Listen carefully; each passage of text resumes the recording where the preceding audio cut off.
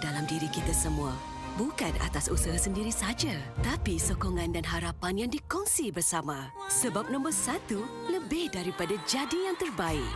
Ianya memikul impian mereka. Inilah semangat nombor 1. Inilah prepaid nombor 1.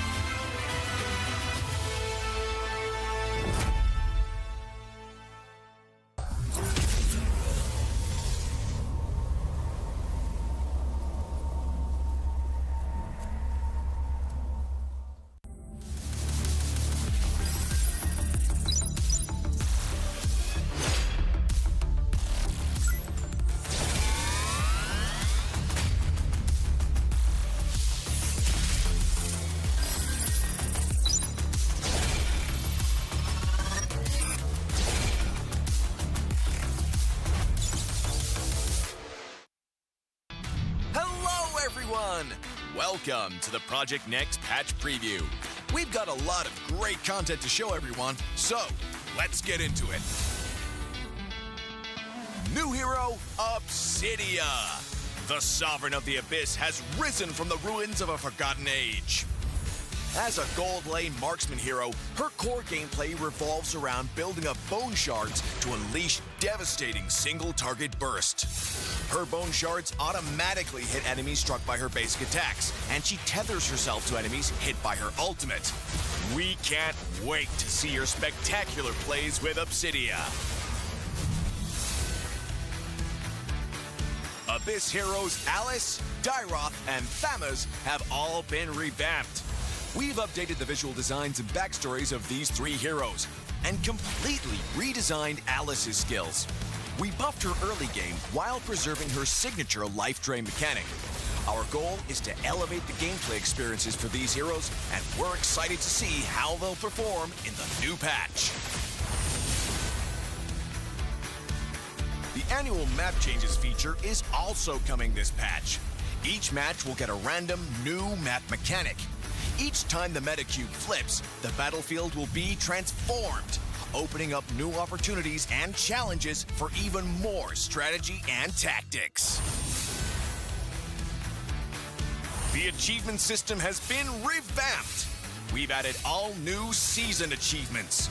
Based on your playstyle and match performance, you can unlock varying levels of prestigious flares to show the world your skills and abilities.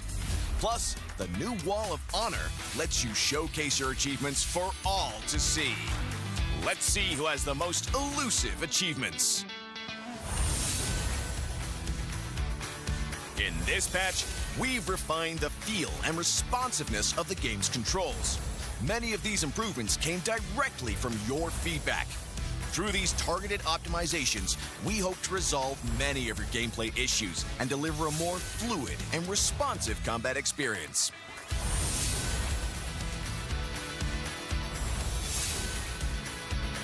There are many more adjustments that you can read about in the upcoming patch notes.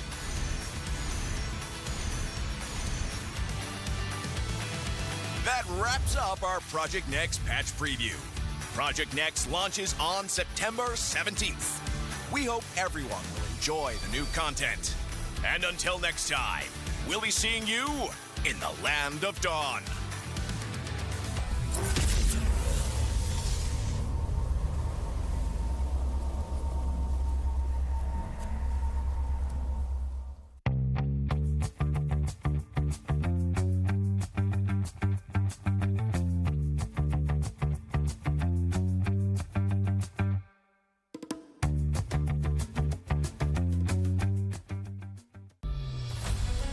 Hello everyone, and welcome to a special preview of our annual map change. In this video, we'll explore more about this exciting new gameplay feature. Now, let's get started. When the annual map change launches, details of the feature can be found here. When a match starts, players will be notified of the battlefield mechanic that's in effect before hero selection. You can view info about the mechanic anytime during hero selection to plan out your strategy. Are you ready for the Broken Walls Challenge? The old walls across the battlefield have crumbled, revealing new paths and giving heroes without blink a chance to shine. We can't wait to see the optimal routes you'll come up with. Danger lurks in every corner when dangerous grass is in play. The battlefield has been overgrown with bushes, so proceed with caution. Will you be the hunter or the hunted? You'll need new strategies to survive this deadly jungle. Have you ever dreamed of soaring over the battle like a cloud? With Flying Cloud, rideable clouds will spawn on the battlefield. Just hop on and take to the air for swift lane rotations, or plunge down for deadly ambushes. Come, ride the wind and own the skies. The river will bring you to victory with Expanding River. River currents will expand into the jungle areas, and new currents will appear when the Lord spawns and when it's defeated. Travel with the current for a massive movement speed boost. Master the flow of the currents and drag your enemies into a whirlpool of defeat. We hope these new battlefield mechanics will break stale metas and deliver new experiences and challenges to everyone. See you all on the new battlefield.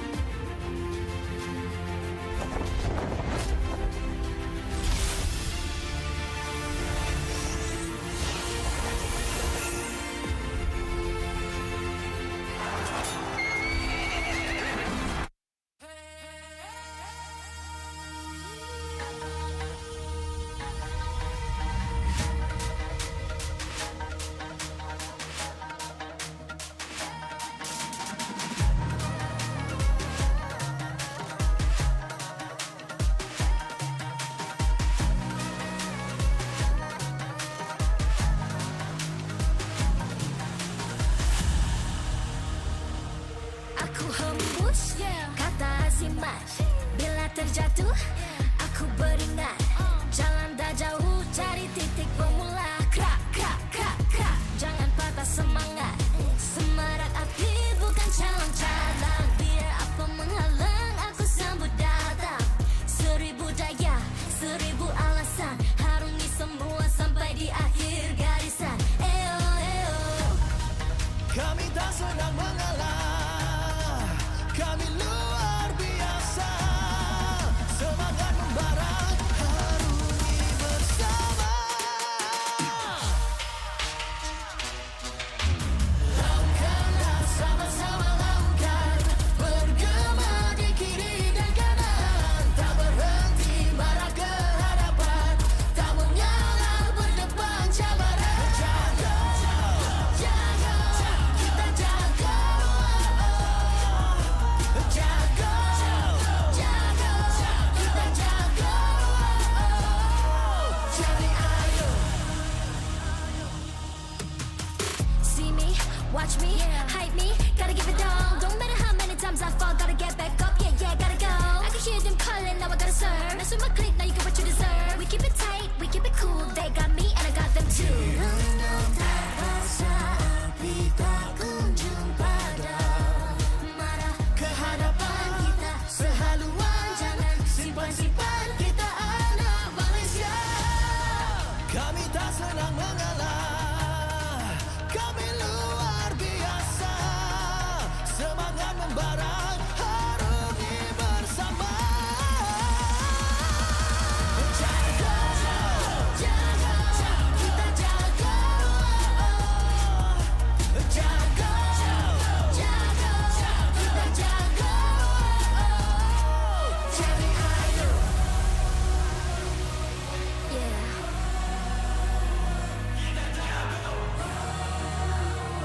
Are you ready?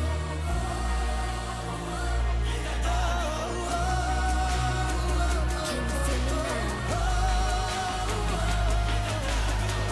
Yeah, yeah, yeah, yeah. Let me hear you say. Lakukanlah sama-sama lakukan, bergema di kiri dan kanan. Tak berhenti marah ke hadapan, tak mengalah berdepan cabaran. Jaga, Jaga, kita jaga. jaga, Jaga, kita jaga. jadi ayo.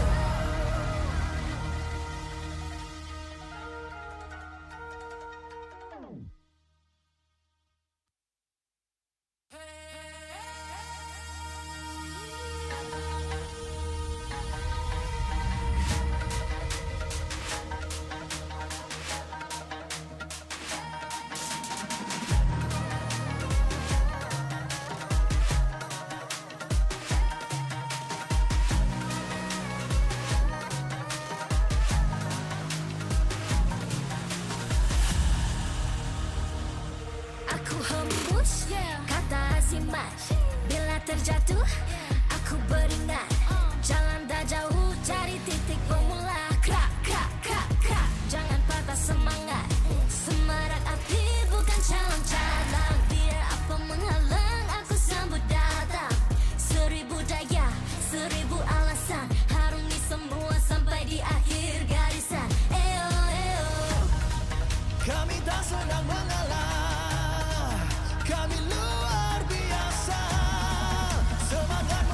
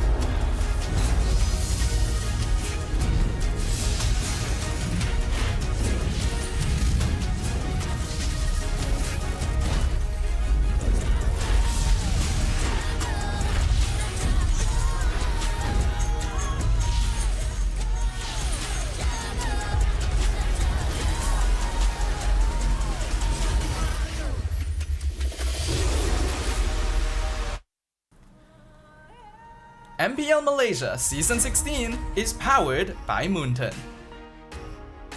Presented by Celcom DG. Stream, game, vibe on social media, and more to your heart's content without missing even a single moment. Power up with lightning-fast 5G speeds. Stream all day long with Celcom DG prepaid 5G. Our official sponsors. Official gaming smartphone Infinix GT30 just launched. Comes with a free magnetic cooler, even more affordable than the GT30 Pro. The only phone in its class with GT trigger, 1.5K display, and 144Hz refresh rate. Supports steady performance with 120 FPS in MLBB. Available in 2 exclusive colors for the GT30, green and blue. Perfect meals for gamers, Grab. Grab food for one. When eating alone, enjoy meals from 10 ringgit with just 1 ringgit delivery fee and no minimum spend. And group order. Get 15% off when eating in a group. Bigger gang, bigger savings. Our esports partners, 100 Plus, Ferry, and Yamaha. And thank you to all our strategic partners, Sarah VE and Playas. Supported by KBS, Rakan Muda, ESI, MESF, and PSM. Selamat datang ke MPL Malaysia musim ke-16 minggu kedua hari pertama. Nama saya Rose, host anda sepanjang musim ini. And of course, pada minggu lepas, kita sudah membagi ruang kepada pasukan-pasukan untuk sesuaikan diri selepas kembali ke MPL Malaysia. Tapi sebelum semua pasukan betul-betul sesuai dengan patch kita, kita pun ada saksikan update tahunan terbesar iaitu Project Next, the annual map change. Buat pertama kali di seluruh MPL, patch baharu ini akan dimain secara rasmi dalam MLBB hari ini. And of course, di dalam Land of Dawn kita boleh saksikan 4 map yang seperti Broken Walls, Dangerous Grass, Flying Cloud dan juga Expanding Rivers. Nah, perubahan meta ini membuka ruang kepada pelbagai strategi. Adakah kita boleh saksikan banyak lagi hero unik hari ini ataupun macam mana patch ni boleh actually bagi tactical pressure kepada pasukan-pasukan? And of course, mampukah pasukan boleh adapt dengan Project Next yang akan mengubah asas permainan? Rose pun dah pernah main beberapa map ini and I must say dia mesti akan ganggu permainan mereka. Tapi tanpa membuang masa, mari kita tengok jadual untuk perlawanan hari ini. Untuk match pertama, GMXK Kelantan menentang Team Vamos. Kedua-dua pasukan belum meraih mata pada aksi pembukaan. Matchup ini menjadi perlawanan untuk tes adaptasi terhadap meta baharu. Pasukan manakah yang lebih cepat sesuaikan diri dengan perubahan map dan aliran objektif? Adakah GMXK Kelantan mampu melakukan reset dan menuntut mata pertama mereka? Ataupun Team Vamos meneruskan momentum mask off? Untuk match terakhir hari ini, Untitled menentang Todak. Matchup antara pasukan berpengalamanan dan darah baru. Todak masih lagi mencari kemenangan pertama.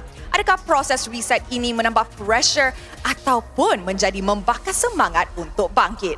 Sementara itu, Untitled berpotensi tinggi sebagai perganggu hierarki. Untuk patch baru ini, adakah mereka akan memulakan semula rantak 2-1 seperti yang kita semua pernah lihat di musim lepas? Pada masa yang sama, pasukan wanita Malaysia juga turut beraksi di China ASEAN Esports Competition 2025.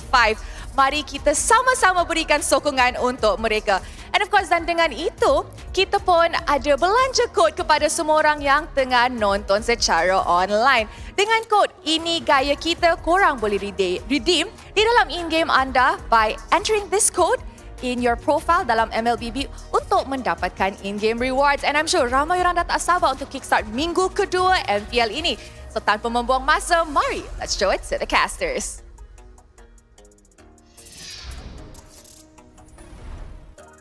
Good afternoon, everybody. The MPL MY continues here today with week number 2, day number 1. My name is Ginning Q, and of course, it's Sadafa here at the desk. Shout out to every international viewer watching outside of Southeast Asia joining us here today for the English broadcast. Now, Sadafa, a lot of interesting things have been progressively happening throughout the MPL, but most importantly, the new patch has finally dropped. And this is going to be the very first look at it here on the professional scene. I still can't believe that we've had something this massive, this groundbreaking, that'll change the entirety of how Mobile Legends is going to be played, happening just a few days before it is introduced to the pro scene. But hey, you always got to be ready to adapt to whatever is thrown at you as one of these professional players, and that is exactly what is going to happen here at the start of week number 2. I think it's too much. I think it's too much of a change, introducing such new mechanics on top. I mean, the hero changes, I think, was to be expected to a certain degree. But those map changes really could give the tactical advantage to our teams here today. Speaking of GMXK, facing up against Vamos for the very first match here today in our first best of 3. After last week's performance, maybe this week, this new patch update could be the difference maker. Hopefully it is, because I'm very excited to see how it will switch things up, but at the same time very nervous for these players because they really have not had much time at all to prepare for the annual map change as part of Project Next. We've got broken walls, we've got dangerous grass, flying clouds, and expanding rivers all coming to the Land of Dawn to completely change up the way that we approach MLBB. 2.1.18 has been a bit of a struggle, I'm not going to lie, for a lot of people to understand what exactly do you get from these advantages. The broken walls, the dangerous grass, the flying clouds, or even the expanding rivers, all introduced, influencing their game ever so subtly, but in terms of raw impact, I don't think anybody has a clear idea. Yeah, as much as we would be really excited to see some really niche and interesting picks coming out here with the big changes coming to MLBB, it's really hard to say whether or not these teams have had enough time to actually prepare those niche strategies in the first place. Will they go back to what was working before? What feels safe? What feels practiced? Are they willing to experiment when they've had so little time to prepare? We might not actually see the full extent of what these maps will change until a couple weeks in. But it's going to be their first try. So with that being said, take it with a pinch of salt as you watch the matches within the week. Now, that's not the only thing that has been updated. Our patch update also includes the new hero Obsidia. Of course, it won't be played within the first week of professional leagues across Southeast Asia and across the world. But it doesn't mean we can't get excited for it, because this chick is nasty. Very scary in the right hands, but surprisingly not that overpowered compared to some of the newer heroes we've had recently. I do think she's actually quite balanced and does what she does well. Of course, we're going to find that out a little later on, because pro players always have a way of making heroes that look like they're not OP actually feel busted. Hey, keep an eye out for any hot fixes in the near future if it ever gets to that point. Revamped heroes also include Alice this time round. They've changed her abilities a little bit more, having more of a strong engaged style while still maintaining her natural sustain, which is very much to Alice the vampire hero. But now the other adjustments that do sort of matter, may not matter. We're not 100% sure just yet. Angela changes. Pretty ridiculous with her heart guard now being on a super short cooldown. You don't get as much shields. Vamos, my personal favorite. Oh man, they gave him a lot of new stuff, including a GFX update. And besides that, we've seen Bayon become a bit more of a beast in the earlier stages of the game, not to mention Sylvana finally getting that much requested CC immunity onto her skill too. But I think the biggest impact that we're going to see, even including the maps, is actually going to be on the roaming update, right? I feel like we're going to be seeing a lot more action from our roamer players. Vision reveal gold is now coming into play as well. These changes are really important because now every single time a roamer feels like, oh, I'm not that impactful, I'm falling too far behind, this is a very easy way to actually stay relevant within the game and honestly encourages you to participate more in upcoming early fights, if not just to harass your opponent. I gotta ask you, I gotta get your frank opinion on this. As someone who has played some games with this, I have been seeing multiple, in fact more often than not, roamers actually out-farming the other lanes due to this change. Do you think it might have been a bit too much? Is it a bit too much? I think there needs to be some fine-tuning when it comes down to vision reveal gold. Because again, it only takes 5 seconds to repeat the process. So technically, if you do it, if you calculate it based off minute, then you're only working with how many procs again? That would be 12 procs every single minute. That's not too bad, but keep in mind there is a cap amount of gold you can earn off of the different benefits that you get from the new roaming blessings. Now, that's all in mind. I think that it's a bit of a crutch. Yes, I do think that roamers are getting slightly a bit too much gold in the earlier stages of the game, but that's actually a good thing, right? Because they feel like, oh, I'm not relevant till I'm level 4. Now it's like, I still want to participate, but I'm going to keep my distance. That is an interesting way of looking at it. The thing is, you don't really want your roamer to ever be taking a step back. Especially if you want to really maximize this change, you want to pick roamers that can be very aggressive early on, and you want to keep that momentum up. It's two sides of the same coins, right? But let's look at our two teams who are going to be playing here in our first best of 3 to kick things off for week number 2. Last week, they ended up dropping the series, but this week, with the new change, they're looking to change it up with IMQT, Matdins, Maima, Jaja, and Munster. This patch drop is definitely a two-pronged sword for the side of Games My Kelantan, because on one hand, rookies might be the most malleable to new changes. They could be the ones that adapt the quickest because they didn't quite stabilize into the usual MPL meta yet. But on the other hand, a very new lineup joining the MPL stage for the first time and suddenly being dropped with this massive change in front of them up against a team like Vamos is going to be a tall order. We'll see how much these maps are actually going to matter, because realistically, I think the easiest one to play would be the Breaking Clouds, right? With those clouds, you'll be able to rejoin fights, especially when you're on the back foot against the hyper-aggressive lineup of Natko, Zorn, Clawkun, Chibi, alongside Gojes for Vamos. Vamos have definitely had their mask-off moment here. I think it is safe to say at this stage that this team has fully embraced their role as the villains of MPL Malaysia, and they know their strengths. They like to play for early game aggression, early game snowball, which will definitely give them an advantage on maps like the expanding rivers.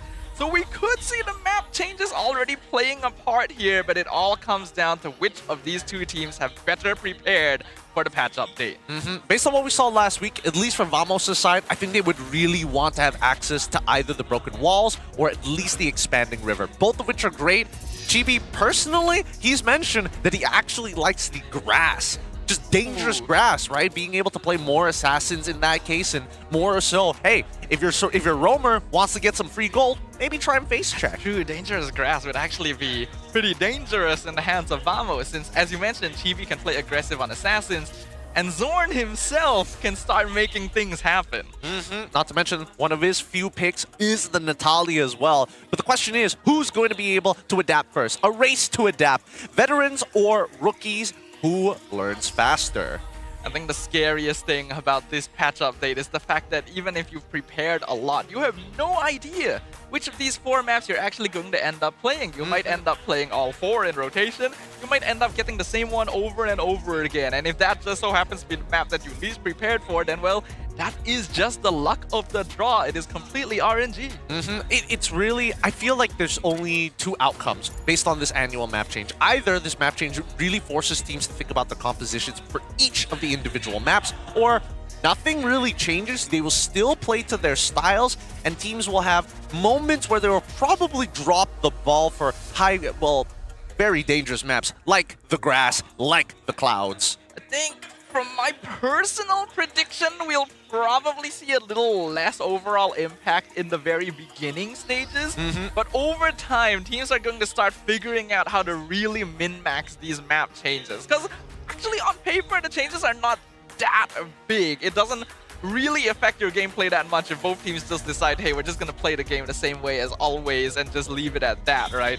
So it's going to be an interesting one. It really is. And with that being said, though, it looks like we're getting the signal. Our players are starting to make their way up onto the stage in just a little bit. So it's time. Get your popcorn, get your family and friends, because we are about to start.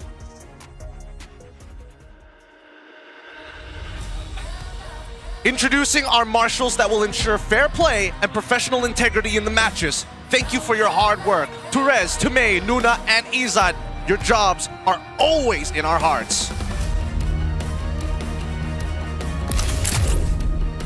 Games by Kelantan.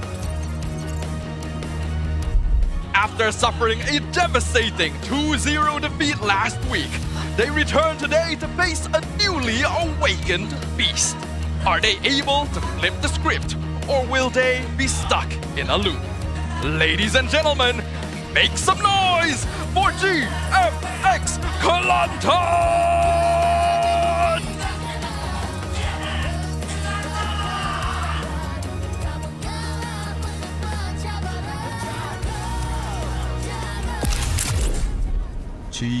Vamos. Collecting 1 point and 1 loss as of now. Which path will they be able to follow today? Can they keep up for relevancy, or will they fall to the rookie? Ladies and gentlemen, hala vamos!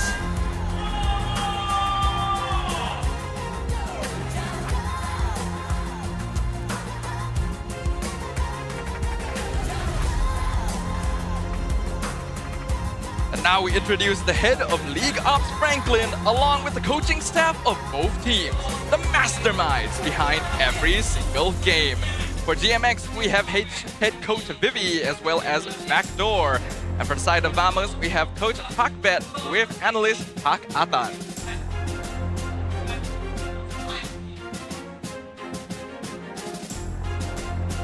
Let's keep it going with fist bumps between the teams. A true sign of professionalism. This is how we roll. This is Malaysian sportsmanship. Ini Gaya Kita. One last touch before they head into the land of dawn.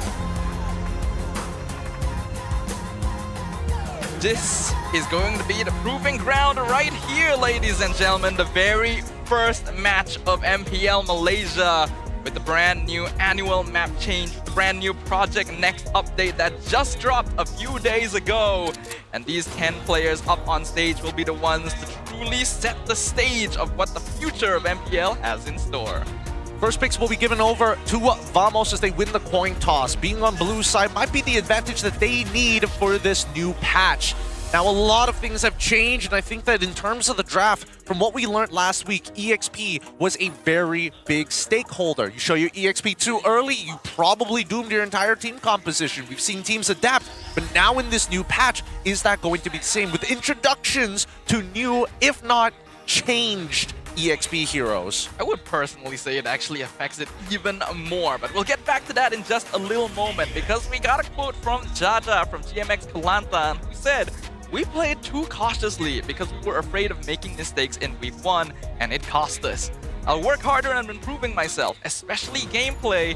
For the new maps, I feel Flying Cloud gives us an advantage because of the mobility, but it's also risky for our team." Good quote here. And I think Jaja understands that his team was being a little too indecisive, right? Not wanting to mistakes and not making plays in a meta that was demanded for them really hurts their odds overall. So yes, make the mistakes, be flashy, try to make the play on your side. If the idea is there, we'll catch it. You gotta have a plan going into this. The one thing that they can play off of is that we're aware of what Team Vamos wants to do nowadays. This is a team that has fully embraced their aggro and wants to snowball the game as hard as possible. So because of that, following up on what you mentioned earlier with the draft, very important to make sure you are winning out your EXP lane. And with the new map changes as well, I think having a good roamer is also quite crucial. Yeah, I mean, I'm surprised that the only person who managed to get his hands on Grok was Yums last week. So I'm hoping more teams are going to pick this hero up because he's so good at what he does. But then the map RNG comes into play. And I think that's where it gets a little scary, right? I don't want to be picking Grok into trying to check every single bush in the game when it goes into the dangerous bush map. Yeah. Dangerous grass is going to require multiple sources of bush checking and vision control, and you combine that with the other maps that may require heavier rotation, more lane priority, and you can see how this patch might actually lean in favor of a team with the experience of Vamos. But once again, cannot underestimate the flexibility of new players on this stage.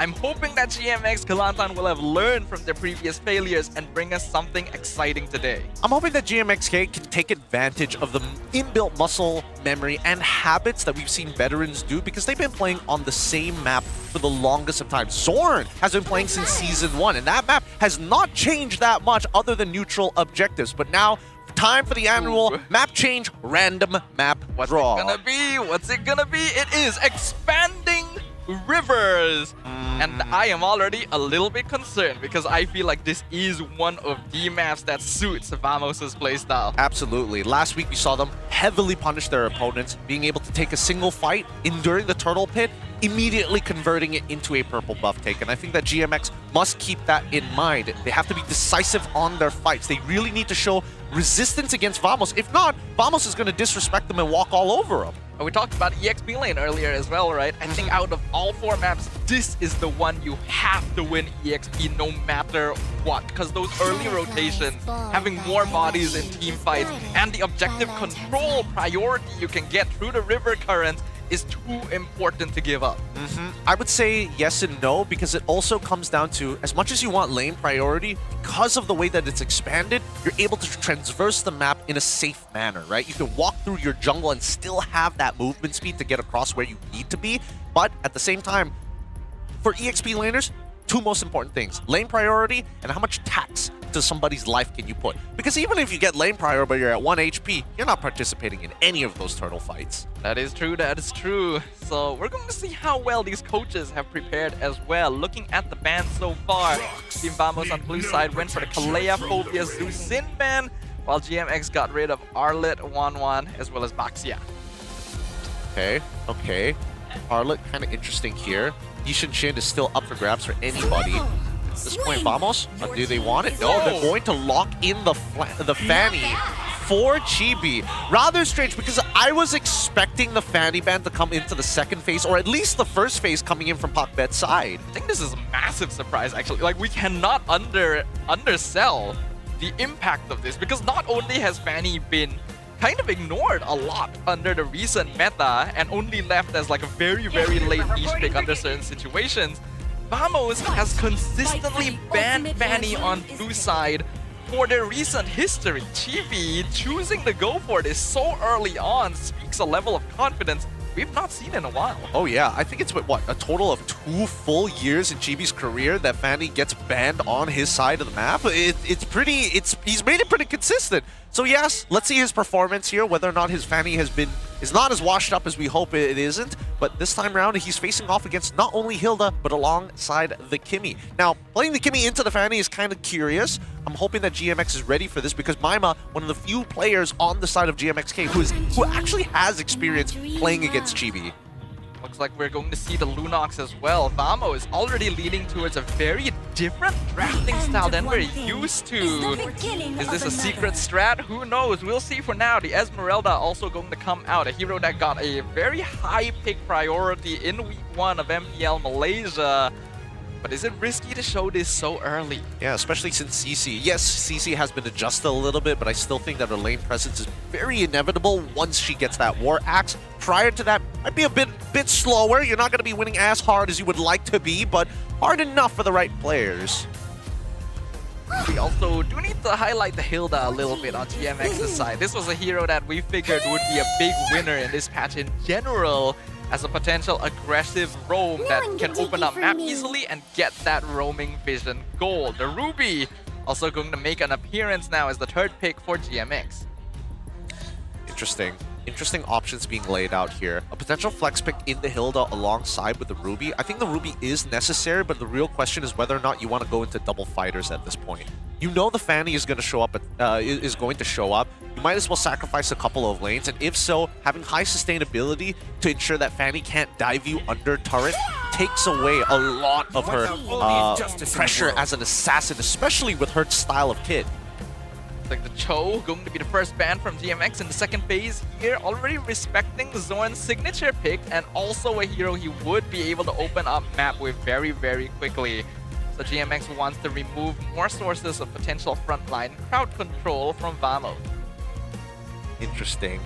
So that means it feels like they've kind of predetermined that Ruby is going to go into the EXP lane and maybe Hilda goes roam. I could be entirely wrong about this unless GMX have another priority pick. Flex. It is very flex, but at the same time, banning out the Cho, yes, Zorn, it is the Zorn signature, but you're also on red side, which I would imagine that they would have a priority pick in something that is somewhat important. I would hope so, because Cho is pretty good in locking down either the Lunox or even the Fanny at this point. I feel like it's kind of on them to pick it up rather than the other way around. If they are looking at double fighter and the roam position is still open, maybe they're looking at something like a Grok instead. Possibly. Would the Grok be relevant? I mean, yes, you can kind of punt the Fanny out with the steel cables. You can also probably keep, I don't want to say a good amount of distance, but at least start peeling away the Esmeralda in this case. Moskov ban coming up from the side of Vamos. Okay, completely fair. Experience the euphemism. Granger ban from GMXK side. Yeah, this really does See value in me. lean in, or it's starting to feel like they want to go for the double fighter. I'm not so seeing too. I'm not seeing a Yi Shin ban. I'm also seeing a Fredrin ban from the side, because Vamos, the fact that they got rid of the Jushin as well as the Fredrin, we already know that they're prepared to deal with potential tank junglers. I just don't think it's necessary this time for GMXK. This Hilda and Ruby can both still be flexed into Roam EXP. Ruby could be gold, and we are leaning into that since Granger is a very specific ban for your final choice on the red side. If they want to keep this as flexible as possible until the end, this is where we would want to see the jungler pop up. Either you go into Yi Sun-shin for maximum scaling, or you grab a tank, and it looks like it is the former. Yeah, so there's still the possibility, double fighter, unless this Kimmy is like, we're hoping to see Harith on the other side and then maybe try to cheese the Harith out at level 1 with Kimmy. That's also a possibility. I don't know, because GMXK, there's not a lot of history other than their MAL performances. Now that they've been upgraded, pushed up into the tier 1s, so far, their runs are a little unpredictable. Vamos now locking in the Akai. Very nice options coming in from Vamos. Bruno as well. This is going to be a Kai Roam as well as Bruno Gold, since they are thinking it is likely going to be a Ruby Gold lane. They need an early game marksman that is able to lane somewhat well against her. Having a Kai around means that Ruby is going to have a lot more of a difficult time as well, since that is basically where all of GMX's crowd control comes from. Not to mention that even if a 4 to 5 man I'm offended pull happens, at least Akai is able to kind of bail them out of that situation with a heavy spin. I think right now, GMXK need to figure out a way to peel, right? They see the disengage mechanic, they see the really strong frontline tanks. They need something with pressure to make sure that Yi Shin can get where he needs to be by the late game. Let's see what it's going to be. It's the Rizla in the EXP lane. So this is going to be a Hilda Roam to take advantage of that extra vision gold. And it's going to be generally a bit more of a sandbag EXP lane matchup. The Terizla is going to be interesting. We'll see, because that means they have some mid-game power alongside with the Ruby. So first couple of turtle fights are going to be back and forth here. I would imagine that if Vamos don't have good positioning on it, they're going to completely give it up. But for the most part, it's all up to that Fanny. Whether or not that Fanny is actually able to get some form of value. Did they not change at the last second there? Was Zorn still on that Fanny? We're going to go into the Land of Dawn and confirm it in just a little bit. Who is playing what? Yeah, that is Zorn on the Fanny, while Chibi is going to be playing in the jungle. It's Zorn's Assassin Fanny Roam. This has been a very long time. We were wondering if something was up. Chibi has not confidently played this hero in so long. But with new changes comes new surprises, and Vamos are the first ones to bring something new to the plate. Ladies and gentlemen, we are jumping into the Land of Dawn with the expanding rivers, bringing about a tide of change to MPL Malaysia. Yeah, let's see how this change is going to affect, because instantly we see Zorn by Jaja's side on purple. He's got the steel cables active. He's going to try and go for the steal. I mean, he can What did he take? Okay. Petrify Fanny. It's Petrify Fanny, and he hits level 2 on time. Interesting. How? You do get gold and EXP from opening vision. Did he see Maima walk up? Is that why he should have been like one? He should have been level 1 at least 90% of his EXP. Or maybe I calculated that wrong. It's hard to say. Yo, we need to see a replay of that. Did he spot 2 people or no? Did it only require just 1? I thought it would have triggered off 1, but okay. Is new Maima at things? the same level? He is. Yeah, So he is. It's not like Zorn also got EXP from the buff or anything like that. I guess that's just how it works now. Yep, and there we go. Maima lost 50% of his HP, and Zorn back on the recall because he doesn't have access to purple buff, and he's going to rinse and repeat. He's going to keep chunking Maima and Matins out. I think, ladies and gentlemen, y'all really need to stay in your seats for this one, because the new patch is already starting off with some very interesting things. The very first expanded river current going to appear as the turtle is starting to get set up right here. So far, nothing too aggressive just yet. Just as I say that, Martin's trying to go in on the mid lane. Zorn doing some good damage, but it's not quite enough yet. Yeah, they back away. They know that GB still has the heavy spin, but there's no way to force it out for sure without at least a bit of commitment. Monsters is nearby, does have that penalty zone to start the initiation, and that might almost guarantee GB to forcefully use the heavy spin. Unless Monsters, he's gonna try. Here we go. Here comes Zorn as well. Heavy spin comes out. GB secures Turtle, pins Munster into the Turtle pit. Mountain Shocker not gonna be able to do much. Jaja picks up 1 kill, but loses his own life in exchange. And they also find the Terizla, 1 for 2, and Vamos gets the Turtle. I'm surprised they even bothered to contest it. Keep in mind that Jaja is not very strong in the early levels of the game. Not to mention that MQT not able to participate in that fight as well. They needed all 4 of their members to make this work out. But Vamos, they're going to keep on pushing the tempo. Keep taking the trade. Zorn's already on towards that orange buff side. Does he get a solo kill here? No way he wouldn't, right? He would. Okay, he missed the initial one. Not a big deal. Forces out the Traceless as well. And instantly instigates the mid lane to move. Yeah, the arrow from Jaja was lucky there. Actually, he managed to scout out Zorn at the tip. So because of that, he wasn't able to go for the aggressive play. So far, we haven't really seen this Petrify being used to its full effect either.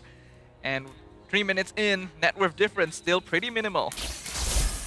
He has much of an advantage so far. I mean, Zorn's annoying, and I think Kalka, and this is why they put him on that Lunox to be a little self-sustaining in the lane, right? Can't lose that hard, and neither can he win too hard, especially in a 2v1 scenario. Zorn gonna run into Martins in the tri-brush here. We can see in terms of the EXP difference, it's a lot easier for Martins to open map on this Hilda. So definitely having the EXP lead right now over his opposing roamer. Shout out to the observers here, allowing us to have a look at how much gold both supports actually have. It's 718 to 416. So far, just a lot more gold being earned by Matdins just by existing and spotting out his opponents. A tech pause has been called though, not entirely sure which side called for it. It looks like it is the GMXK side. We'll get those issues settled before we jump back in. Hopefully it's not too big a deal, but here we can already see the huge difference that comes from getting vision for your team.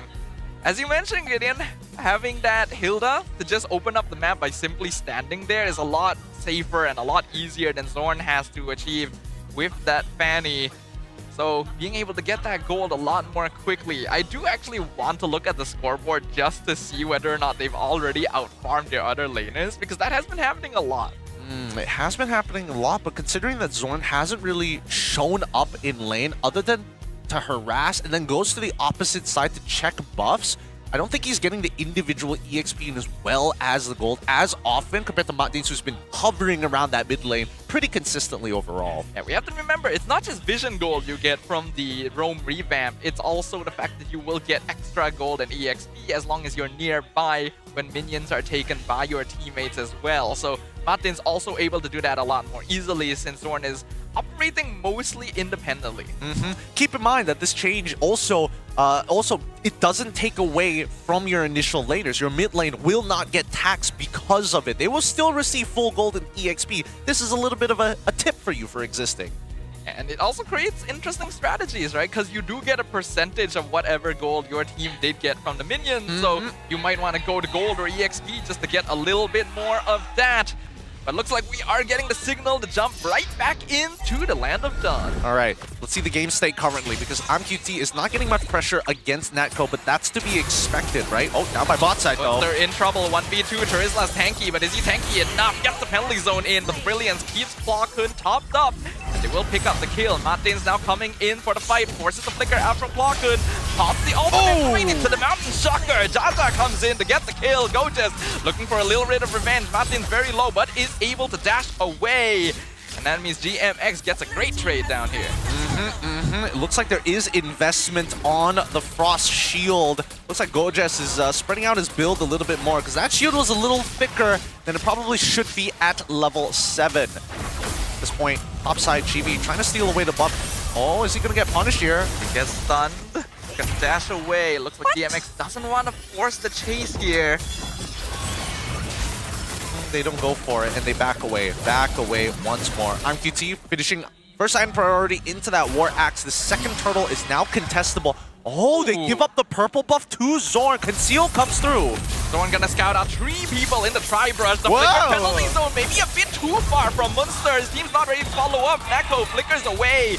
All 5 members of GMX in the top lane. They get the top tier 1, but the heavy spin gonna pin Martins against the wall. Clarkhood with the Darkling 1 hit away from getting the last hit, but they're not able to finish it. Mountain Shocker misses entirely as well, and both teams will walk away. How do we miss the Mountain Shocker on a stun target? How do we miss these? We can't be missing these. Mid lane about to get cracked wide open as GMXK. They thought they made the play on the opposite side, but losing a mid structure is devastating. Zorn with the Petrify, looking for Jaja, 1 hit away. But that is definitely some damage done. Zorn, he's been known to have the mechanics, and on stream you do get to see him play Fanny once in a while, ever so often some may say. Being whipped out on a professional scene in this particular manner, oh man, it's like Yums all over again, right? The one time he plays Fanny support when he was under Todak, man, the last we'll ever see of it. Good time, good time. Or nearly got stunned inside the tri-bush, is able to fly away for now. Looking at the goal lead, still actually pretty small. Going into the 6.5 minute mark, only about 700 in favor of Vamos, which means it's still anyone's game at this point. Looking for MQT, heavy spin comes in, it's a 3-man gank, and that's a kill for Clarkhood. Yep, and that's going to be top tier 1 collapsing under the pressure. But now they've instigated another fight by the Riverside. Gojas can tank for a while, but that's a lot of spells being thrown at him, including Martin's attack. Oh, hold on. River's gonna pop. Are we gonna see a rotation here almost straight away from Zorn, or is he just gonna keep proxying the wave? Well, he's already finished proxying, so he can definitely rotate over if necessary. GMX are on the turtle. They're trying to blitz it as fast as possible. Martins and Munster providing vision. Gojas walking up. GB very close. Steals it with the retry. Penalty zone comes out, but Munster is way too low. They're chasing him down. 1 hit away. Drags and Pulse comes out. Nako gets the last hit, but the I'm offended. It's the flicker. Finds 2. That's gonna be 2 members down. Gojas and Nako picked off by GMXK. They come out on top. They didn't realize that Nako got the worldie off in time, and Martins died unnecessarily. Sorry, survived, but even so, chunking out QT like that, and even Munsters, he's taking way too much damage at this point. We do see that Jaja is coming into his own though. Second item complete, endless battle, not even the War Axe. He wants to go for the initial burst because he wants to work alongside the item power spikes of QT. So far, he's almost gotten his own Hunter Strike, and even for Munster, he needs to make sure once he hits 2 items, he is going to be a beast. But for now, wants to go for early game damage with the Fury Hammer, goes straight into the Athena Shield to protect himself against Clawhood. I think that is definitely a respectable build. Munster knows that his team does want some scaling before they can really start coming online. So he's willing to take that sacrifice a little bit on his overall HP. Next Lord going to be quite a while away. So just gonna get caught in the Mountain Shocker, but this is why Esme is so prioritized these days, so hard to kill. Yep. It looks like Zorn has already finished a Malefic Roar as he continues to split push on the opposite side of the map. That means they're playing a 4-in-1 strategy where Natco is going to be the main anchor of Vamos while everybody else has to play around him. Checking out sight lines for him, spotting out QT and his 2 escorts to the bot side of the map. It's Vamos slowly now taking control of more of the map. Zorn still continuing his split pushing. A bit difficult to stop this without MQT around, and this is the danger of only having one source of reliable crowd control against the Fanny. Now we see that Vamos wants to continue the siege. Natco gonna get free hits on that tier 2 as Munsters as well. Unfortunately for QT, just cannot find the angle on key targets. Distraction Pole comes in, pulls in Chibi. I'm offended on Gorgeous as well, but this Esmeralda's so hard to kill, and they're still forcing the fight. Mountain Shocker catches Nutko. Could be a bit far forward. Brilliance also used. GMX able to force out important resources, and now Martins goes in, flickers on top of Clarkhood, not able to get the ultimate in time. He goes down. Heavy spin used to disengage. Vamos comes out with no casualties. And that's exactly what we want to see, right? It's a push and pull until somebody overextends, and in this case, it's going to be Matdin's side. GB played it very nicely as the Tier 2 wave crashes.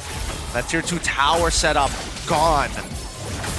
Macro play from Zorn starting to become very annoying. You thought this Fanny was trying to snowball off kills? No, the macro game is where it's at, says Zorn.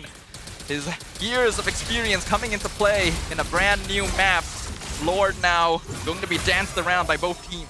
Nobody wants to sit on it just yet, especially with the threat of Zorn looming around. It's forcing GMXK to stick closer together than ever, while even setting Matdins to deal with the top side wave. This is perfect though, because once again, Zorn ran out of his purple buff, came back to pick up his team's own one, and you can see that the EXP isn't really hurting Chibi that much.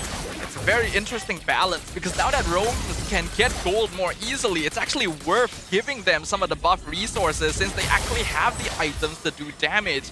And Vamos already figuring out how to game the new roam. Somebody needs to respond to Zorn here, and as soon as somebody does, we do notice that Vamos instantly takes control over the Lord, starts the initial pull, and Gorgeous is untouchable right now. The only person who can realistically kill him is probably Jaja and Maima, but they need both of them together if they want to take down one guy. And that's not even counting the Akai that would be breathing down their necks. Vamos finally building up a 2,000 gold lead as we enter the 11-minute mark. The Lord going to be aggroed over to their side, but GMX just cannot commit. Zorn is too difficult to handle. See how difficult they're going to be. Jaja is the only hope for them to actually start scaling. He's already level 14, 11 minutes and 33 seconds into the game. As he buys a BOD as well. Third item's already complete. Now, let's have a look at the item list one last time. High damage items coming in from Jaja, but he needs that space, something which Vamos has denied him consistently. Zorn is the richest person on his team, by the way. That's the kind of situation we're looking at these days with the roam revamp. And even though Martins was out farming him initially, has not been able to make as much of an impact now, falling quite behind in gold. The Lord still being slowly aggroed by both sides. Vamos is just buying time at this point. Yep, they're buying as much time as they possibly can. I think they're waiting for Natko to hit his third item before they actually look to fight this.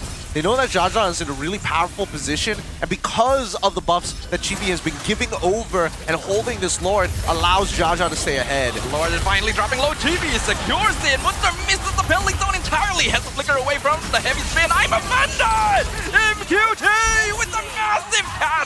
Zorn comes in a bit late, does manage to pick off Munster, but that was definitely not worth it for Vamos. Not worth it at all, but it does give GMXK some hope. They're going to take a bottom tier 1 for all of that. Places himself in between. Not going to decide to push the issue, though. The Lord is breathing down their necks.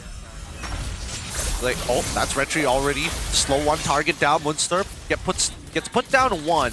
And at this point, controlling the mid game has gone well for Vamos, right? All outer turrets have collapsed. No super big conversions just yet. GMXK has been playing very defensively with a few deaths on their side due to overextensions. We look at the gold, 959 off of the boots alone.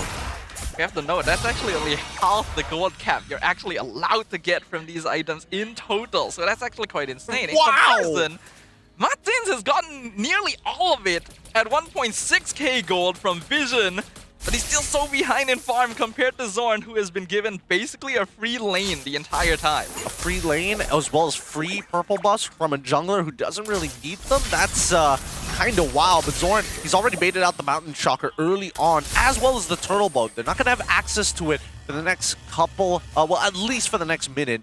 Vamos have a window here to punish, but I don't think Martins is going to allow him. He's died one time this game, and he wants to maintain it at just 1.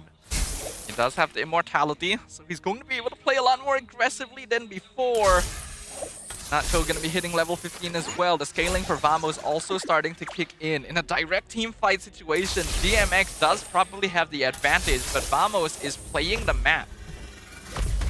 To continue to rotate around. Oh, Winter Crown by Munster. He really is just an engage tool at this point, right? He's not even thinking about his own survivability. He's thinking about getting in, being tank enough, hoping the Athena shield is going to keep him protected from people who have crits already inbuilt at this point.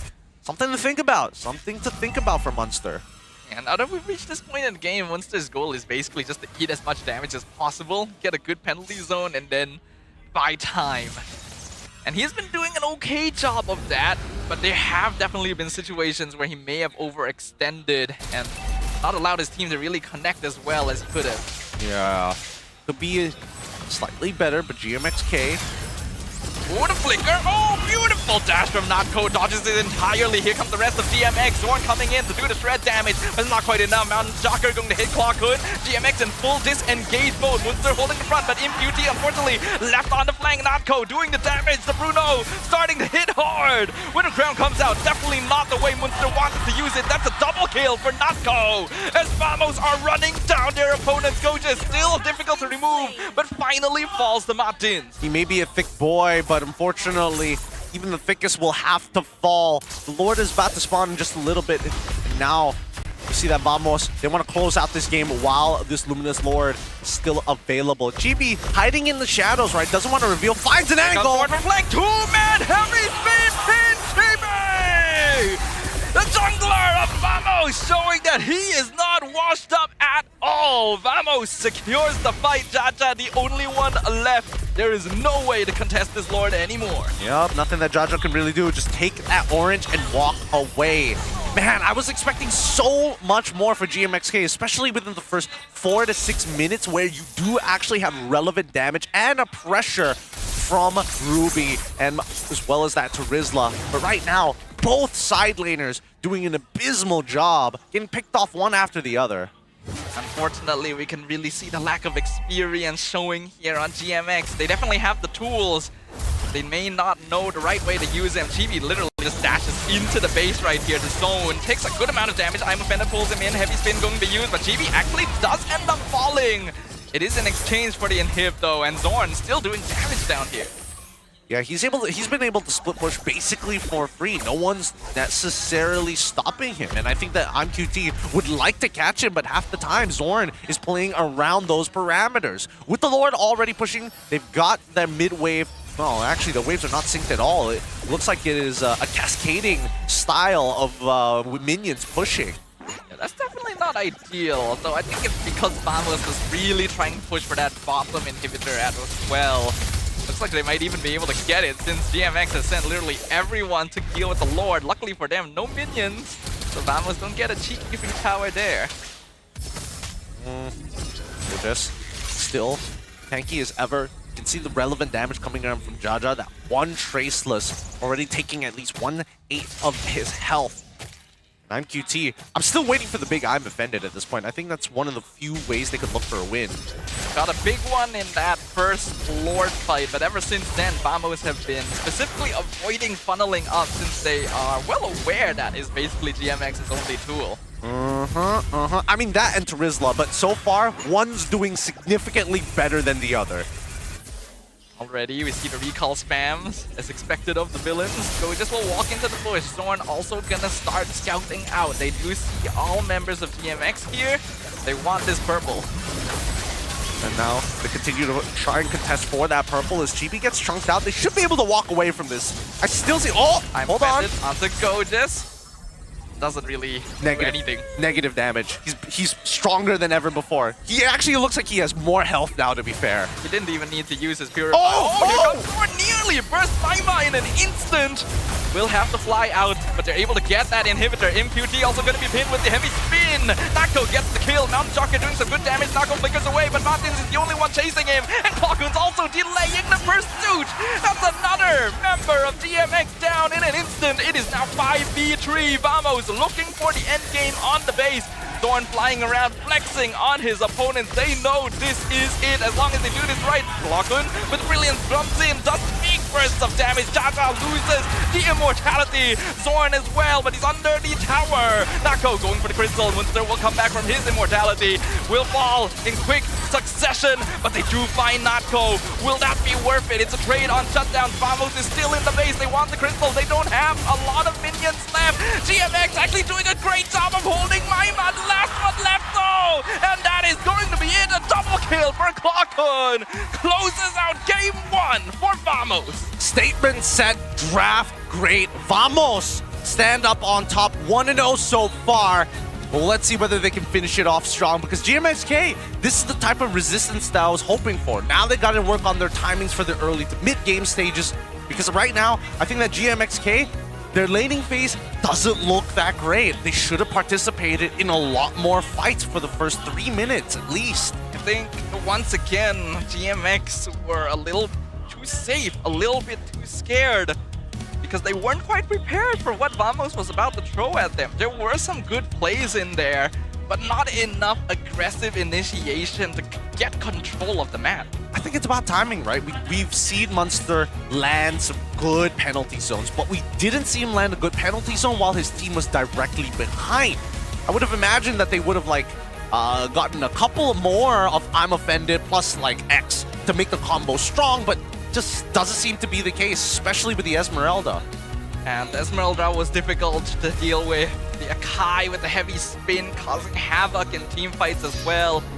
And Zorn definitely the highlight of this game. That Fanny surprised us in the draft, and it surprised us even more in the game. Yeah, it did cost Chibi to be 3 levels down onto Jaja on that very last neutral objective. Even so, came up very heavy with the way that he played. Again, I think Akai, very good pick here. Nice way to kind of zone out your opponents while making just enough distance to keep your opponent out of retry range, but you still within retry range. They definitely went into this draft with intention. They already told Chibi before the game even started, you are a utility bot this game. Zorn is the real carry, and Chibi's okay with that. Poor guy. Poor guy. But even so, Zorn did do very well. Information gather was there. The big chunk outs were there. The early recalls from Maima specifically was thanks to Zorn. So one thing cascades into the next.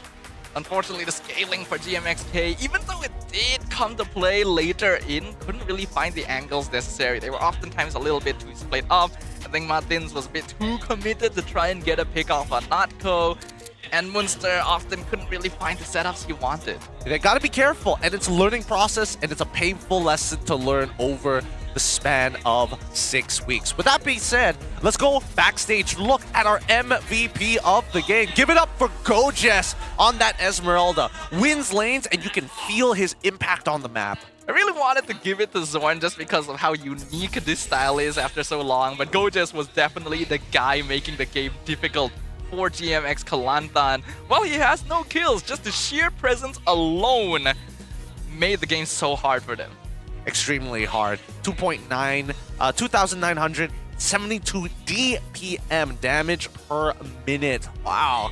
Not bad considering that it is Esmeralda. His final build, knowing that he was so far ahead, was the Brute Force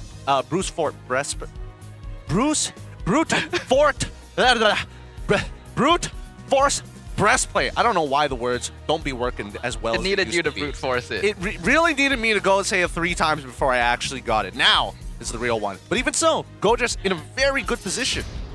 In a really, really good position indeed. Esmeralda starting to really pop off under the current meta. Even though it was picked early in the draft, GMX definitely had the opportunity to pick something that was a more direct counter like the CC, but they knew they needed team fight when they already committed to the double fighter side lanes, and I think that might have cost them. It costed them a lot, but not as badly, because the majority of these kills only happened in the second, the final act of the game, right? It was 7-6 for quite a while before we got that Lord pushing in, and finally, that's where we saw Vamos really extending their lead. It was a 20-minute match by the end of it. GMXK have only had, based on last week's performances, less than 16 minutes per game on average. So they definitely did put up a good fight, to make it so that Vamos had to drag the game out so long. That last base defense actually was a lot closer than I expected it to be as well. But experience still does trump out here, and we again see that Zorn was the richest player in the entire game, also doing a very solid amount of damage. A very good amount of damage. Comparable damage to almost the Esmeralda. Comparable damage. I would have liked to see another assassin for the side of GMXK to see how that matchup plays. But even so, I think that Jaja hitting his level 15 was extremely important. I just don't see how they get in on these fights. I think that Vamos' draft can 100% be punished. That Lunox pick was almost illegal. They wanted to play it safe in the mid lane once they saw the Kimmy, and it definitely worked out. But I do think that because GMXK wanted to go for a team fight, double fighter side lane style, they kind of sacrificed lane priority in exchange. Because picking Ruby early allowed Vamos to go for the Bruno and not have their gold lane be affected as much. Speaking of which, we look at our Hall of Famers now. Rich Guy going over to Zorn. The Carry going over to Jaja. Munster as the sandbag and best wingman going over to Chibi, which is kind of strange to see the role. If you close your eyes and don't hide the roles, you probably wouldn't be able to tell who was the jungler and who was the roamer. It's a really funny sight because it's exactly as you say. The roamer is the richest person, and then the jungler is the best wingman. But this is exactly what Vamos was planning when they came into this game. This is what they wanted to achieve when they first picked that Fanny. We just weren't ready for it. Let's have a look at the goal distribution here, right? 710 coming in from jungle creeps, so that's probably the buffs, and maybe even Litho Wanderers and enemy camps. 634 from Turtles and as well as Lords. But here's the major one, right? In terms of minions, I don't know whether that's a necessarily accurate means of minions. Yes, he was split pushing in the side lane, but 5,500, I wonder how much of that, because when we look at the passive gold, that's where we see the extra 5,000 on top of it. Yeah, so just to let you guys know, the vision gold that you get from the new roaming equipment is counted within the passive gold. So it's counted as part of that 5.4k. And he actually made more money from that from farming minions. That's just how much space he was creating by split pushing the map. A lot of the fights that looked close were actually being taken 4v5 by Vamos. They got minimal resistance off of it. And even then, we don't see a cross-map play on the opposite side, something which Vamos will continue to punish opponents until they decide to make smarter choices. But it's hard, right? Because again, every first draft we've had since week number 1 is highly prepared against their opponent, or they have a standardized idea of what they want to play. In this case, GMX already knew that they wanted a double fighter setup, and I think this is a great punish from Vamos. Vamos played very solid early pickoffs. They made use of this heavy spin to try and get as much control over the side lanes as possible to really maximize the movement speed from the expanding rivers. However, during objective fights, GMX actually put up a very solid showing as well, especially from multiple I'm offended catches by MQT. That's the only reason they actually were in the game at all. They tried to hold out, but this play in particular, again, great reaction time coming in from Natco, but I'm surprised that GMXK wanted to force it this hard, right? There should have been some guarantee of, hey, let's send one person to walk out first. If everybody else decides to commit on towards monsters, that's when we go for the conceal and make the initiation happen. They need that hit confirmed to make it work. I think it was definitely desperation, though, because they knew if they sent someone out in front, there's a very good chance that Martins or Munster is too far forward for them to actually follow up on. So they wanted to commit everyone at once to maybe get rid of someone ASAP, but it wasn't good enough. And then Chibi started really hitting his stride, finding multi-person heavy spin pins, and the game was just over from there. As over as this game is, we have to think about game number 2. What adjustments can GMXK go? I think they want... Oh, how bad was that? How badly do they want to deal with this Fanny? I think that's the scary part. I want to say first pick, but then it becomes more incentive for the family to come out again. So then do you take second pick so you don't have to worry about it? And then you can get the free ban onto Fanny, which I would assume would have happened anyways? I think it's tricky because no matter which side of the draft you're on, it's very unlikely for me that GMX would want to pick Fanny before Vamos. I don't know. I think they just have to ban it. That's the thing. I don't know. What do you guys think? Do you think that GMXK can benefit in this new patch? from either A, the new rotating maps, B, the new roamer system, or C, new jungle optimization. Which one of these would GMXK be able to benefit from the most? Once again, scan the QR code at the bottom of the screen. Let us know what you guys think, and we'll be able to see the results once the match is over. But what do you think, Gideon? Ooh, this one's really tough. I want to say the roaming maps, and maybe, but the problem is that the expanding river is not the best like indicator, right? We need something a little bit more on the far right before we can make that choice. For now, I will say the new roamer system is pretty decent, and I think that's the most beneficial thing for GMXK.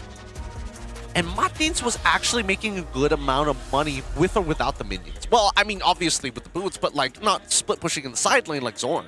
I agree with you. From my personal opinion, I do think that the roamer system probably benefits them the most, but they unfortunately weren't able to maximize it enough.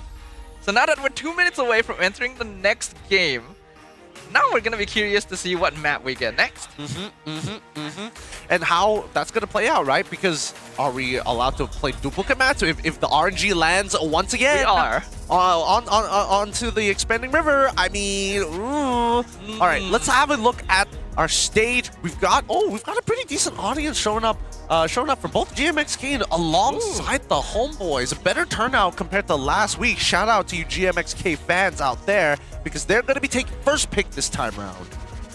Having to ban Fanny on blue side always feels a bit rough, but I don't really think anyone other than Vamos is going to be first picking it, so it's difficult. It's a tricky choice to make, and you have to consider all the map changes as well. One thing is for sure, GMX needs to lock in a little bit more. It's not just the draft, it is their gameplay that's a bit lacking.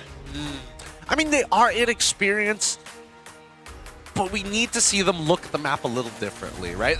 Maybe that's just me. We'll come to it back in a little bit, because we had a conversation with a leakster that Arrow 404 is not playing today because next week he has an exam, so needs to focus on that first. But he might play this Sunday.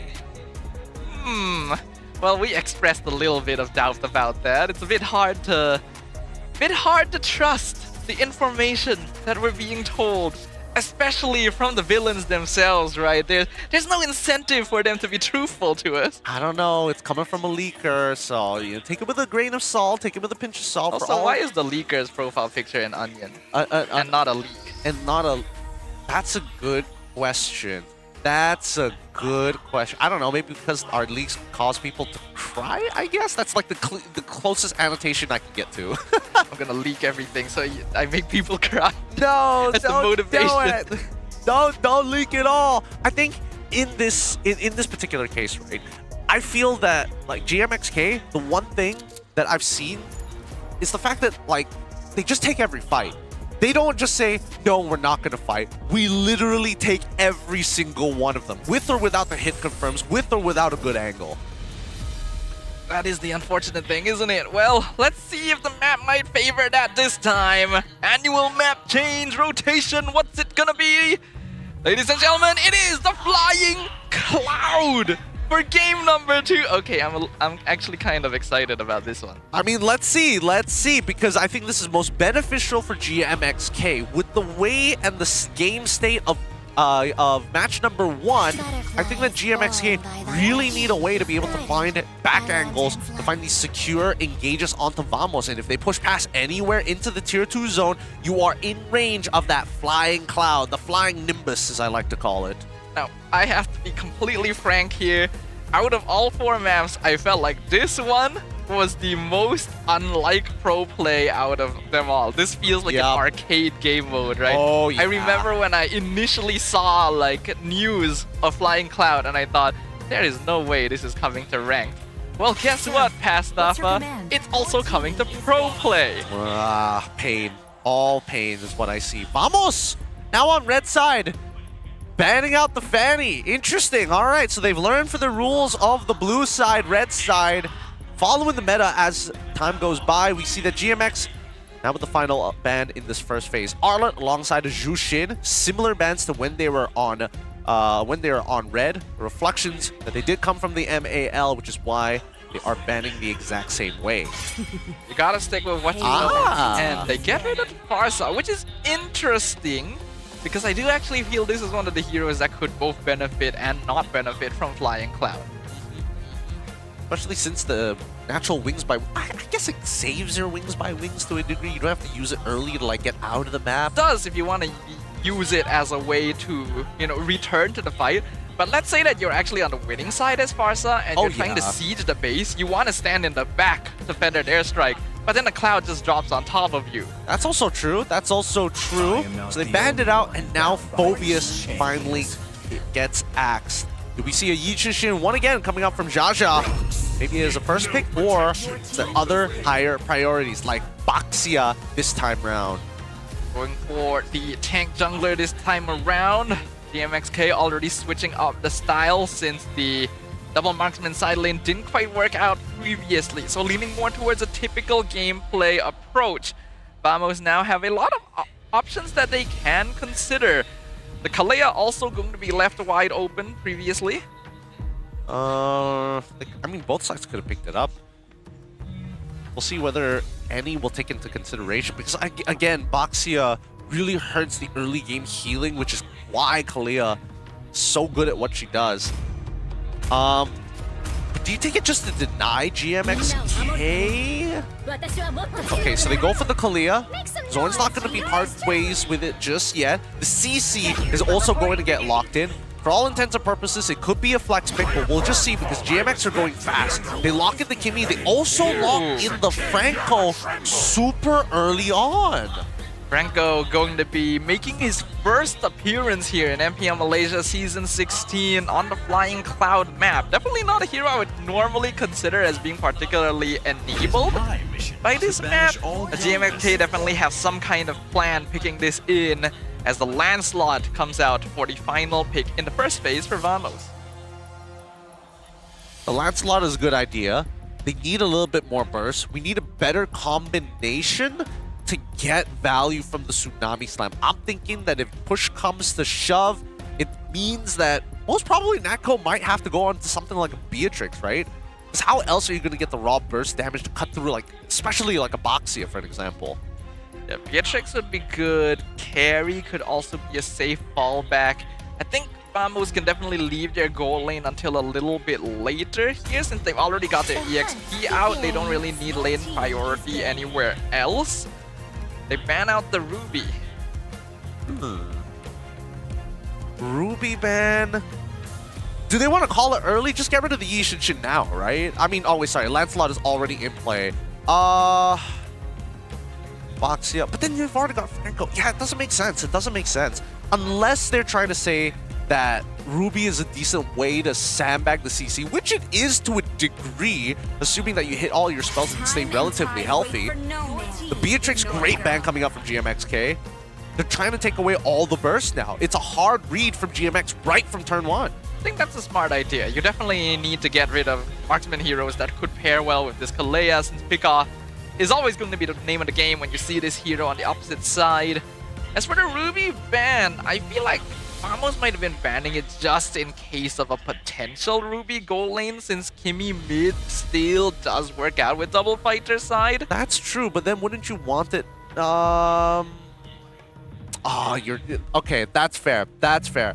I think if that is the case, right, now that the Ruby is gone, does that mean that their adjustments are going to lead more into like, oh, we're probably going to get like a Trinity build? Oh, actually, maybe they want to stray away from that Trinity build by getting rid of the Esme. Yeah, they could go with the Harith.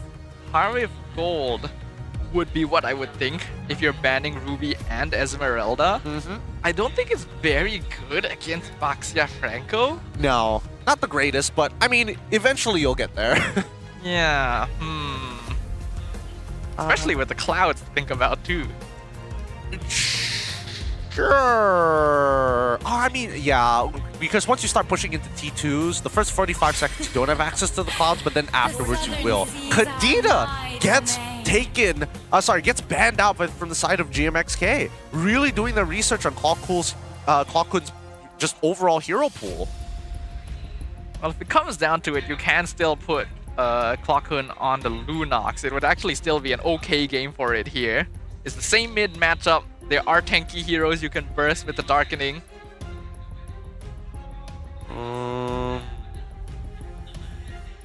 Then it would take too long to scale. Do they care about mid-prio in this case? I mean, they've got the Kalia, right? Having a Lunox, I would agree, is pretty sustainable. Because right now, GMX have really not shown much with their composition. The Boxia, the Franco, and Kimmy, all right, 2 tanks and 1 Kimmy, not too surprised. So they're going to go with the safe option, lock in the Granger early on, and wait for GMX to finish off their composition before they decide. Okay, so they're not prioritizing gold lane prio, instead keeping the mid lane as flexible as possible, just to see whether GMX commits to a full team fight composition or something a little bit more scattered. That is fair. Let's see how GMX will respond. The Lapu comes out for the EXP lane. Should be able to do okay against CC. Next lock in Moskov. That's fair. Pretty even matchup. Moskov, Lapu. So they've got dive. They've got like a decent amount of burst. 2 consistent means of damage, while having minimal to no peel other than the Boxia. I don't know. It's a bit of a risky comp coming up from GMXK's side, because if Vamos is able to outplay some of the big ults, right? Especially when it comes down to Lapu jumping in with the bravest fighter, there's a lot of ways for Vamos. Yeah, and now with the Lunox, they're really giving GMXK no options to find pickoffs within the laning to mid-game phases as we progress. Yeah, GMX definitely have a more standard lineup this time, and their team fighting is solid, but they're going to need to wait until the 2nd or 3rd item power spike before they can really start taking 5v5s. Whereas Vamos will have a much earlier access to their burst while still having strong late game scaling. Okay. Late game scaling seems to be unlocked here. Both sides looking for a win. Currently, Vamos 1-0. Most importantly, they're looking for that 2-0 to get an extra point in the league standings. Oh boy. Clockhood with another Lunox. Let's see. Last game, we didn't see him scale to his maximum potential. Got very, very close to it. But now with the Kalia on his side, things should be much easier in controlling the mid lane, assuming nobody gets hooked. Well, in game 1, we got to witness Vamos wash away the competition with the expanding rivers. Will they now be able to take a flight in the skies across the clouds? Or will GMX Kalantan find the stride they need to bring us to a full series? Ladies and gentlemen, we are jumping into game number 2. Straight into it. See both sides looking to fight for control at this stage of the game. And again, very passive laning from either side, right? Natko doesn't want to make a mistake. QT, same thing for him. But even worse, he's the one who has to hold the Purify. Ima has to be the one who holds that Purify. And Gojas playing the lane perfectly against Munster right now. It's going to be a rough lane for Munster. Lapu is not a bad matchup, but it's also not a particularly good one. CC is strong because he's going to be able to win out this lane often. For some reason, choosing not to take the Cloud to get the lane faster. Yeah, he's like, I'll leg it, don't worry. I'll it's just leg day. Yeah, it's leg day. There might be another scenario that I need to respond to. Good flicker coming out from Natko's side. Great movement there. The second instance of really quick reaction from Natko here, showing us that he does have something to prove coming to Malaysia and joining Vamos. With an early gank thwarted, that's exactly what Vamos wants. Now they're going to continue pushing up, right? The mid lane highly contested, and now the jungler is getting involved pretty often with this mid-trio rotation because of how influential it is. Gojas does miss his level 4. He will hit it just a bit. Iron hooks do not connect.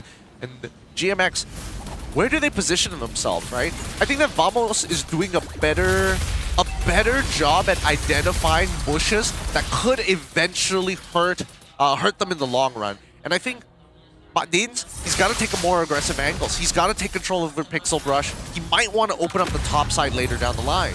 Traction Pulse going to be dodged by Zorn. The Tree-Man knockup with Tidal Strike instantly zoning out GMXK. They are scattering the fight. Jaja secures the turtle away.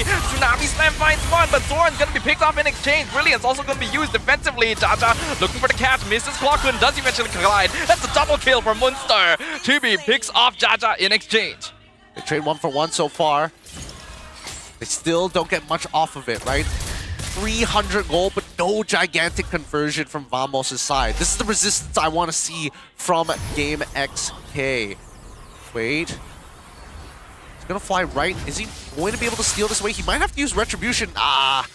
Doesn't bother. Lets the small camp go. The buff is more important. I think he was actually 1 second off the Retribution. That might have been it. GB does eventually use it here to get another camp away. Under different circumstances, we can see how the Cloud would have made the difference between securing that camp or not, but GB showing his experience in the jungle. Really taking his time with this one. I think both teams... Oh, wait, hold on. Konami Slam, they grab onto the Franco. Clawkun gets collided on by Jaja in the backline. Tortoise's Presence also comes out. Vamos not going to choose to pursue this. Oh, they back away. And now where's the conversion? They want to get mid. It's going to get shoved out, but it's just no. No, they don't find it at all. No way to punish their opponents. Both sides playing hyper defensively. And it feels like GX... Wait, hold on. They do get the bravest fighter coming out from Munster's side, but he's just going to freeze the Wayne. Really good call coming in from Gojas. Wow, how did he bait him out to make it look like an all-in? Munster kind of jumped the gun there. A little bit. You can see the nerves really getting to him after he wasn't able to get the setups he wanted in the previous game. GMX looking for lane priority wherever they can. Now pulling people over the top side to take control as the turtle's coming up in 5 seconds. Oh.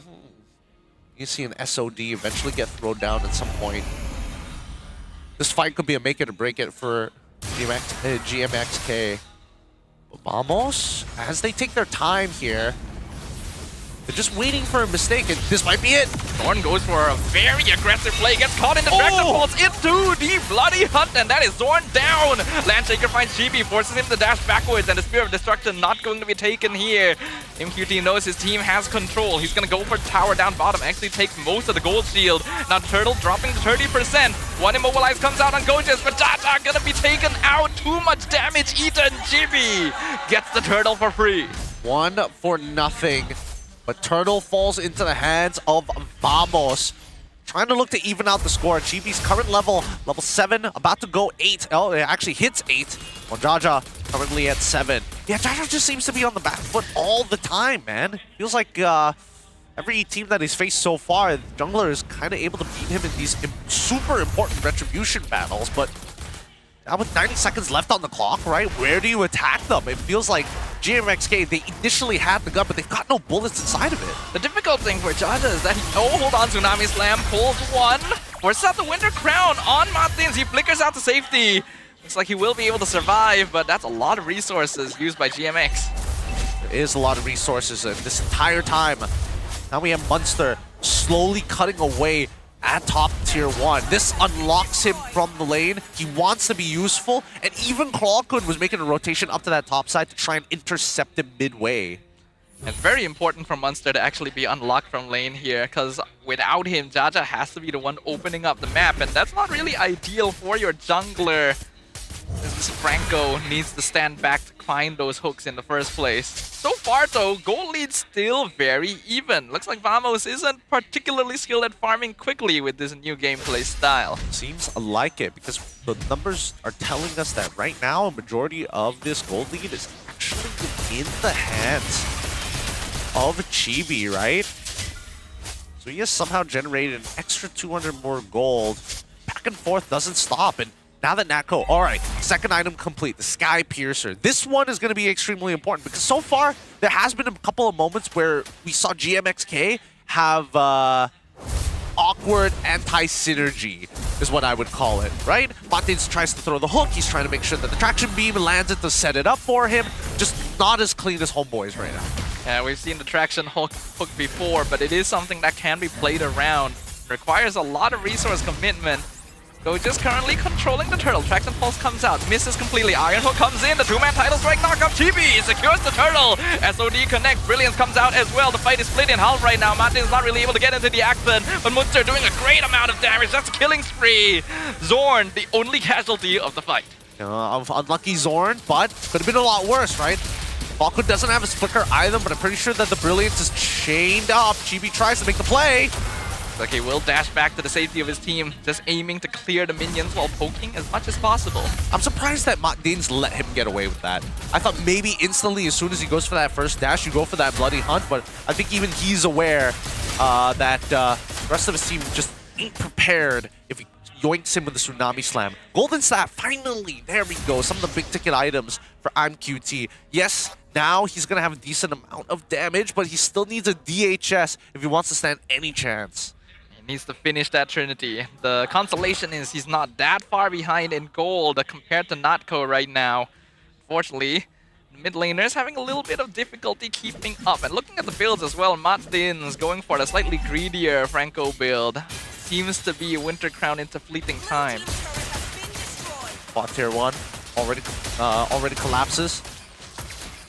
Man, this is a very slow and painful game because no openings are being given, and I think everybody is kind of scared to force it. Gojez so far has been extremely brave, but no conversion on his side. Tsunami Slam finds the box. Yeah, Traction Pulse going to be dodged. Very well done. Curtain Call comes out as well. Jaja will survive. 20 seconds left on the clock.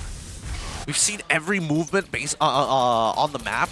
Nimbus not used just as often, but both sides just kind of giving. It's weird because it feels like they're giving mutual respect, and I think that even for Vamos, they're like, wait, our composition doesn't scale that great. Let's get Clockwood in a position where he can actually try and carry this game. It's a controlled approach because Vamos actually does still want to scale ideally. Bottom tier 1 will fall. Zorn flickers, misses. Bloody Hunt into the Winter Crown going to be used by Martins. By time, Jaja secures the Lord. Martin goes down, but his life was traded for a much more worthy cause. How frustrating Vamos has to be. Flickers forward, commits so many spells, doesn't get any value, and they want more! Yep, they're frustrated, alright. Tsunami Slam comes out. This time they do find Jaja. That's a Sky Piercer stack for Natko. Not gonna allow GMX to get away with that. MQT very far forward here. Have to be careful. Gojez looking for the chase. The push will keep him away. Red team turret has been destroyed. Fleeting time purchase, Radiant Armor as well, and now the catch! Walks right into the trap. Killing spree for Natko. Alright, now we are seeing the increase in tempo from the side of Vamos, right? From that 600, now turning it back into that 800, eventually to try and turn it into 1,000. 13 to 1. 2 levels down, unfortunately. Sorry, 3 levels down on Jaja at this point. And Vamos still maintain control of their mid structure. Hard for GMX to push. Traction Pulse misses. Tsunami Slam pulls into Franco. You don't have Winter Crown this time, my friend. That's a mega kill for Natko. They back away. They gotta make sure that they are checking river lines. Nowhere is safe. Now, Nimbus Cloud being taken by Clockwood. If we can get the items to pop up, that'd be great. Currently want to see him where he's at in his build, right? Because again, magic items are particularly expensive. We'll see. What we do know, though, is that Natko is at 500 stacks. Also 40 stacks on the Sky Piercer, so this Granger is starting to come online in a big way. 2k lead for Vamos. Jaja decides to start the fight into Zorn, gets pulled into the rest of Vamos. Another title strike knockup. Vamos not quite in the position to really follow up on this. Martin's looking for an engage, but he's eating too much damage. And nice flicker from Natko avoids the Land Shaker. Vamos doesn't get any kills, but they get control over the jungle. Yep. Oh, man. They're getting muscled out at this point. IMQT finally completing the Trinity 11 minutes and 29 seconds into the game. Is it late? Well, it's not the latest. Could have been a lot worse, but I'm glad he has it now. Because at this stage, he needs to start participating in fights. Somebody needs to punt Zorn away. But who is going to be able to do that? Unfortunately, so far this game, I've really not seen much impact from this Franco pick on Martins. There was that one play where the Winter Crown bought them time, but besides that, the hooks have not been landing, and his lack of bulkiness is not giving GMX much space. Not at all. Speaking of space, you see all four members from the side of Vamos convoying through the river. Wait, is Jaja about to make contact with them? Natko, he needs to hide in a bush right now, but it looked GMXK don't want to go any further than this. They just want to control this bottom side, deny pathways to the Moskov. But is this really the part of the map they should be controlling? Lord is on the top half, and Vamos now is just gonna slowly zone them back. Jaja might be caught here. Traction Pulse gonna stop the Tsunami Slam, but it goes through anyway. Bloody Hunt comes out, but it's on Gojas with Vengeance. He takes basically no damage. Vamos walks away with everyone still intact. Vaima trying to chase Spear of Destruction, misses Natko. That would have been so big if it landed. Chibi still continuing the fight. Munster low, that's a shutdown from Chibi. Winter Crown comes out, but Martins is surrounded. It's a monster kill for Vamos. Just slapping them up, 3 for nothing, and Clockwood has finally hit the Divine Glaive, which means he's huge, not only with his passive, but how good he's got with magic scaling ratios. This is not so good. Tsunami Slam does get purified out. MQT is alive, but not his mid inhibitor. Oh, some fare well than others. Oh, okay, the recall. There is no Loi in the game. 5.9k lead for the side of Vamos. Chibi single-handedly taking down the Lord all by himself. This could be the push that we've been waiting for, right? GMXK, 2 missing inhibitors, a third one on the way. Sorry, the second and third one going to be on the way, but they're just waiting for the Lord and the Lord empowered minions before they break those structures. It's been a slow build-up, but Vamos now has a 7k gold lead as well. GMX, I don't really know if they have the items to be able to stop this push, and even with the Cloud, they don't really have the right heroes to really maximize it. Lord pushing in. Zorn with the Flicker. 3-man Tidal Strike. Knockup gets the Tsunami Slam. Pull back. Munster has used the ultimate to escape. Godlike Streak from Natko. They're punching them down one by one. Base is wide open. Bottom inhibitor will fall. Only 1 minion there. They're trying to clear it. The Iron Hook finally lands on Gojas. But what will it cost? The base is wide open. Martins will go down. Another wave of minions comes in as if fate ordained it. Vamos is still staying in the base of GMX Kelantan. They're trying their hardest.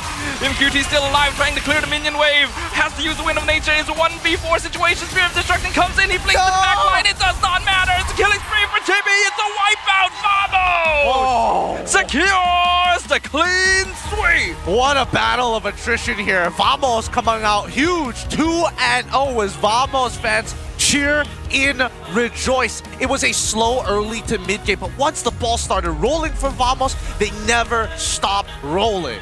And that is the Vamos style right there, ladies and gentlemen. We wondered which of these teams would be able to prove their adaptation to the new patch quicker. And it seems this time it is going to be the mask of Vamos themselves. Ooh, Vamos showing us what it's all about. GMXK, we're seeing more resistance. They're getting better. And keep in mind that they will be playing later in this week again. Now, for Vamos' side, happy with Gojas' performance, happy with his improvement, but with the rest of the team, they're showing up some pretty cool ideas. They're definitely showing better ideas, but there's still more evolution coming forward for both of these teams. This is only the beginning, ladies and gentlemen. And I'm excited to see what else the map changes will bring to us. So it's definitely back to the drawing board for GMX. Yeah, I mean, GMX have a lot to learn. With each week, we'll be a bit harsher, but we'll see if they can get better at that point. That being said, though, we do have Rose here up on the stage with both Clawkun and Zorn. 2-3 mata penuh untuk Vamos. Congratulations. And Rose tahu ini dah match ketiga Vamos untuk musim ini. Tapi ini kali pertama Rose dapat interview Gorgeous di atas pentas. So, hi Gorgeous, welcome back. Hi. How are you? Good. Okay, now Gorgeous. Macam mana Gorgeous dapat adapt dalam pasukan Vamos sekarang ni? Macam mana boleh adapt? Sebenarnya nak adapt dengan pasukan Vamos tak susah. Sebab saya pernah team dengan Zone dulu. And saya pun rapat dengan CB. So, nak blend in tu tak susah.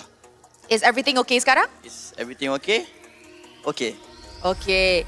So biasanya kalau minggu pertama, minggu kedua MPL ni banyak tim cakap chemistry tak cukup macam ni. So sekarang ni Vamos ada masalah chemistry ke? Tak ada. Tak ada. Macam mana korang make sure tak ada masalah chemistry? Korang train betul-betul ke? Team bonding ke? Cuba ceritakan sikit. How do you guys strengthen your chemistry? Kita orang main pick a ball every week. Oh, healthy juga bukan tu saja. Okay, now kita tahu that before this, Gorgeous dikenali sebagai macam very outgoing personality lah kan. Dia cakap banyak, buat hal banyak, kadang-kadang ni, kadang-kadang tu. So macam mana you bawa energy ni kepada Vamos? You rasa dorang suka ke energy macam ni? Chaotic energy. Dorang bukan suka, tapi dorang perlukan energy tu. Dorang perlukan chaotic energy tu, balance lah juga. Betul. So ada yang serius, ada yang tak serius. Okay, now cakap tentang patch pula lah kan. Kita tahu patch baru ni banyak perubahan. Okay. Dari segi EXP, in your opinion, apa perubahan yang paling besar? ESP sekarang akan jadi paling miskin. Paling miskin. Untuk hero pula, apa yang you rasa hero yang actually perlu di-pick di EXP? Mungkin kepada fan-fan kita yang nak main dekat rank tu?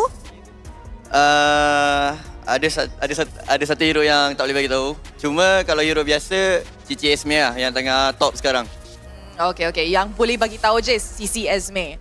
Okay, mungkin kita boleh nampak lagi banyak hero macam ni di MPL selepas patch baru. And guys, korang nampak game 2-0 ni, mestilah korang rasa MVP dia siapa? Wow. Okay, so mari kita tengok MVP of the game in 3, 2, 1. MVP jatuh kepada Natko. Alright, Natko, jom join kita di atas pentas. Pergi fetch dia. Korang ada mic kan? Ambil dia. Gorgeous, ambil dia. Semangat sikit lah, Gorgeous. Natko je yang semangat. Okay guys, berikan tepukan. Hello Natko, congratulations. Okay, Natko, okay, depan sikit. Kita tahu patch baru sahaja 2 hari selepas release kan? So, apa perubahan yang you rasa lain dekat mid lane? Mid lane? Mid lane, sorry, gold lane. Oh, gold lane. Gak ada yang... Gak ada yang biasa? Tak ada yang biasa. Gak ada yang biasa. Macam mana Natko dapat adapt dengan patch baru ini? Sebab Son bisa main Fanny sekarang. Kita kena cakap tentang Fanny ni. And of course, you rasa patch ni sesuai tak dengan playstyle you? Sesuai banget. Sesuai banget. Mungkin kita boleh tengok Natko banyak lagi MVP selepas ni. Thank you very much, Natko. Thank you. Okay, untuk Zone pula. Kita dah cakap tentang Fanny. Sebelum ni kita pernah nampak Zorn main Fanny, tapi tu sebagai jungler. Sekarang pula sebagai roam. Mungkin boleh ceritakan sikit kenapa Zorn pilih main Fanny as a roamer hari ini?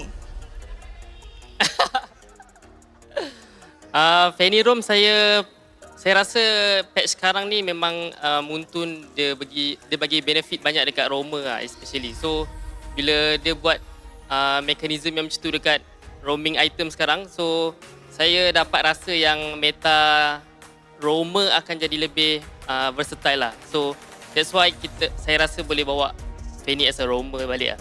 Fanny as a roamer ni dia ikut map ke memang patch ni sesuai sangat? Rasanya patch lah, ikut patch. Sebab kalau map pun, kalau user Fanny tu power, tak kisah pun map mana. Wow, okay. Now, you pun cakap that actually patch ni memang banyak benefit kepada roamer. And Rose pernah tengok streamcaster pun, streamers lain pun orang cakap memang benefit dekat roamer. So, adakah rotation roamer akan beza selepas patch ni? Banyak sangat beza dia. So boleh cakap macam makro untuk as a roamer pun dia meningkat lah sebabkan Muntun dah buat update tu kan.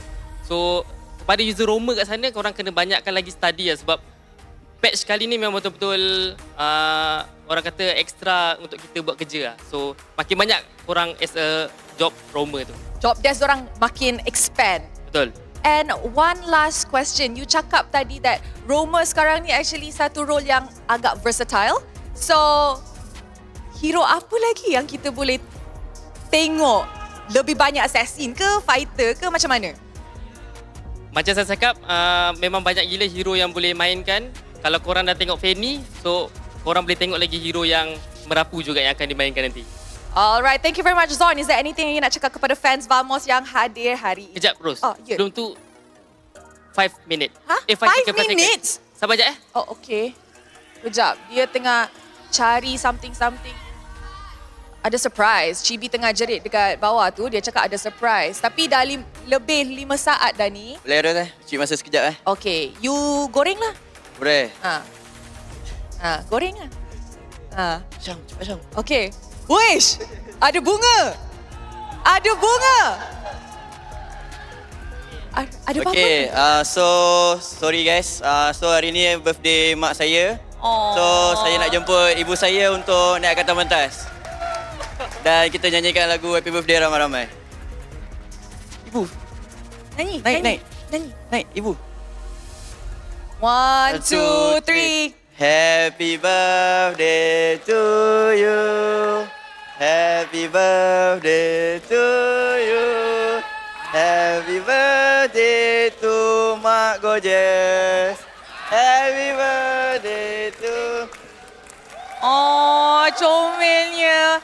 Happy birthday Mama Gorgeous. Sebelum tu, is there anything Mama Gorgeous nak cakap? Ibu. Mama Gorgeous, happy birthday. Is there anything Mama Gorgeous nak cakap kepada Gorgeous?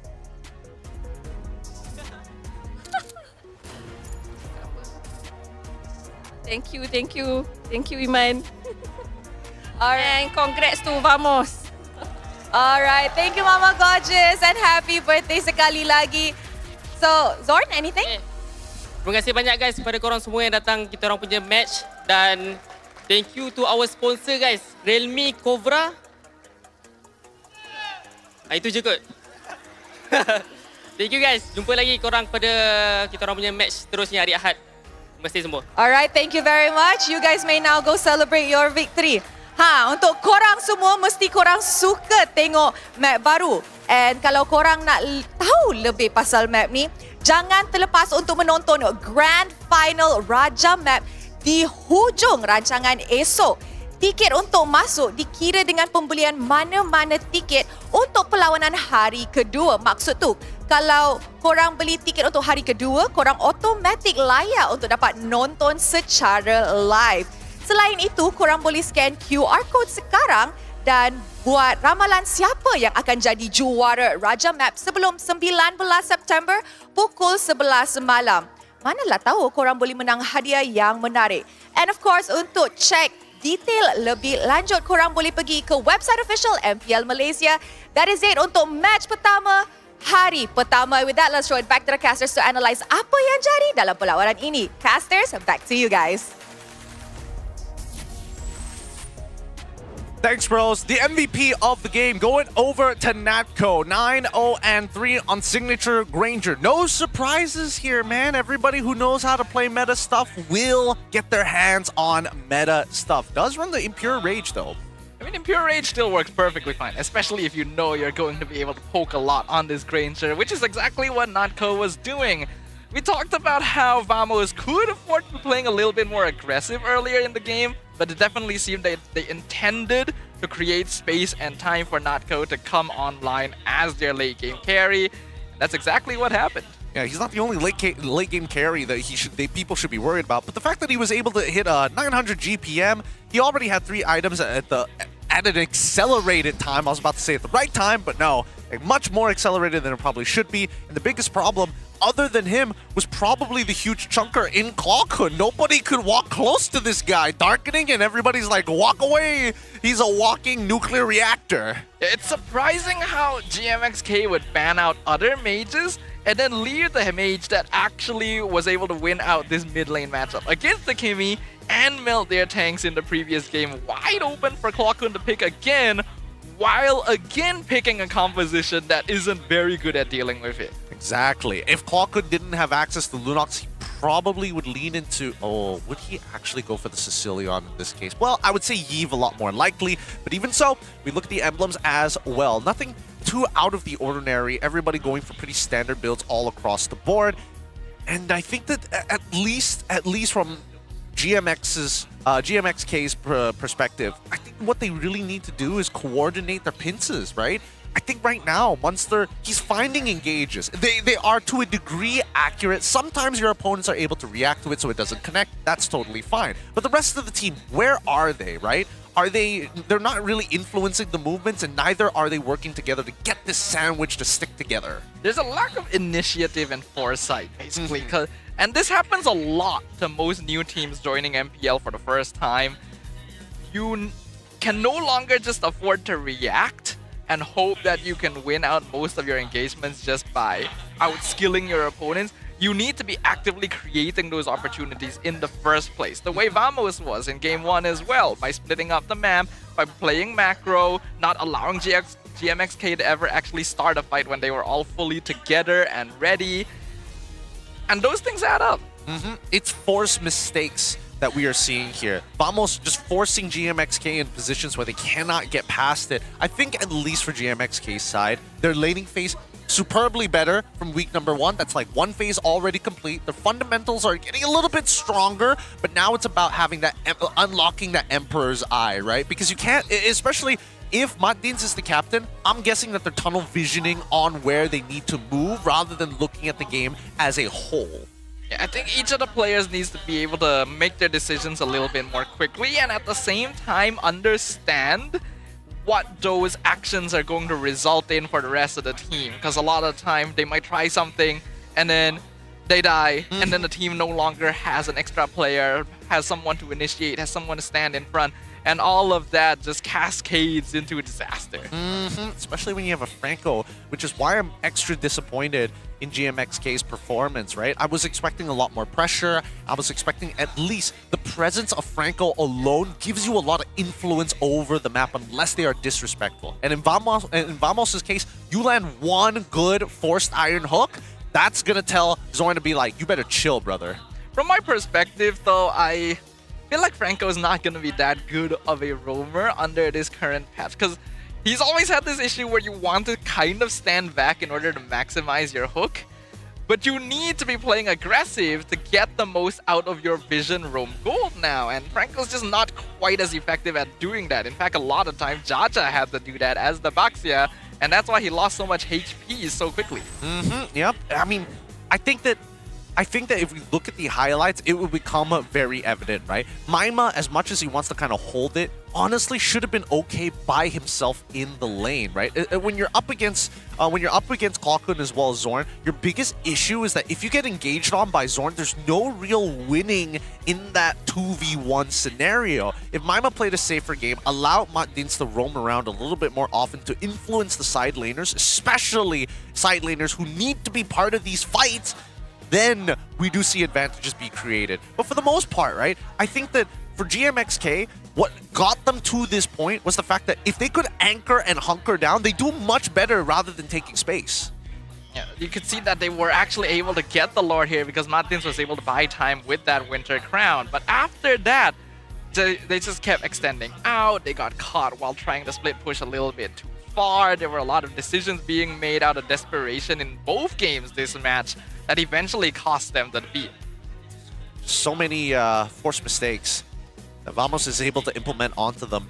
They're not even, well, I mean, they just have the better eyes, right? Better eyes wins games, and not to mention that Chibi, nasty Lancelot. Look at how much damage he's doing, especially to the squishies in the back. QT was just having a very rough time throughout both of the matches in this series. Of course, at the same time, even though we can definitely say that GMXK made a lot of mistakes, I wouldn't actually say that Vamos played perfectly either. No. There were definitely points that they could have improved on. They could have farmed more quickly. They could have definitely taken fights cleaner without trading as many bodies as they did.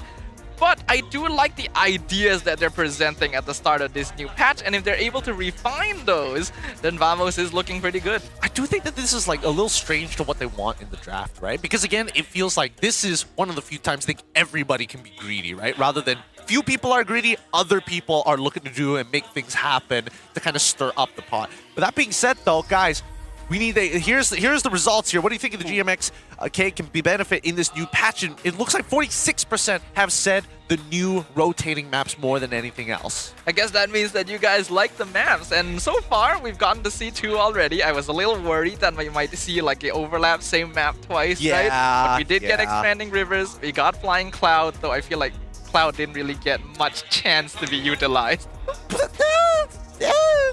You know, maybe if they had I don't know, a Grok?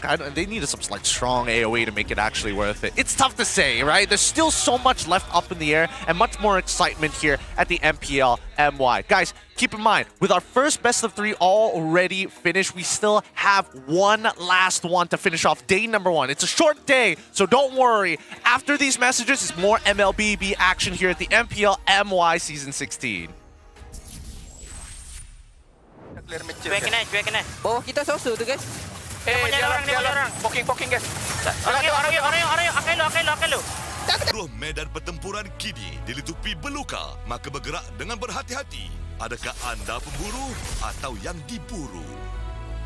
Anda perlu strategi baharu untuk menguasai hutan yang berbahaya ini. Pernahkah anda bermimpi meluncur di atas medan pertempuran bagai awan yang bebas? Dengan awan meluncur, awan ajaib yang boleh ditunggangi akan spawn di medan pertempuran, naik dan terbang ke udara untuk pertukaran laluan yang pantas atau menerjun turun untuk serangan hendak maut. Mari menunggang angin dan menguasai langit. Sungai akan membawa anda meraih kemenangan melalui sungai deras. Arus sungai akan berkembang ke kawasan jungle dan arus baharu akan terbentuk ketika lot muncul dan setelah ia dikalahkan. Ikuti aliran arus untuk mendapat peningkatan kelajuan pergerakan yang ketara. Kuasai aliran arus dan heret musuh anda ke dalam pusaran kekalahan. Kami berharap mekanik medan pertempuran baharu ini akan merombak meta yang lapuk dan memberikan pengalaman serta cabaran baharu bagi semua pemain. Kita akan berjumpa lagi di medan pertempuran baharu.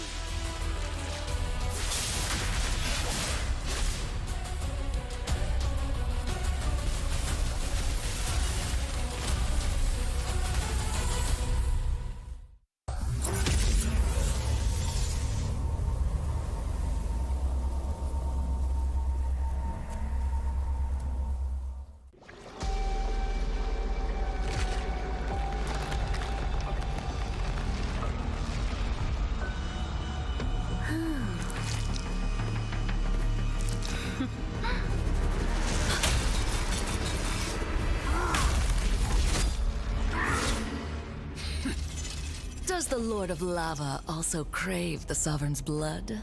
Fool! The tyrant's remains will only bring doom. Their brutal dominion, our warriors were corrupted into foul bonds of decay. Sovereign of the Abyss, Obsidia. The curse still flows within the Sovereign's blood.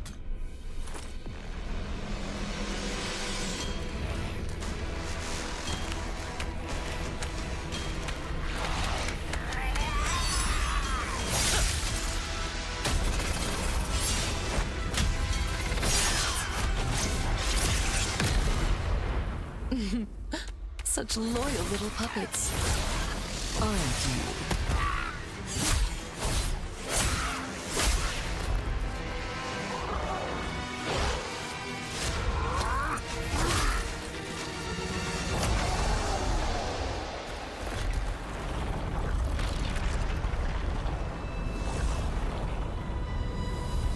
You are merely a puppet, no different from my spawns. Bow to me. Keep your throne, or be destroyed. The Abyss bows to no one.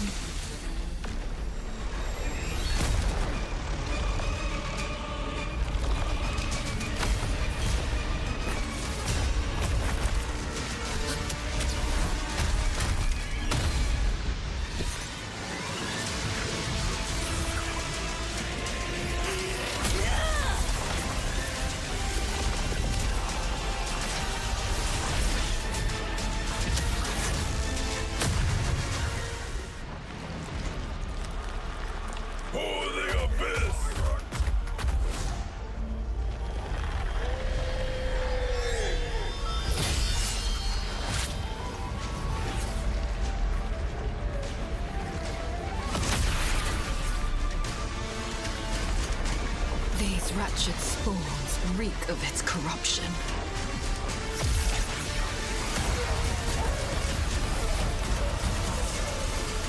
Your sovereign has a god to kill.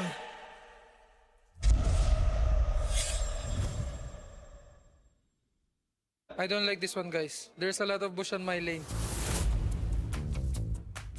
Ni apa? Patch baru ke? Oh, dia pun sampai kat sana eh. Sampai dekat buff eh. Oh. So I think this one is good for junglers. Because before, it's really hard to take your red buff if the turtle is on the blue. Because it's really far. But now I think you can take it 5 or 10 seconds before the turtle spawn. Interesting. I think they really want more skirmishes to happen. It's gonna be good in a way because people like to watch team fights, right? Rather than playing slow. Kata report eh. Oh. Gempak. When you ride on the ground, you are not detectable. Oh, they cannot see you. But I think this one is good for the one who always die. You can go easily to your jungle. In rank only. Nope. Tournament, this MPL, you can use this. Really? Sumpah. This for maps. Huh? Dangerous grass. Jungle. Bush. This one. I don't like this one, guys. There's a lot of bush on my lane. Saya suka yang map 3. Sebab dia banyak bush. Sebut boleh sorok banyak-banyak. I think backline can be more susceptible to flanking because the bash allow people to flank and gank from behind. What is really important is to have a hero that can check all of this bash like the Hilda.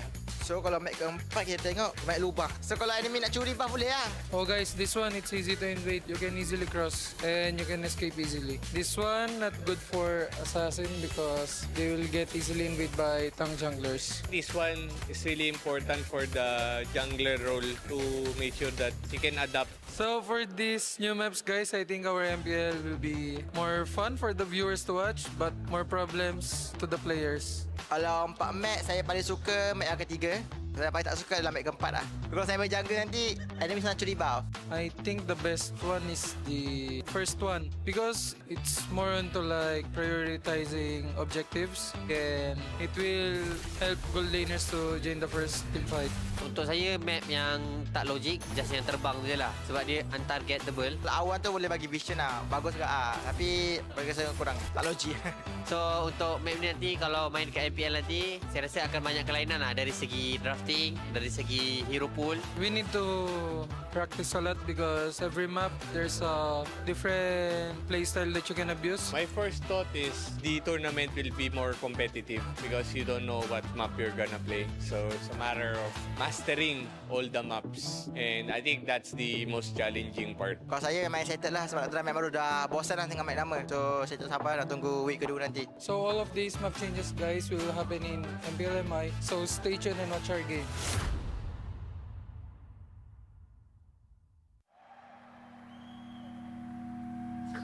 Bye. Saya boleh ni. Semangat nombor 1 ada dalam diri kita semua. Bukan atas usaha sendiri saja, tapi sokongan dan harapan yang dikongsi bersama. Sebab nombor 1 lebih daripada jadi yang terbaik. Ianya memikul impian mereka. Inilah semangat nombor 1. Inilah prepaid nombor 1.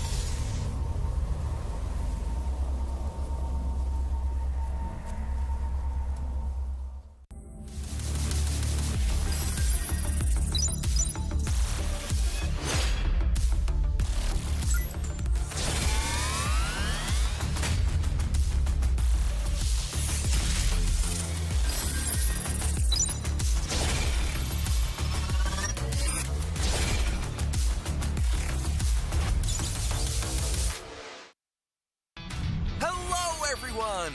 Welcome to the Project Next patch preview. We've got a lot of great content to show everyone, so let's get into it. New hero, Obsidia.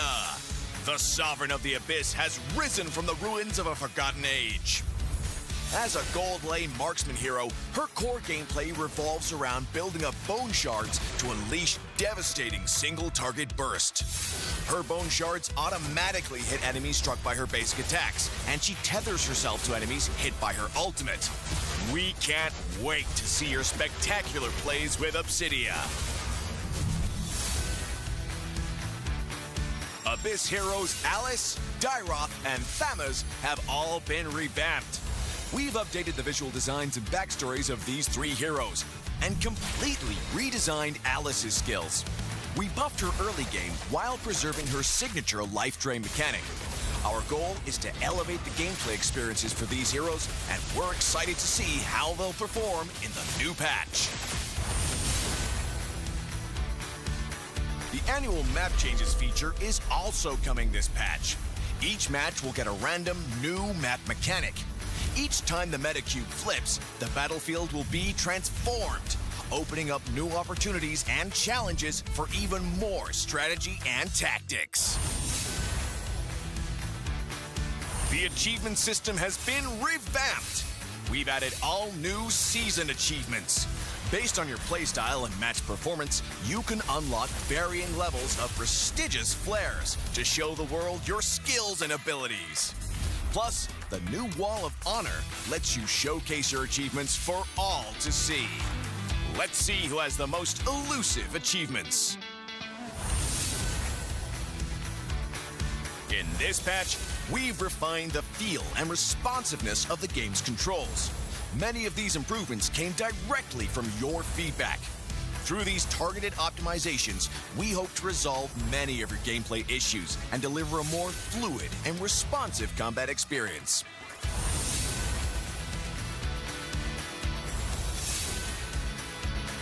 There are many more adjustments that you can read about in the upcoming patch notes.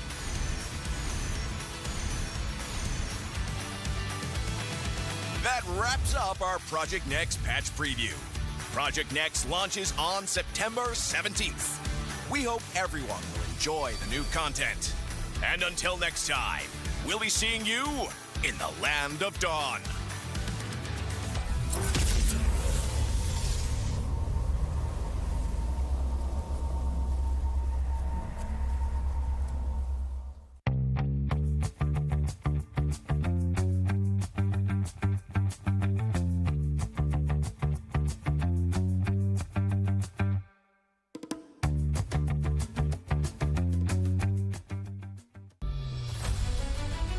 Everyone, and welcome to a special preview of our annual map change. In this video, we'll explore more about this exciting new gameplay feature. Now, let's get started. When the annual map change launches, details of the feature can be found here. When a match starts, players will be notified of the battlefield mechanic that's in effect before hero selection. You can view info about the mechanic anytime during hero selection to plan out your strategy. Are you ready for the Broken Walls Challenge? The old walls across the battlefield have crumbled, revealing new paths and giving heroes without blink a chance to shine. We can't wait to see the optimal routes you'll come up with. Danger lurks in every corner.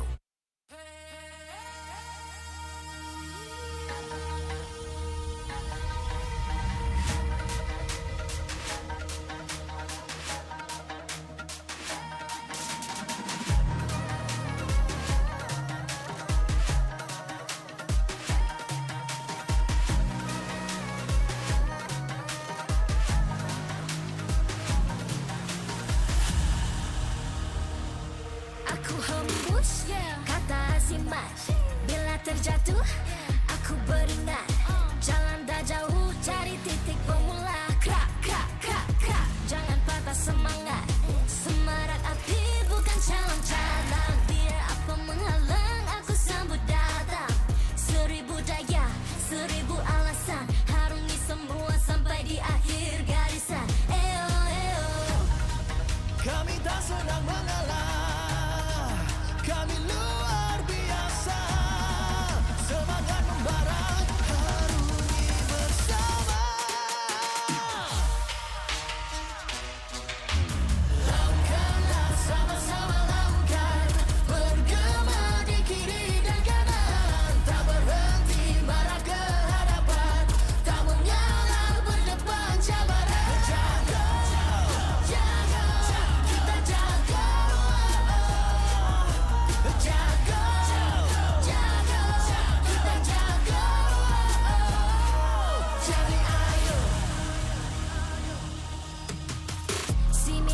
Watch me, hype me, gotta give it all. Don't matter how many times I fall, gotta get back up. Yeah, yeah, gotta go. I can hear them calling, now I gotta serve. Mess with my clique, now you get what you deserve. We keep it tight, we keep it cool. They got me and I got them too.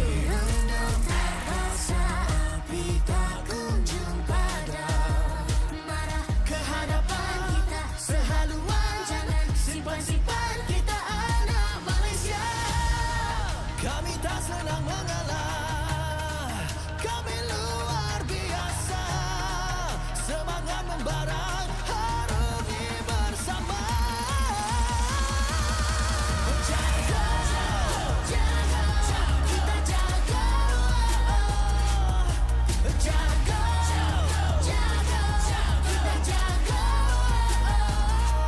Jadi ayo. Yeah.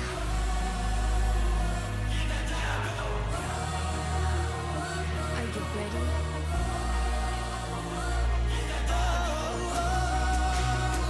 Can you feel me now?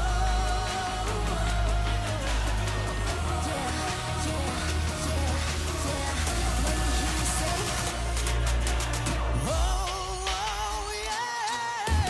Langkahlah sama-sama langkah, bergema di kiri dan kanan. Tak berhenti marah ke hadapan, tak mengalah berdepan cabaran. Jaga, jaga, kita jaga.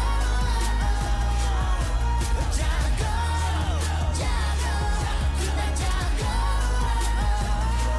Jadi ayo.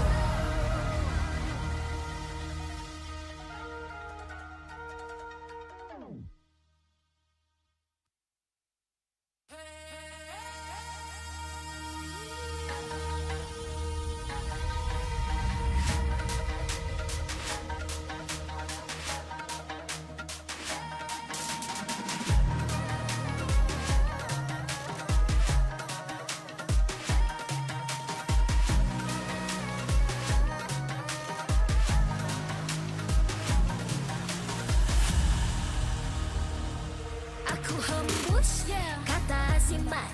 Bila terjatuh, aku beringat. Jalan dah jauh, cari titik bermula. Krak, krak, krak, krak. Jangan patah semangat. Semarak api bukan calon cadang. Biar apa menghalang, aku sambut datang. 1000 daya, 1000 alasan. Harungi semua sampai di akhir garisan. Eo, eo.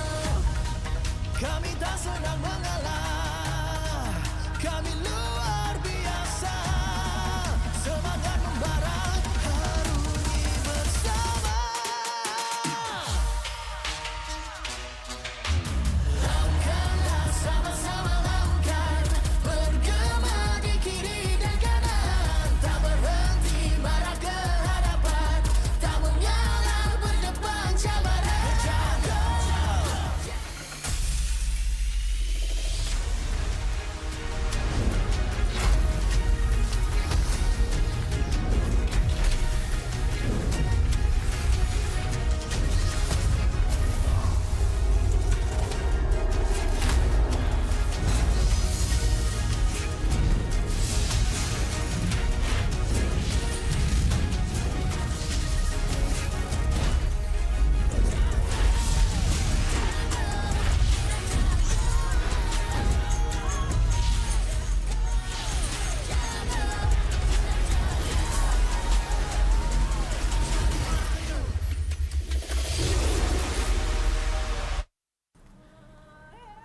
MPL Malaysia Season 16 is powered by Moonton.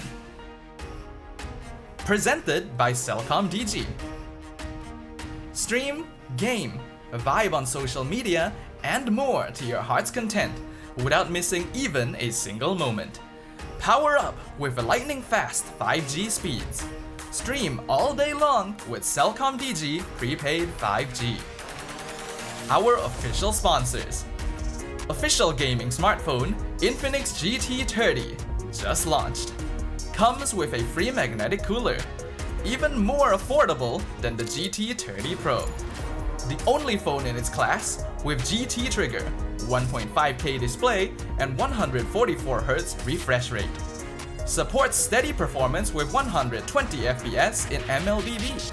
available in 2 exclusive colors for the GT30, green and blue. Perfect meals for gamers, Grab. Grab food for one. When eating alone, enjoy meals from 10 ringgit with just 1 ringgit delivery fee and no minimum spend. And Group Order. Get 15% off when eating in a group. Bigger gang, bigger savings. Our esports partners, 100 Plus, Ferry, and Yamaha. And thank you to all our strategic partners, Sarah VE and Playas. Supported by KBS, Rakan Muda, ESI, MESF, and PSM.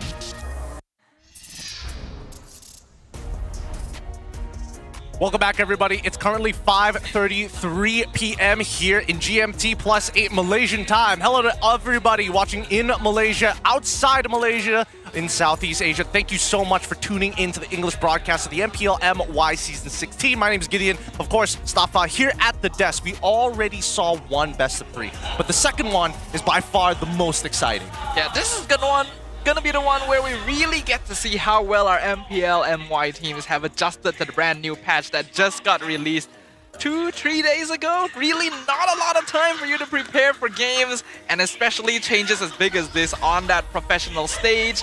We already got a small sign of it with the Fanny Room from Zorn earlier. What else might be coming? Honestly, it's tough to say. With the meta so up and about, good things our players are equipped with some of the best equipment that money can buy. Just launched, now available on Infinix TikTok Malaysia, and it comes with a free magnetic cooler, the new Infinix GT30 Pro. Priced below 1,100. The only phone in its price tier with GT triggers, a 1.5K display, and 144 Hz refresh rate. Supports steady performance at 120 FPS in MLBB, and 2 exclusive new colors, green and as well as blue, added to the GT30 series. Thank you very much to Infinix. Make sure you guys check out the Infinix GT30 right now as well, so that you guys can level up your gameplay to be just like our pro players up on stage right now and be more prepared than ever to take on the annual map changes. After the first match of the day, Gideon, what are you expecting? Honestly, I wasn't expecting too much. I was expecting to see a lot of changes here, but that's the scary part, right? And I think that most people are questioning whether or not week 2 is going to be the only week. Don't worry, week 4 and all the way up till 6 is going to be just as exciting. And maybe you should consider scanning that QR code to start booking your tickets now. And do it quick, because some of these match days are really, really hot. And keep in mind, you can only book tickets for the match of your choosing. Yep, the tickets for week 4 through 6, as you can see down here at the bottom of the screen, will be opened at 21st September at exactly noon. So if you guys want to grab tickets to the big hot ticket matches, that is the timing you guys need to keep out for. We know that there's a lot of teams here that sell out their matches very, very quickly, so you gotta keep on top of that. Yeah, I gotta beat those super fans. I was thinking of any name. Any name. I was thinking like, should I say the Patriots? I didn't want to put them in that kind of position. I definitely don't want to tell people to beat the Patriots. Don't do that! That's why we have the warning in the beginning. No violence will be permitted within the facilities of the MPL arena here in Dewan Sri Putra. But please, book your dates in advance. You want to get those seats as soon as possible, considering the amount of changes that have already occurred. And more importantly, seeing Zorn kind of experiment with the meta, experiment with the draft, Vamos in general, just, you know, mask on. The funny thing is, it didn't even really feel like experimentation. It was like they were already prepared for this. They knew this was what they wanted to play. And it worked too. It seemed well practiced, though of course they were up against GMXK, who definitely don't feel quite as prepared for MPL just yet. I'm just personally curious whether we'll get to see the 2 remaining maps, right? We already got to see rivers, we got clouds, but we get walls and grass? Will we get walls and grass is the big question, especially with the new meta and a new patch. Untitled has a huge challenge ahead of them. With SkyZ, Lassie, Storm, Keeman, Zizka are 3rd, 4th place runner-ups, technically 3rd place in this case.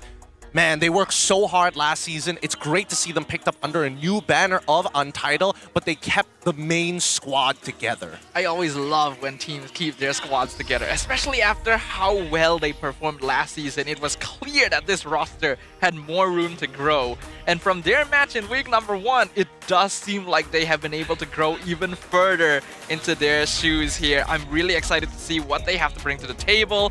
And Rasi has already gone on record saying that he would like to try the Flying Clouds map, so that could be fun to see. I mean, considering how often they make cross-map plays and chain fights after deaths, it only makes sense, but will that be the same for Todak? With so much scrutiny under the public eye, Loliel's Dream, Zyme Senpai, Zaiden, as well as Fondir come under scrutiny of the Patriots themselves, thinking that their drafts have been solid, but afterwards the decision-making is a big question mark for them, which is kind of strange, considering that we have two very intelligent players in Zyme Senpai alongside with Dreams. The Indonesian support helping out with Zyme Senpai in the mid lane. The current Todak roster appears to be running into the same issue that has plagued multiple Todak rosters across the past, where the players look like they are good on paper, but haven't quite found the chemistry needed to bring it to bear. It's scary. It's really, really scary. Let's have a look at the ping tests here and see how the players are doing. Kenapa tak ada skin ni ke Wanda tu? Ke Wanda, ya. Masa bila Franco ada ke Wanda? Franco mana ada Franco? Franco? Tamus, Akai. Tamus. Aduh. Link. Aku tengok orang gemuk, aku teringat nak Akai. Ke dia dah pasang balik template kelas? Ah, cuba buka. Kan mantap tu. Ada kuku bang? Mata aku terlampau alert dengan semua benda. Tembak kelas lah tu. Ngomong apa dia? Kau you je lah. Ngomong apa dia aja. And that's how you know that Zayed's a true gamer. He was like, what's up with my phone? This doesn't look right. Passes it to the marshal, tells him like, this isn't correct. You gotta change it. This ain't currently at 144 just yet. You gotta bump up those settings, boy. You can't lie to these players' eyes, man. They can see in 144 hertz. They can tell when something is off. But something is off, and something has been off with Todak for a long time. Can the momentum of Untitled carry them forward, or is Todak facing fading glory?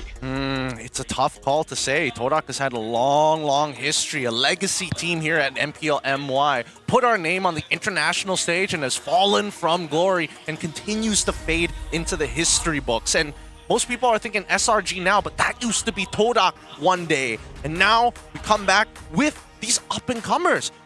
They played an entire season together under the title of DX Seoul, 2-1 against Ocean Black, showing off that OB was no match for them, proving that they deserve to be Tier 1, and at the debut of Season 16, 2-0ing Aero Esports. They managed to complete their revenge, and it wasn't even really a revenge because they won their previous matchup as well, but they proved that it was not luck and indeed skill. Whereas on the other hand, Todak has been finding it very difficult to keep that legacy going, losing many matches that a lot of fans would have expected them to come out on top on, and going through multiple roster reshuffles. Will this be the one to finally bring back the Todak Langar? It's tough. It's really tough. The Todak Langar playstyle might not necessarily work anymore, especially within the Malaysian ecosystem. And there's a couple of reasons why I'm saying it. Number one, Cambodia apparently does it significantly better. Myanmar, if given the right amount of tools, can do it significantly better than us at this point. The Todak Langar as a strategy does not belong to the Malaysian people no longer, mainly because the way of our lineups are playing is leaning more into a macro-based oriented style. We're definitely seeing the shift of Malaysian teams leaning more into more classic, more practiced, more logical gameplay, especially after the success of the Selangor Red Giants. But that doesn't mean that teams don't like getting a little scrappy now and then. I do think that Untitled is one of the teams that is the most skilled at taking individual split-up fights. There's a lot of trust and faith between these players, and they are able to live up to those expectations. I am giving high praises. As much as I love Zyme Senpai as one of the few legacy players still around, and keep in mind that Todak will be getting first pick in this draft, Stoem, my god, do I have high praises for him. A great shot caller, keeps the whole team in check. He doesn't need to micromanage them because of the way that they're playing their lanes, but overall, his calls in his fights with the trigger finger of Rasi to back him up almost guarantees their synchronicity. I still remember back many seasons ago when Stone first debuted as part of RSGMY as a roamer. And even then, he popped off hard as the shot caller. I still remember him popularizing the Arlet roam in MY back then. Now as the mid laner, we can see him working out quite well. But we also have to look a little bit at Lolil.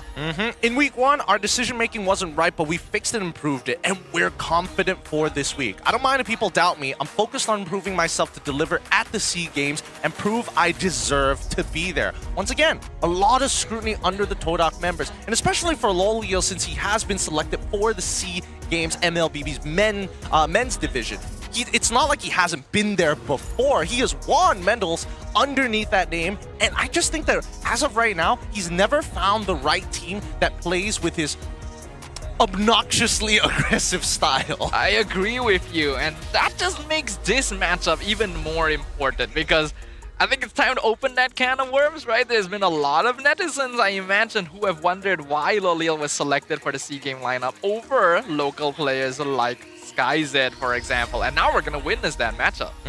He also quoted that, I hope I get the Expanding Rivers map because it's not much difference from the usual one. I want the Broken Walls map instead since it's the hardest, but brings a lot of new elements. And I have to agree, those are the last 2 maps that we haven't seen played out today. And between Untitled as well as Todak, there's a lot of things that would technically make sense, right? Because with Expanding Rivers, the real question is how much can you punish your opponent, or if these teams are especially equal in terms of raw fighting power and trade 1-for-1s every single time, then the game technically drags on. I do think that with the changes, especially on maps like Expanding River, in general, the game is going to get quicker because it does facilitate a lot of early game rotations and allows you to snowball leads a lot more effectively. For this reason as well, I do think that the chaotic situation of a lot of the maps benefits a team like Untitled. The same way that I feel like Expanding Rivers was a really good Vamos map, I feel like a lot of the new maps actually work well for Untitled's general playstyle. While in the first place, I'm still struggling to find out what Todak's playstyle actually is. That's the thing, we're still questioning what is the Todak identity just yet. And who is the main shot caller? Is it Dreams? Is it Zion? We still don't know. We don't have a direct answer to it just yet, and hopefully today we might get to see that. Now, we also got a player quote coming in from Siska. Against Todak, I hope we are getting the Flying Clouds map and not Dangerous Grass. I'm with Siska. I think Dangerous Grass is dog water. I hate it. I do think that Dangerous Grass probably has the most impact on the game out of any of the maps. You know? The walls are a little broken, you get new paths. It's not too big a deal. The river is faster, you just rotate more. It's a bit more early game. That's fine. The clouds actually don't end up doing that much unless you're like pushing into the base. But the grass. Man, that grass. Oh, I can't believe they put grass behind the turtle pit. Look, I know gamers made fun of. They don't touch grass, but I don't think this is the answer. I remember too much grass. This is too much grass. Way too much. When I initially saw Expanding Grass, I thought, okay, sure, this is like whatever, right? This shouldn't be that big of a deal. Until you look at the locations of where the grass is, and you're like, why would you put it right in front of somebody's base? Was that necessary? Yeah. Some of those grass spots are really something, but let's find out which map is actually going to be played in Game 1 between Untitled and Todak. The wheel is spinning, the gears are turning, it is Broken Walls. We get another new map for the first time. Hell yeah, I'm into Broken Walls. I'm all for it. This is something that Untitled wanted to play. Oh, sorry, something that Todak wanted to try out, and I think now, ooh, okay, Fanny ban. We also see the Ishan Shim ban, a very big 180 from what we saw in game number 1. We see the Wanwan, the Fredrin, good ban here from NFR, but also getting rid of the Chip. Now, Chip did have a couple of changes in the current recent patch updates. Yes, he can mark minions now. Whoa. I mean, it does give him a little more wave clear, which actually can add up over the course of the game. But they do specifically ban it because Untitled is the only team that still plays the Chip. They like to pair with the Masha. Ooh, first pick Harif as well as the Angela ban from Untitled. Kind of crazy that they want to go for the Harith, but I think it becomes a little bit more understandable when you see the priority in terms of like, oh, hey, in professional play, Harith has just been doing phenomenally, some may say, in the laning phases. Afterwards, it gets a little bit harder depending on what team composition that you're facing off, but generally just a good hero, especially if you are leaning more into attack damage than you are magic. I also think this is the ultimate Lolil hero. Is it? Really? Yeah, you don't like his Moskov? What about his Claude? This we don't talk about his Claude. What about his Yishin? Oh wait, it's banned, don't worry about it. But yeah, this is the hero I associate with Lolil. This is the hero that got him regular season MVP on his debut season 7. It is very risky the first pick, but if you're feeling particularly confident, then why not bring back the classic comfort? With Todak already taking jabs at some of the key picks coming out from the side of Untitled. Untitled put up their hands, protect themselves, right? Zushin gets locked in. Granger as a very good follow-up. It just has to be very careful. Kalia is still in play. And I think this is where it's going to hurt the Granger, right? As soon as we see... Oh, we don't even get to see the Kalia. We get to see CC, another power pick that has been adjusted in the meta alongside the Farsa. Interesting choices here, because I would have imagined that Torak wanted to force Granger to take a Purify so that Harith can take Flicker and find a solo kill at level 4. I think it's a bit risky to really bet it all on that, though. Right now, Untitled hasn't revealed their EXP or roam yet, so there's probably a good bit of crowd control that the Harith might have to worry about later on as well. But so far, both teams are leaning towards safer picks. Nothing too unusual yet outside that first pick, Haru. Nothing too crazy, right? The Boxias haven't been touched either. Kalia still up in the air for anybody to pick off. But now that they do see the Farsa, now EXP comes into play. And so far, I think Torak not only has found a power pick in their side lanes, but at the same time forces the question to Coach Theo, what do you think is more important? And so far, it's the Lapu.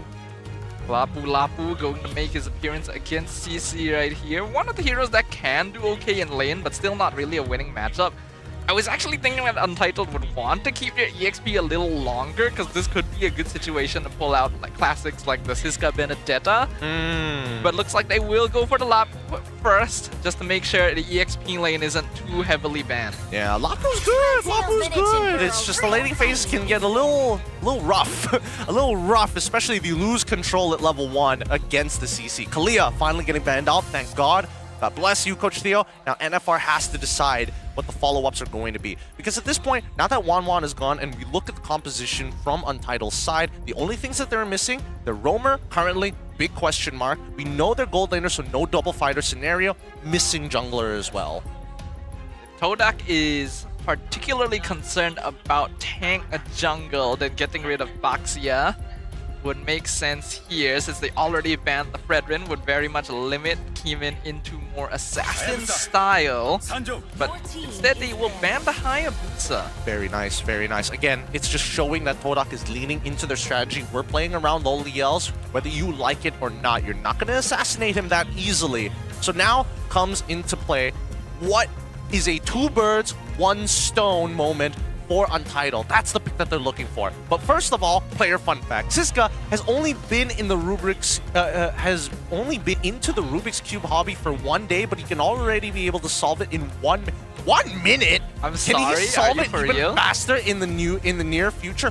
1 minute? How did he memorize the steps? Way to make the rest of us feel inferior. Okay, thanks for that fun fact. I'm sure you got all A's in both SPM and O levels just for the fun of it. Yeah, it's not like he also got Rookie of the Season or anything like that. Yeah. Right? What's next? 2 degrees and 2 masters while you're at it.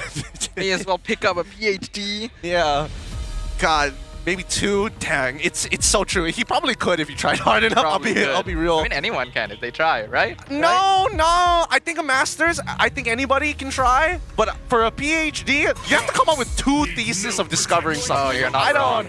I don't think that anybody can do that. Yeah, there's a reason we didn't. Look, I dropped out of the 2 degrees. I tried. I dropped out of it real quick. All right, let's get back into the draft, because now we see that the Boxia gets banned out, the Kalia as expected, but they also got rid of the Lancelot. Really good options for the side of Untitled. I swear to God, I hope that they lock in Grok or Gatot right now. Grok or Gatot would be really good either way. Doesn't sound. Oh, When? Wow. Guinevere jungle. I mean, that's not bad. I mean, it could be Guinevere jungle, Guinevere roam, one or the other. This is a interesting flex pick coming out from Coach Theo, but at the right time, especially on R4, Red 4, for those who don't know the terminology, the nomenclature of it. Guinevere is interesting, right? Because now you have a means to maybe force Harith to take a Purify rather than the Flicker. I still think he will take the Flicker knowing that it's lowly else, but it does put a lot of pressure on Zyme Senpai. You Feathered Airstrike, you gotta be careful. And we do also have to remember, Guinevere was buffed not too long before this patch. You're right. She is able to get her ultimate true passive stacks a lot more easily now, since they've reduced the total cost of stacks to get the empowered auto attack in the first place. Yeah, the super magic. Yes, that's totally correct. That's totally correct. I think that there is an argument that it could be for Rome, but whoa! Wow! Martis into Gattot. The counter pick upon counter picks. Martis is actually a really good counter pick here, since the anti-CC will allow you to avoid that Violet Requiem as long as played correctly. I can't remember if Zayat has played Martis before. Has he? Can you remember? Yes, he has. He has. Grok finally gets locked in here. I'm trying to remember what season. Was it season 11 or season 12 that he was able to play it? Because it was the meta of you either play the Martis or like the Nolan, if I remember correctly. I think so, yeah. That was way back in the day. But I'm loving the draft so far, and it looks like it's going to be Guinevere in the jungle, Grok as their natural support. I like this a lot because the mid lane matchup significantly becomes harder for Gattot. He will take a brass tax when he tries to one-shot the wave. But I do still think that Toda actually clear mid lane slightly faster. They do. And when you combine Martis and Farsa together along with CC, there's a lot more early game control for Toda. That's true, but this depends. Does Grok go for the wall or does he go for the mighty swing? If he goes for the wall, he can actually manipulate the waves to keep it closer to their turrets at level 1 to try and gain control and start that tax. With that being said, it's time to head on over into the Land of Dawn to get this second game on the road. Once again, welcome everybody from watching around the world and within Malaysia. Thank you for tuning in to the English broadcast of the MPL MY Season 16. Let's get right into it. Toda on the blue side, facing up against third place finishers, runner-ups here at the MPL MY. Newcomers last season, Untitled. The Swordfish is eager to reclaim lost glory, rebuild a new legacy. But will this be an Untitled story after all? It did look like Rasi got the wall first. We saw that during the flyover of the Land of Dawn. Already a bit of an interaction around the first Litho. We can see Zyme Senpai is going to do a lot of damage at level 2, but it looks like the Litho was stolen by Kimin. Unfortunate for Zyme. He thought Zyme also landed the stun onto the Litho Wanderer, miscalculated the amount of damage he did onto the Litho Wanderer. Now, looking at the emblems, Brave Smite, Impure Rage, Concussive. Okay, nothing out of the ordinary. 2 Wilderness Blessings compared to 1 Wilderness Blessing. No Wilderness for the side of Dreams. He prefers Tenacity. I think what's also interesting is that Kimin has gone for Impure Rage. So the question is this going to be a damage jungle Guinevere or more of a bruiser style? I think it's gotta be bruiser style, right? I feel like this is the Brute Force Breastplate sort of build. Brute Force Breastplate. I'm not sure whether this first item rush. It's been a while since I've seen a Guinevere in the meta. But for now, let's see how they play this out. Because Untitled Dreams, he's got to be careful, right? His life total, as much as we say life is a resource, his life total is actually so important because it predetermines whether they have mid-prio or not. Yeah, Dream's gonna need to create space. Zyme naturally is able to clear lane quite fast, and then the Farsa is gonna contribute a lot of early damage, which is needed for this Martis.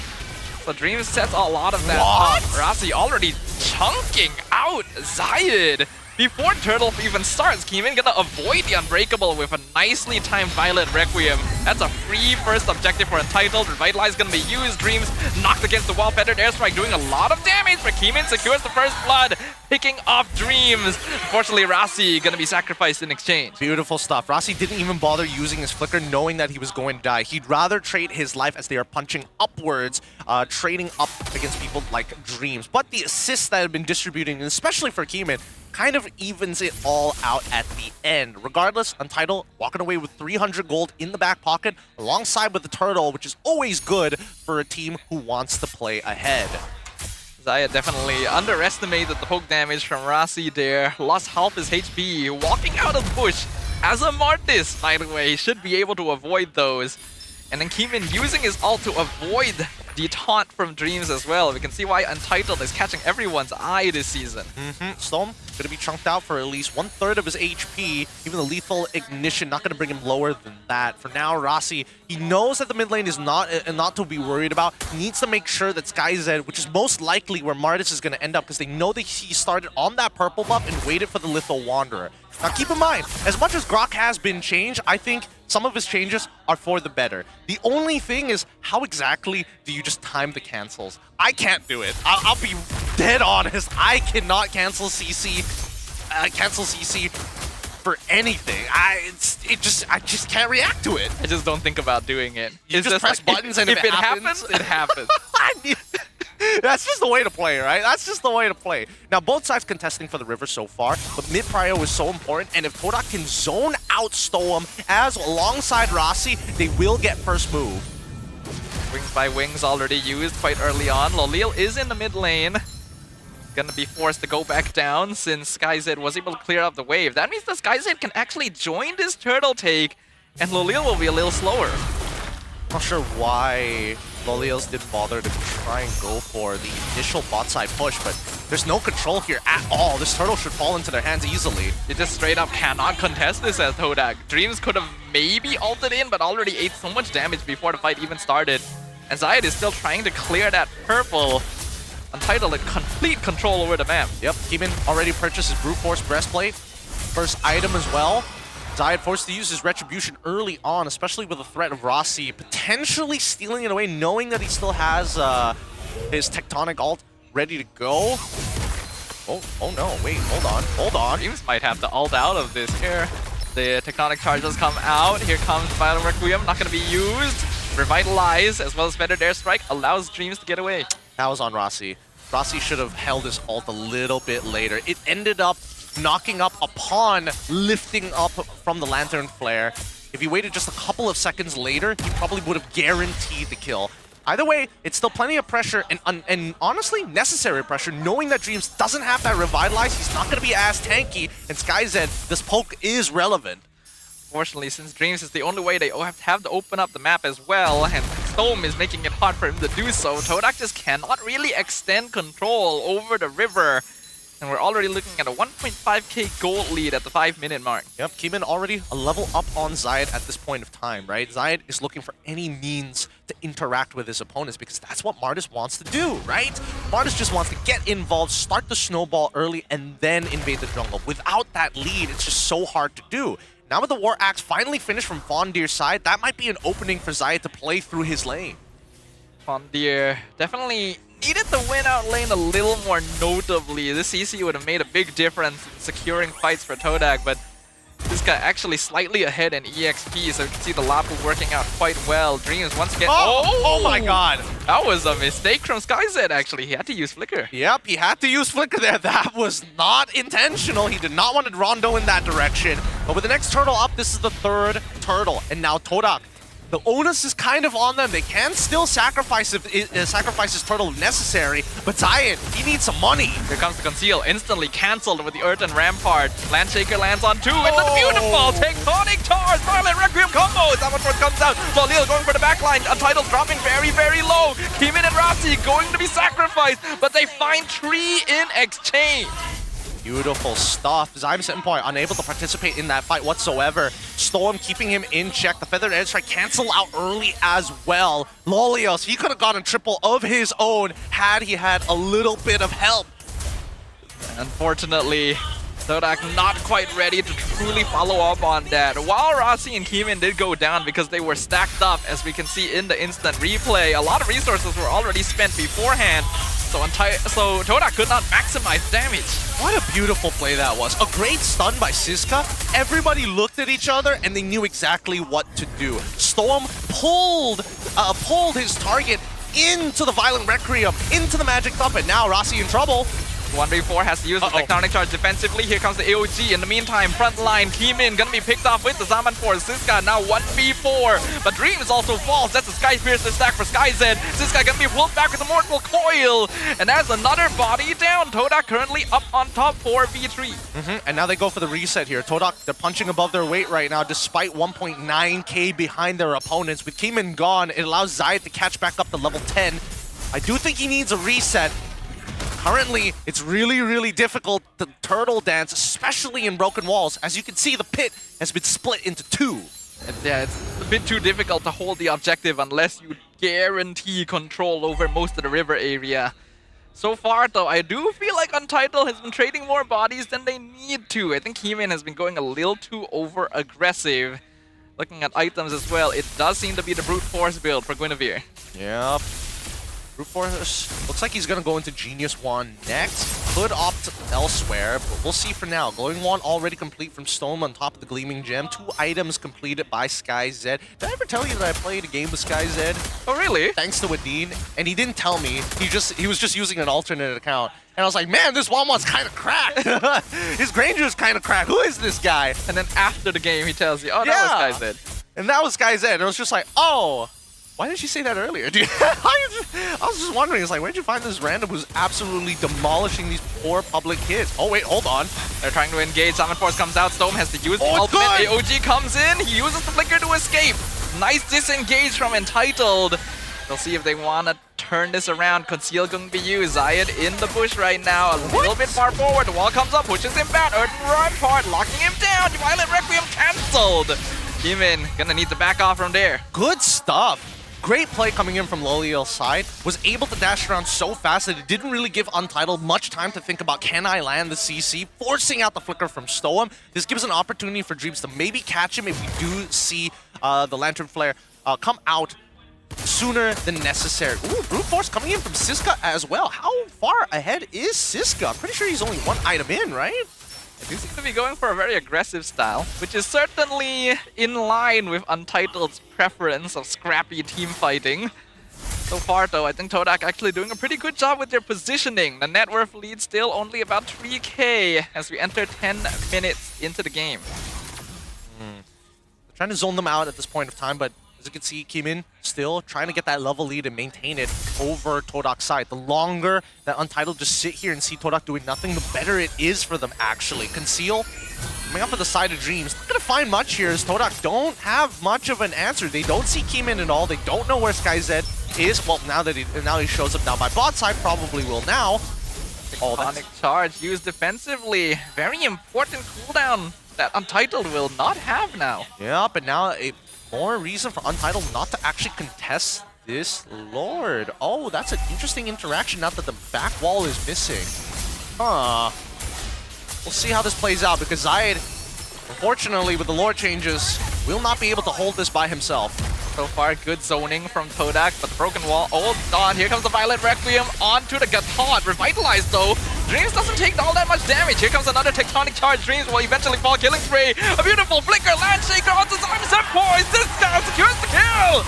Loleo going way too far. The Simon Force gets knocked out once again. It's a double kill for SkyZ, and they're not letting Fondir go either. Like a deer in the headlights, he gets shot right between the eyes. It's a triple kill for SkyZ. What was that? What was that? Oh, man. So far, Untitled has just got Todak beat when it comes down to raw macro. The wasted time, they allowed Rossi to get his ult back up. They got Keeman the level lead that he needed to give him the guarantee. And let's look at the instant replay one more time. Because Keeman, initially, what in the world is Dreams doing there, right? He still has his ult available, but knows that Rossi is eventually going to get his Tectonic Charge. I think he assumed that the Tectonic Charge was still on cooldown. I think that's exactly what they were expecting. The Tectonic Charge actually has a lower cooldown than a lot of people might expect, and I'm not sure Todak were prepared for that. It actually wasn't too bad a start, because Violent Requiem wasted on Dreams is actually good, but Todak overcommitted once they saw it happen. Yeah, they had no means to disengage almost straight away after, right? And then Loliel's needed more space to play, especially once the Simon Force is out. He needs options. Mid inhibitor falls so fast, and we can see the damage from Untitled building up. This is a 9k net worth lead. a far cry from what it was before, and the Lord is on the crystal. Todak, they're taking a long time to deal with this. Even the Feathered Airstrike has to be used just to zone Untitled out, and SkyZ is already whittling down the bottom inhibitor. It's nearly dead, actually. Tectonic Charge comes out, forces the Purify from Lalil. Summon Force used defensively as well. AOG also going to be used to back off.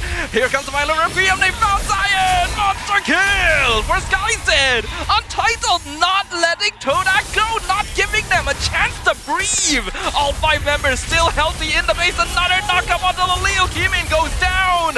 They will finally lose 1 member, but the crystal is still open. The minions are streaking in. Ziska on top of the crystal loses his life, but it's 1 hit. SkyZ! He just needs to hit it 1 time, but he's looking for the kills. It's a double. Untitled are flexing on Todak. They are. Untitled so far.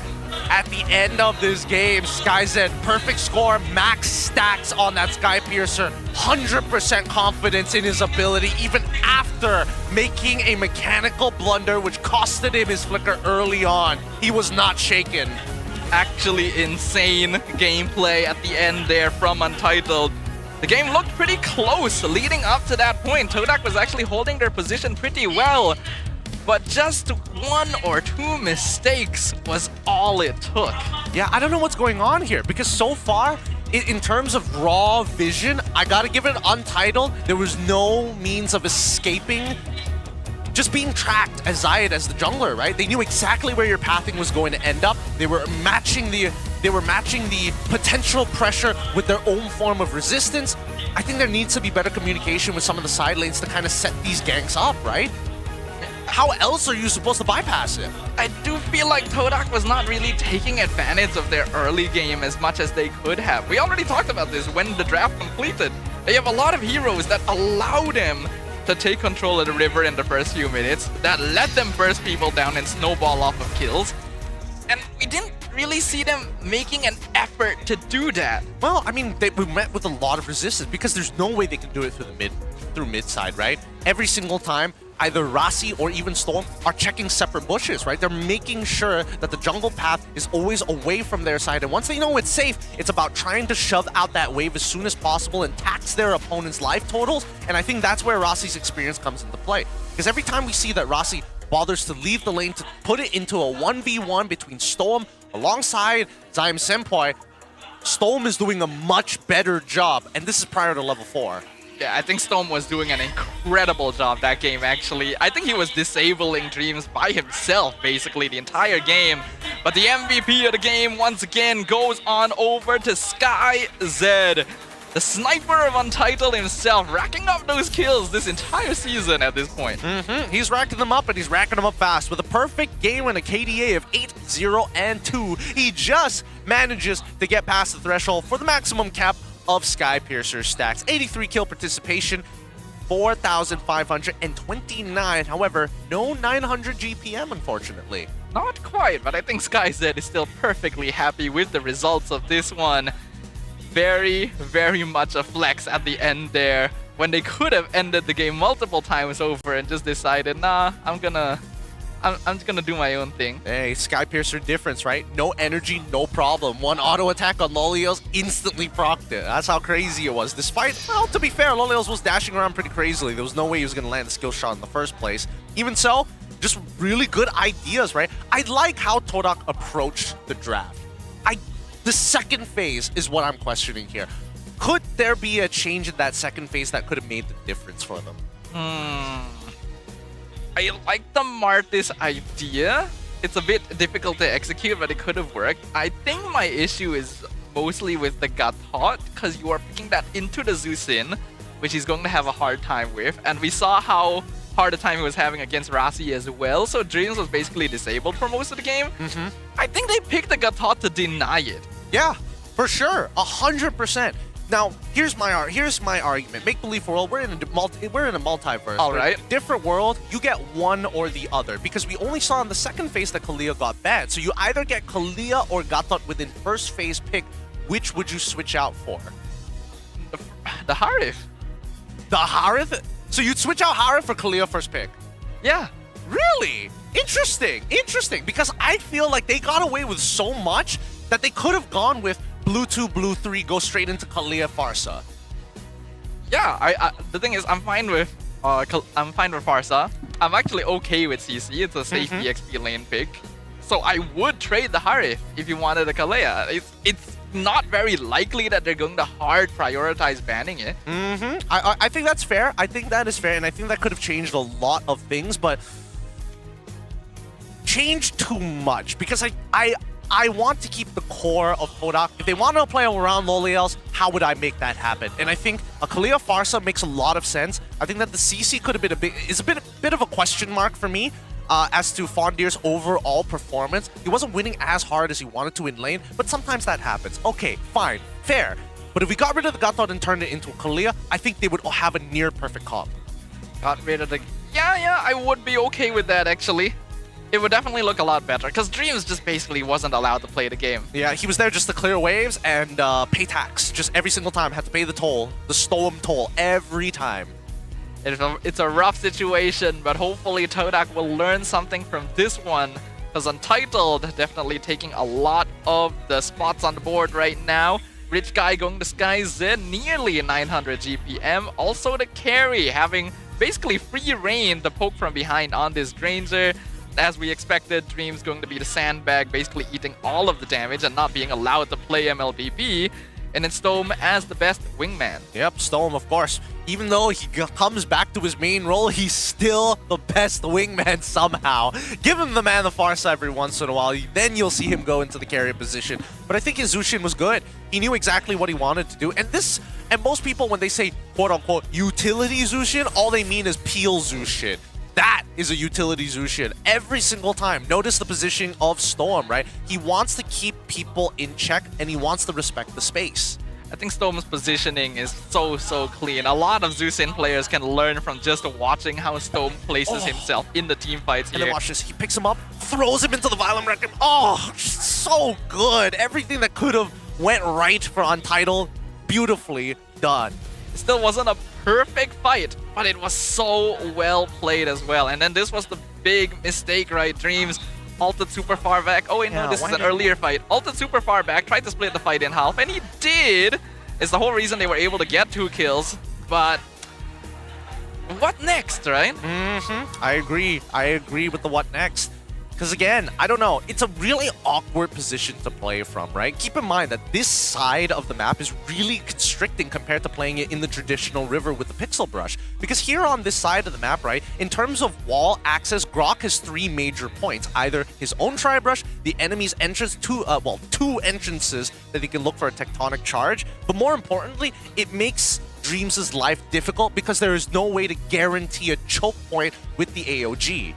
Yeah, it's actually very interesting to see because we were earlier talking about like, okay, what is the biggest impact? Like which maps are going to affect gameplay the most? And we kind of discounted Broken Wall at first, but now that you recall that the Lord and Turtle Pits are literally open on 2 sides, it changes the entire game. Because we were seeing the Lord dance happening behind it rather than in front of it. Yes, the tug of war is really interesting. And I think that this can be taken advantage of, right? Because now it's a game of ring around the rosy. As soon as I start pulling it to my side, you want to start pushing in and try to go for a flank, we just have to respond the opposite way and just keep the circle going.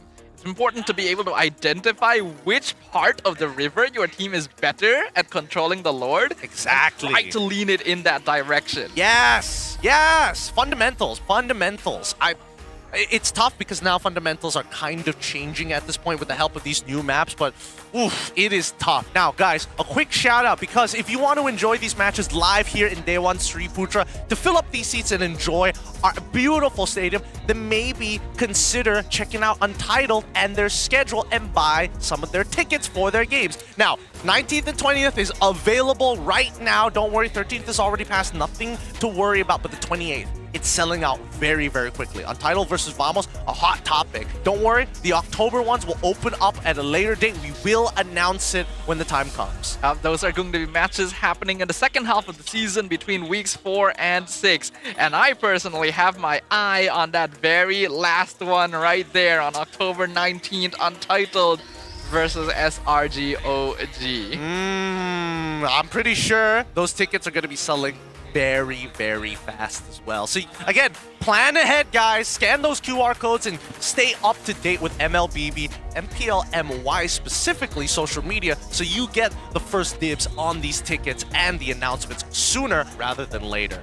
Either ways, as much as we've talked about the changes to the maps, I think that right now, drafts are looking kind of good. Coach Theo is doing an amazing job, especially up against Todak. Now, here are the Todak lineup. You can buy their tickets right here. Check it out. Oh, wow. The 20th is already sold out. I thought it was still available. I was wrong. Well, it is their match against SRG OG. So once again, any SRG fans, any Todak fans out there, unfortunately, you are not going to be able to make that match if you haven't already grabbed it. But there are several other matches whose tickets are still available and whose tickets will be coming soon in the future. So make sure you guys grab that while you still have the chance.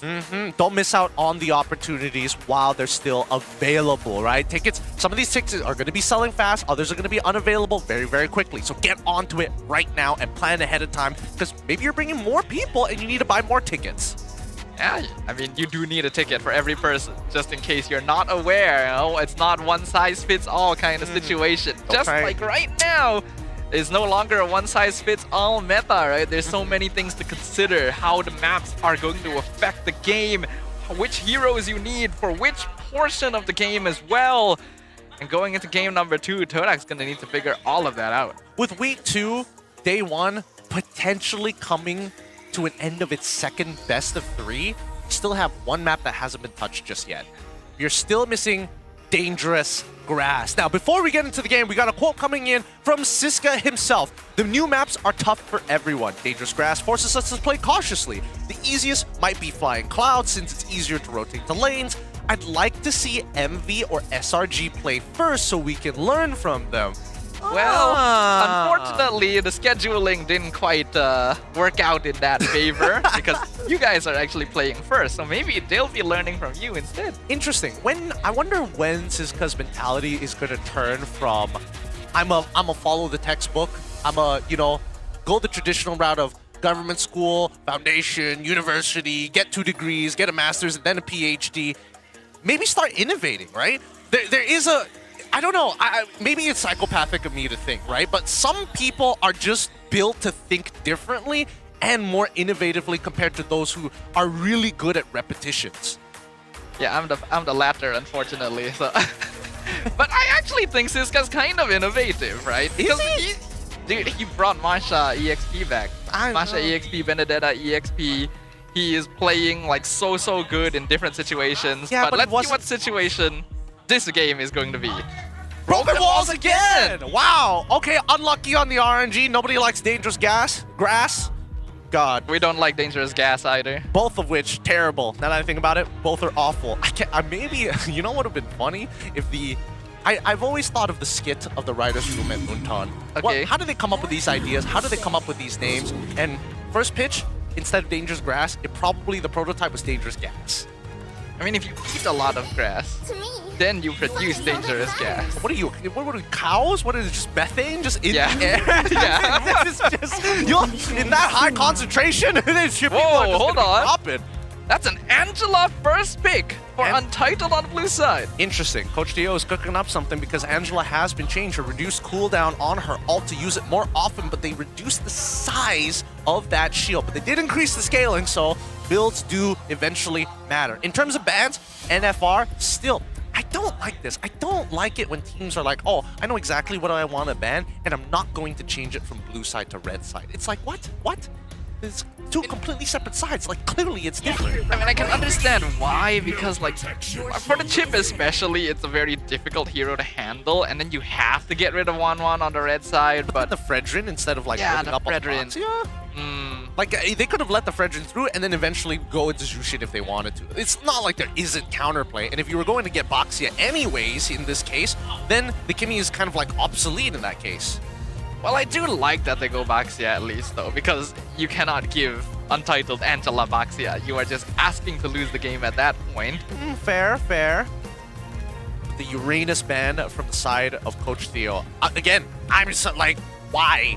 Why is it necessary? What are we worried about here from Uranus? Uranus is a strong EXP cheese pick. Like, he doesn't contribute too much in team fights, but if he wins lane hard, we've already seen what a snowball Uranus can do. I think we've had enough like seasons of MPL SG, like 1 to 5 to remember. Yeah, I don't really like it that much either. It was a bad time to be playing do go- EXP. They do go CC Joy, which are both heroes that pair well with Heartguard, but then the Franco comes out for Toda, which is one way of answering an Angela pick. I think it's a very good answer, in a matter of fact, because anybody who gets Heart Guarded is going to get Bloody Hunted. And then you get a free 2-for-1, right? It's all fun and games until you get suppressed. And then that's when the racial slurs start coming out. That's when people get real feisty. There is also the Traction Hook combo, previously pioneered by Homeboys last season. That's true. Well, I mean, hopefully it went better than today's first VO3. It's got to be cleaner. It really has to be cleaner.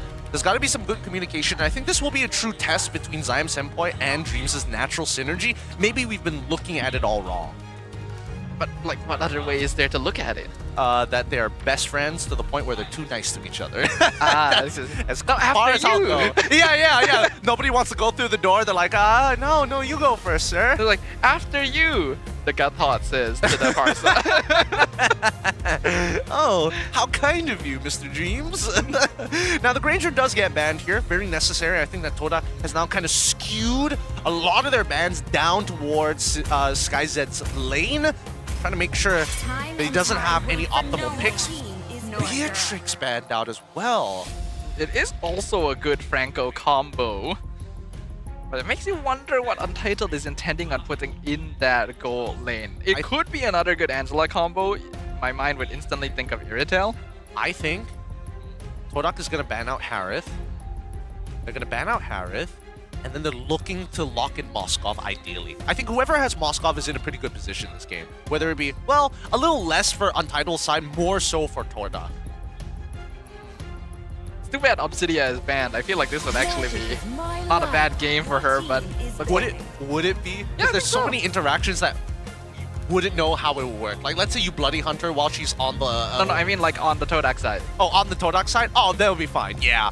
Oh, wait. Now that I think about it, can she still... Would the circle be smaller if you're curtain called to somebody as you spin around? Or would you not be able to spin? Would you drag the other guy around with you? Huh. I don't even know how that works. Wait, that's a really good question. There's too many interactions we have that we're not sure. Like, do you end up like orbiting them like the moon? Yeah, or is the circle like smaller based on the positioning of the other guy you're curtain called to? Or do you just drag the other guy along with you? I don't think that should be the case because mobility spells, they kind of yoink you back. Yeah, I think what happens is that if Obsidia is curtain called to someone while she's ulting someone else, she can't dash away because she's still locked in. That would make sense to me. That would make a lot more sense. But then what if she's like spinning around and she gets Bloody Hunted? Would the auto attack still go? Would she still be spinning? I think she would probably stop. Because it's not really a spin in the spin sense. It's like, it's a dash that ends up orbiting. Is it a dash that ends up orbiting? I think so. Because I don't know if they use the same code as Steel Cables. They've updated it, and I think it's more of the same code as Circling Eagle. You're right. You're right, actually. Okay, fair enough. I'll give you that one. Let's jump back into the draft because Harith, as mentioned before, was banned out. They went into the carry. Why? And then we come out with the Glue and the Iritel. Yup, all good Angela combos. This is how you would usually want to draft when you have an Angela on your side. Dude, I don't get it. Why don't you want to play Moskov here? What's wrong with Moskov? What you saw the first 3 non-tanks and you're like, yes, carry is the answer. I don't think it's terrible, actually. I actually don't, because like Angela kind of turns people into tanks. So you benefit from it a bit more, and you don't have to aim against Joy. Sure, but your dash is shorter compared to Moskov, so getting away from a hard guard is already going to be pretty difficult. Moskov has natural peel in case somebody does eventually have use of the hard guard, and they go for Ruby instead of just going straight for Esme here. Okay, Sure, I guess the Ruby makes a lot more sense because you want the added bit of utility rather than just peeling off the shields, but both of which would have been totally fine. I thought it was an Esme for sure for Fondir, but okay, I'm down for Ruby. I'm down for Ruby. Esme would be good into Joy and Angela, but maybe a little less good against CC, and they want to at least make sure they don't completely lose out the lane, and then Ruby will provide you extra CC and heals quite a lot from Glue as well, so yeah, I can see it. Hey, it's just picking two options and really just walking down that road, right? Again, plus and minuses all across the board, but generally speaking, I think Todak actually has a decent side of the draft besides that carry. I think if we're going like per lane, overall, I think Untitled have a couple of advantages, but the team fight is really where it's going to break down and where hell is going to break loose between both of our squads here as we go in to the Land of Dawn. Todak, fortunately, facing off against Untitled at match point. The walls are broken once again, which means it is open season for both of these teams. Only one will be able to come out on top. Will Untitled secure their second ever clean sweep in MPL history. Oh wait, no, that's his orange. Stealing. Yeah, he's stealing Zayed stealing. I was wondering why Zayed wasn't immediately hitting the buff. It's like, where is he? And he showed up on the enemy's orange buff side. A successful steal, knowing that level 1 is in their favor. Guess what? It's Angela mid lane with Glue as support. That is so well played. Good job, Zayed. Actually, an excellent call. That is going to give them advantage over the early game for a while. They still lose the Litho, though. Yeah, they still lose the Litho. That's kind of whatever. Litho EXP compared to a full buff EXP, big difference. But generally, this is good foresight coming in from Todak. Zion Senpai and as well as Dreams understood that Rasi literally cannot do anything to affect this lane, and Storm just has to give the discount on the mid lane tax. Now we look at the emblems here. Bloody on. Oh no, Dreams is in trouble. He's walked a little too far forward, surrounded by 4 people. First blood to Keemin. That makes up a little for the stolen buff. Why didn't he flicker? I don't understand. Did he recognize that he couldn't get out of it fast enough? He could have flickered upwards and then walked up to the top side towards Fondir. I don't know. Dreams has been getting caught up in some pretty awkward spots. Rapid boots, purchase by him, gets back into the fight. Oh, Zayed's still going to be a full level ahead right now. Iron. What was that? Did that pull a goo? Did that pull a goo? All right, it's time. Prod, pull up the instant replay. this is real good time. Where did that hook go? When it disappeared into existence. Did that pull a tiny goo? Is that how it works? I don't think it's supposed to work that way, I'll be honest with you. Well, for now, they're controlling the turtle. Todak going to be able to take it for free since Zayed definitely has a level lead. Heartguard comes out, gonna get pulled in with the Eye of Bandit. Curtain call! Locked Fondir and Zayed together! They find the kill on Ruby. These responses coming in from Todak are kind of slow. I would have expected Zyme to instantly, quickly throw out that traction beam or something. At least throw his the Sardarlium at him, just to slow him down. Surprised that it ended up this way. Fondir ended up dying for pretty much nothing at this point. And Siska, he's not really winning the lane, but he's doing, like, I don't want to say he's breaking even. If there was a henge, he's looking literally right at the top of it. But SkyZ now right on top of Loliel is really good play. Guard comes out on Rafsy. It looks like they were planning to maybe dive tower, but they weren't able to find the catch they wanted. Now Zayed comes in, rolls, connects with the glue. Iron Hook misses when he was slowed by a Baxia, by the way. It's that Rasi movement. You don't know. You just don't know. Rasi's living in Dreams' head right now. I never would have expected him to walk forward. Nobody does. I think that's the worst. When you play in like high mythic and the guy just walks in a straight line or just stands still, that's when it pisses me off. It's like, darn, you're really in my head, sir. You're really in my... You figured it out. Meanwhile, Rasi just not thinking. You never know, right? Thoughts empty. Only good vibes. You can only fall upwards. 2-0 so far. Almost getting to that 1,000, but Todak quickly back on with Zyme Senpai, helping Zayed to catch back up in terms of farm. Actually finding a level lead of his own against Keemin at this point of time. Now, Keemin, he's been getting some good engages here with the help of Rasi, as well as Storm, which gives them a lot of confidence, right? But so far, Loliel still a level ahead. He has been winning out on these river crabs against SkyZ. So far, we can see Lolil does have the slight EXP lead, though that is probably because Skyzed was pulled over to participate in fights. Zaya now colliding with Rasi once again. Todak wants control over the turtle pit. We're gonna dance around it for a little bit, but we've seen this time and time again. Especially on the Broken Walls map, it gets hard. Kimin already getting his Genius Wand. Siska with a War Axe so early on. This is what you want to see, because now, wait, hold on. They've got Storm on the top side of the map to initially get the push and also get a little bit of extra gold. So this is why they didn't want to put the Angela on Rasi instead give it to Storm. Rasi does get hooked in, going to get bursted down. Sky Pierces that going over. Heart Guard comes out on Keeman. He's chasing Fondir, not able to find his This guy with Vengeance, not going to survive for long. Lolil pelting him down. They will find Zion Senpoi in exchange. Todak dropping really low. Storm with the flicker forward on the Angela. Gets the last hit and sets it up for Skyzed. Untitled. Playing clean. Beautiful stuff coming out from Untitled. A great flicker coming in from Storm. Cross-map play, still participates, still secures the kill. Storm doing it all. Those love waves actually hurt a lot more nowadays than you would expect, and we get to see an instant replay of that. Todak thought they were the ones in control. Oh my God. Flickers forward, the Angela. Right in your face! Dude, that's actually so funny because Loliel's, if he didn't auto-attack the River Crab, he probably would have lived. The literal 0.2 seconds of him hitting a crab caused him to die. So I'm literally looking at him and saying, your greed disgusts me.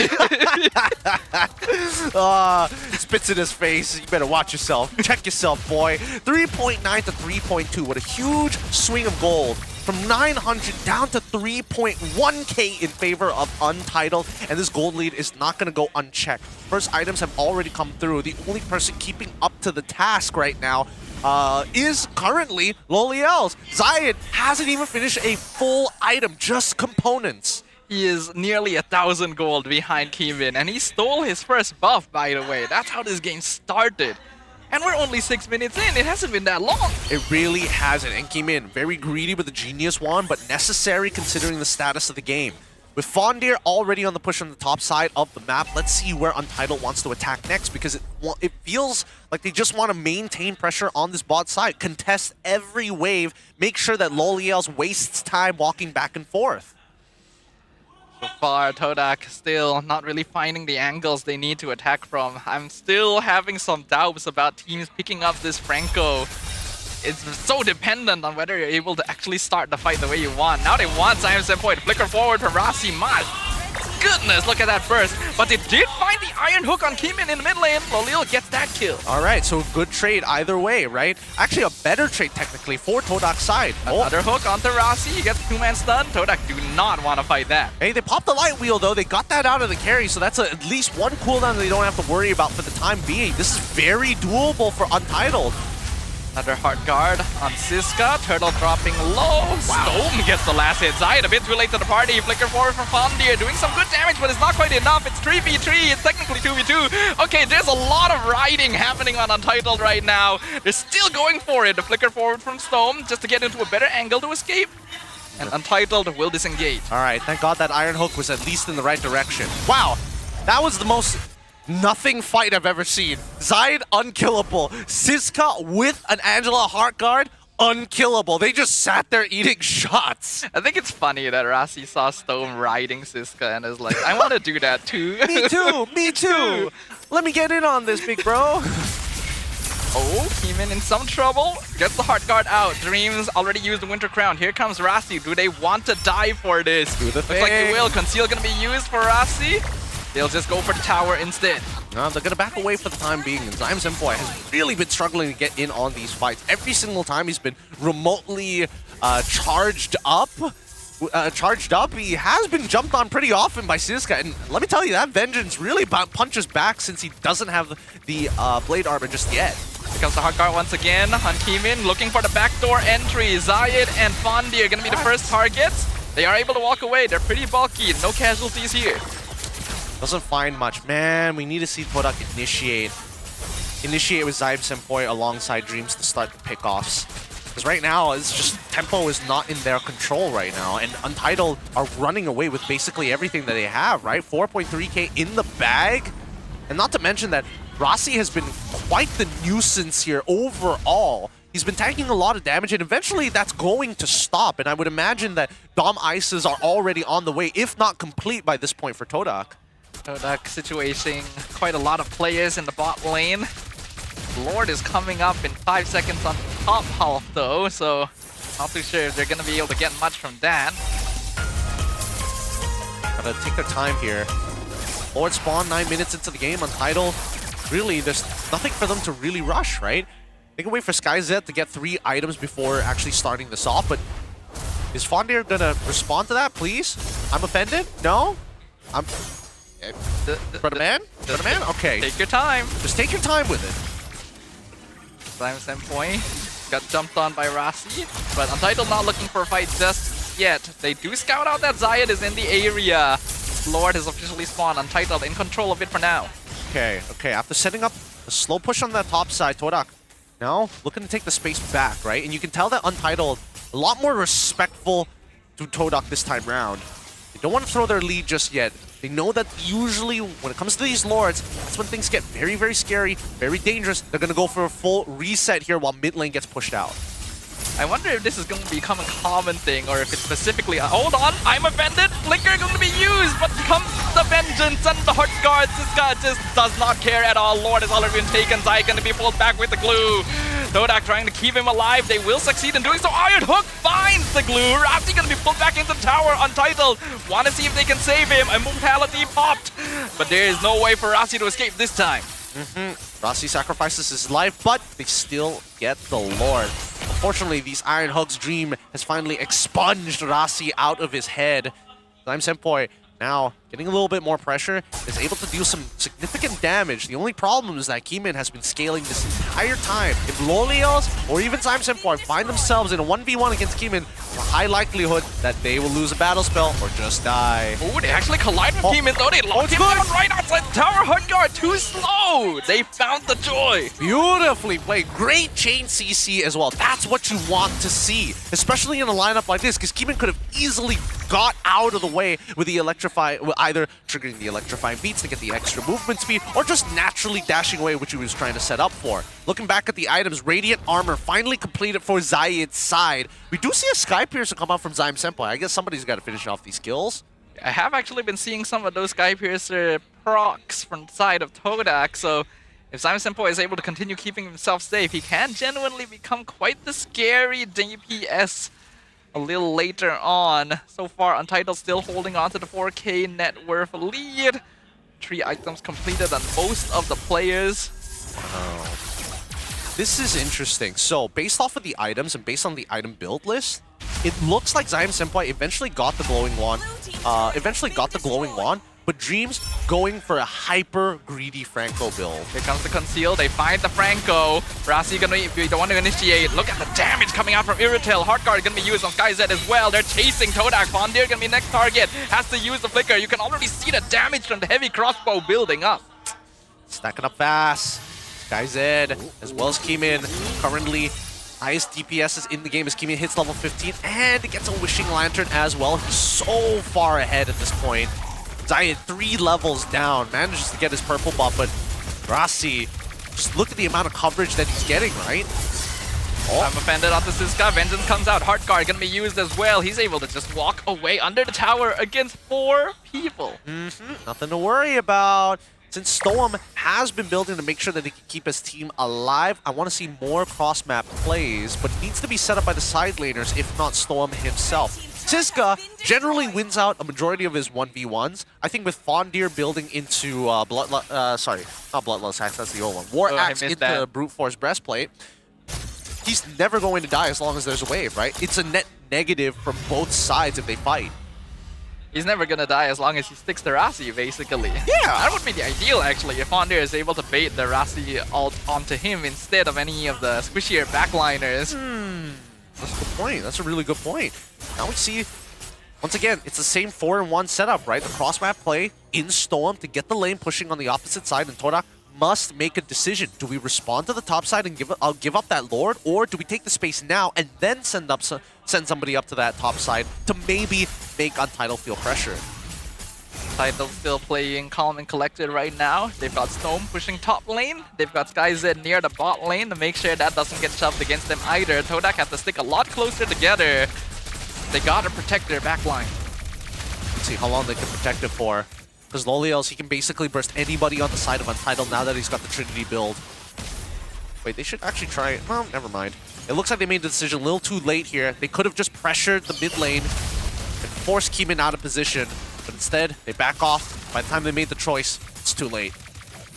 Doing a great job controlling the Lord the entire time. And Storm actually pushing out. Someone is gonna have to eventually respond to that top side. So that means Todak needs to make a decision here. A nice little slow push for the side of Untitled. Wanting to make sure that it feels good for them, but it's just a lack of information. Because even the mid lane gets shoved out. Oh, Rossi with the effect. Aggressive flicker forward with the bloody hunt. Finds Keeman in the mid lane. Gets bursted. Hardguard doesn't come out in time. Rossi gonna be bursted as well by Loleo Siska, trying to chase down the carry. Pops the vengeance, but gets pulled in with the I am offended. And Rossi will be finished on the Iron Hawk. Dreams finds the target. That's a killing spree going over to Loleo. Storm now has to get back to protect Siska. Now that's the Dreams I remembered from MPL Indonesia. He's landing some sick hooks through his teammates and turning that fight around because SkyZ could not see the Iron Hook in the middle of that chaos. And now that means that Todak has an opportunity to turn this into a 1-1 in score line. They get the Lord. Finally, this is going to bring them back from the brink. Finally breaking through the momentum that's been holding them back. Untitled definitely underestimated the aggression here. Todak has so far been playing pretty passively, so I don't think they expected them to instantly jump onto the mid lane like that. And they found out a huge punish. They now currently leading the kill score 7-8 at this point. They were just waiting for the Lord. Looking at the items, even situational items are already coming into play. We need to see a Winds of Nature eventually come out, but for the time being, for Loliels, he opts to go for the Rose Gold, knowing that he's most likely to face Keeman than he will SkyZ. It's a good call. Definitely a good call there. We know that Loliel is the main carry, the one that is gonna be doing all the burst damage for Todak, and was able to get the space to do so. That's why members of Untitled melted so quickly, even though they'd been so difficult to remove before. Lord now pushing in mid. Siska, he's got a flank angle ready to go. They're gonna wait for this Lord to come in before Siska is gonna jump. Lord drops down to 40%. Mid inhibitor will fall. Todak finally breaks through into the base. They're gonna look to translate this into another tower, and they will find it actually. Untitled in a bit of trouble now. They've lost 2 lanes of inhibitors. Oh, the Iron Hook! Oh, that feels bad. Hardguard comes out, Vengeance as well. Siska still alive for now, but Fondir doing such a great job of controlling the back line. SkyZ trying to do the damage, but he's 1 hit away from death. He's gonna need to back this off. Loleo finds Keeman.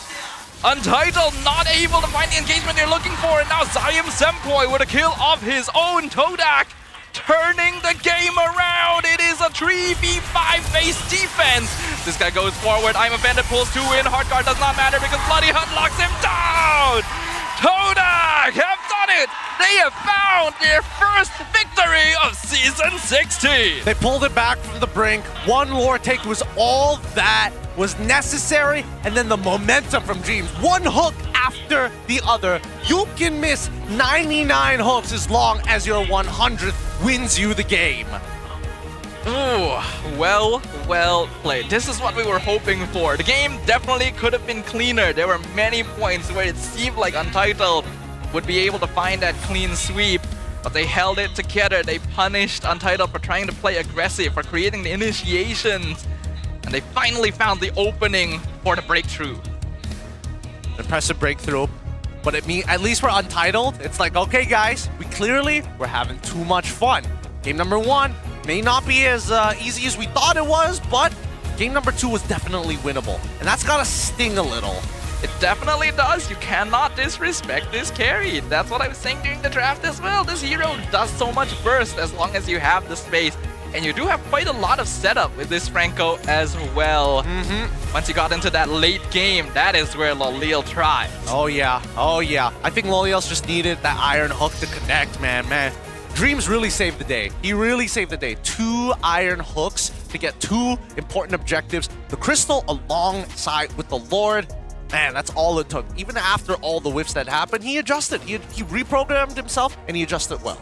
I really wish that it was a little more consistent throughout the game, though, because it definitely felt like Todak weren't really playing the game in the first half. Yeah, basically weren't, but I get the sentiment, and I think that's kind of why the experimentation is interesting to see Angela coming back into the mid lane the way that it was. There are some good macro aspects, but as soon as you lose that fight, these punishes are really, really big, and not to mention big in the sense of your entire squad is wiped out. Yeah, I do feel like the lack of burst damage hurt them a little bit. And while having an Angela comp with lots of heroes that combo well with the hero is great, it also means that a lot of them are dependent on the hero, and you can only choose one target at once. But because of that, we get to see Lolil return to the MVP screen for game number 2. Yep, Lolil's coming up big time in this game itself. The main source of damage with the help, a bit of setup from Dreams, able to push them over the edge. And that's the beauty of this carry. 4-1 and 5, an almost near perfect game. Just a little bit of hiccups in the earlier stages, but that is to be expected on this hero. You just need those items, you just need that time, and you melt people so quickly. It's not even necessarily against tanks. Once you get your itemization, it's very difficult for anyone to 1v1 you unless they really have enough burst damage, and I don't think anyone outside of SkyZ had that. He's got that X factor. He's got that clutch gene, something that you need especially to get you over the edge. If we cannot take examples, if we're taking an example, someone like Kelra, you need to be able, a marksman needs to be able to not only step forward to bait out an engagement sometimes, because that's the only way to get your opponents to respond. I think because of that as well, it's really smart that he did decide to go for that Rose Gold Meteor so that he can maybe bait resources out and take 1v1s more effectively. Since until now, Untitled have basically been trying to split fights apart, Lolil knows that there are going to be situations where he does have to act independently. Not to mention that we've seen a lot of like decent combos coming out from Rassi's side. I mean, yes, both Dreams as well as Rassi make mistakes, but I think Rassi in general, the more efficient combos to set off the chain reaction, right? The slam into the flicker on top of Lolios to almost guarantee the pull. That's good. That is the purpose of the Franco. I was having some doubts about the hero mid-game. Still have some doubts about it, but once you get those like pickoffs, then it really does all fall into place. But it was still a very, very close matchup. You can see that the endgame gold was only about 3,000 difference between both sides. It really could have gone either way if not for the great calls from Todak at the very end to just jump in and pick people off. It could, well, I think some of them were a little more telegraphed than others. I think the only one that I was pretty shocked was Keeman's performance, right? He was doing so well, and it almost felt like an unlosable position. But unfortunately, I don't think he was able to get his last leg. Oh, no, he already did, yeah. There is no excuse, because again, it's just the Bloody Hunt. The Bloody Hunt is his biggest problem. The thing is, nowadays, I feel like Joy dies so fast. She does, but she blows people up just as fast. She does, but like, I don't think it's quite enough. There have been a lot of nerfs to Joy over the years because she was pretty busted in the past, but it's very 50-50 now, and that's a bit difficult when you have a hero that actually is somewhat item dependent. Yeah, that is true, and she does need to scale a little bit, but I think in general, she still has all the tools necessary to get her to that point. A fast clear speed, really high mobility to travel across the map, to make sure that you have that high clear speed. Just in general, just good at what she does. In terms of Hall of Famers, Rich Guy going, and the carry also going to Loliels, Rassi as our sandbag, best wingman goes over to Dreams. It's just revolving around the bot side of the map. Yeah, understandable though, because that is going to be a very important lane to ensure that you're able to take control of, and then we ended up having a lot of objective fights around there as well. Which I actually found interesting is that Untitled oftentimes preferred dancing the Lord behind the pit rather than in front of it, even when they had the option. Yeah, I think they understood what kind of shape they wanted in their fights, right? Because they still had glue at the end of the day, so the tighter it is, the more value it is once people start walking up into those tight corners. But just look at this, right? The gold lead heavily in favor, 5.5 at their peak, dropping all the way down in favor of Todak's lead to nearly 3K. In general, it really comes down, you have to be careful during these Lord fights because full squad wipeouts could literally mean the end of your run. If you don't have a much bigger goal difference, you still have to be very wary even when you do have that net worth advantage because it can swing so quickly. This is from like only 1 or 2 fights coming out of Todak. That last few iron hooks that Dreams were able to finally find made all the difference because Untitled were positioning themselves basically very aggressively. Yeah, and I think if they didn't get hit by the hooks as many times, this game probably would have been over by the 14th, maybe 15th minute of the game, right? Because again, Kimin got hit by it, SkyZ got hit by the iron hook twice in a row. Oh, well, I wouldn't say twice in a row, but it was one onto him, and then the other on Kimin, and then finally back to SkyZ again. Either way, these hooks were impactful, but I don't know if Coach Theo is going to be like, yeah, let's ban it out this time. I don't feel like it's a worthwhile ban just yet. I think you probably just go back to not playing Angela. Right? Just keep it standard. Because while Stone played a great Angela, you do end up being kind of reliant on that hard guard to actually win out your fights. There's only so much they can really do about it. I will, you know what? Run it back. Run it back one more time on opposite side. Get the same draft. Let's see if they played it out again, would it be the exact same outcome? Because I feel like it wouldn't be the case. In terms of raw consistency from the side of Untitled, I think the one who played it the best has to be Siska. His Vengeance timings are truly impeccable. I think Siska was playing good. I mean, most of Untitled was still performing on point. It's just that they got caught by surprise in the later stages because they felt like they were in sole control of the game. Remember, this is a team that was known for overheating last season. That's the reason why they always went to Game 3. And this is just a slight return to that form. Yeah.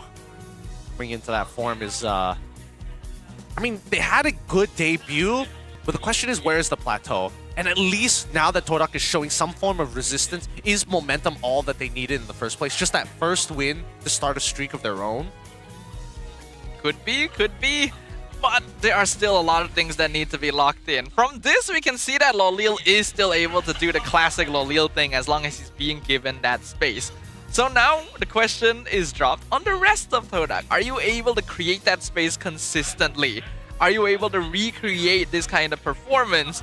And are you able to do it without needing to wait until the 15-minute mark of the game? I think that teams accelerating as much as we've seen, it's definitely going to slow down from what we saw last week, where we saw like, what, 11 minutes, 10, like 12-minute games even. Now we're moving more into the 16 to 20-minute zones because, again, these changes to the map has already affected it so much that players are prone to mistakes, especially if they have muscle memory. This is the second time that we have played on this particular map. Are we going to finally get grass, or are we going to go back into something a little bit more standard? That is a good question. I do hope we get to see Untitled actually try out the Flying Cloud map because they do seem very interested in actually pulling that out, but it is all RNG in the end, right? Hey, speaking of RNG, have you considered trying Magic Chess? The MCGG, another new opportunity is finally here. With MCGG Rising Stars now open for registration, this is our chance to reclaim world domination starting 12th of September, and everyone can join without limits. Never thought I'd be saying that. Which part? Malaysia's new hope for world championship glory. That's the part where I'm like, oh, interesting. Hey, anything can happen. Anybody can apparently register as well. So doesn't matter your rank. Get in there, boys and girls. World domination at hand. I'm sure there's been plenty of people out there who've been trying out more and more of Magic Chess. So if you guys feel like you've gotten good enough to test your skills, then go ahead and check that out. It's a fun auto battler, so get into it and start learning the mechanics of it, especially with their commander mechanics. Those adds a new flavor to the game compared to the other auto battlers out there. Overall, this doesn't change the fact that currently 1-1. Hey, at least in terms of predictions amongst the casters, I heard on average 2-1s coming through from everybody. I was actually predicting 2-0. 2-0. So, well, Hey, that's the thing. Anything can happen here. You're just gambling with dice. Gambling with dice. And this is why you don't gamble, children. It never pays. It never pays. Even if it does feel good for half a second, you're going to be losing your house. Hey, first pick's going over to Todak this time. They're going to go back onto the blue side. Oh, let's see what the response here is going to be, right? Because based on what we saw in the last couple of bans, we did notice a particular pattern in terms of the first 3 bans. It does not change. I want to see whether this is going to be the case for game number 3. I think considering it already worked for him in game number 2, there'd be no reason to change it. I think they will probably just stick to the same old, because those are the heroes that they've identified as being the crucial keys for Untitled.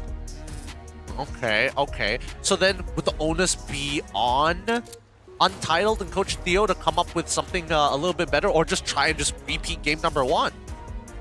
I think, yeah, you go back a little bit to your more game number 1 style, because I like the concept of the Angela, and we saw Stone play a strong one, not to mention the hero was buffed, but for a team like Untitled, who has always thrived as being 5 individual pillars in chaotic team fights, losing one of those pillars actually affects you quite a bit. Okay. That is the case. What would be the adjustment? Because I feel like Torak needs to be the one that adjusts a little bit better, knowing what to expect after playing game number 1. But let's first get into the annual map change. Random map draw. Give it to us. Dangerous Grass has come into play, and that is all 4 maps that have been played within the 2nd week, day number 1 of the MPL MY. I gotta say, Gideon, I didn't expect we would actually get all 4 maps on day 1. Me too. The likelihood was pretty low, I'm not gonna lie. Especially considering how much I've been getting River in my ranked game.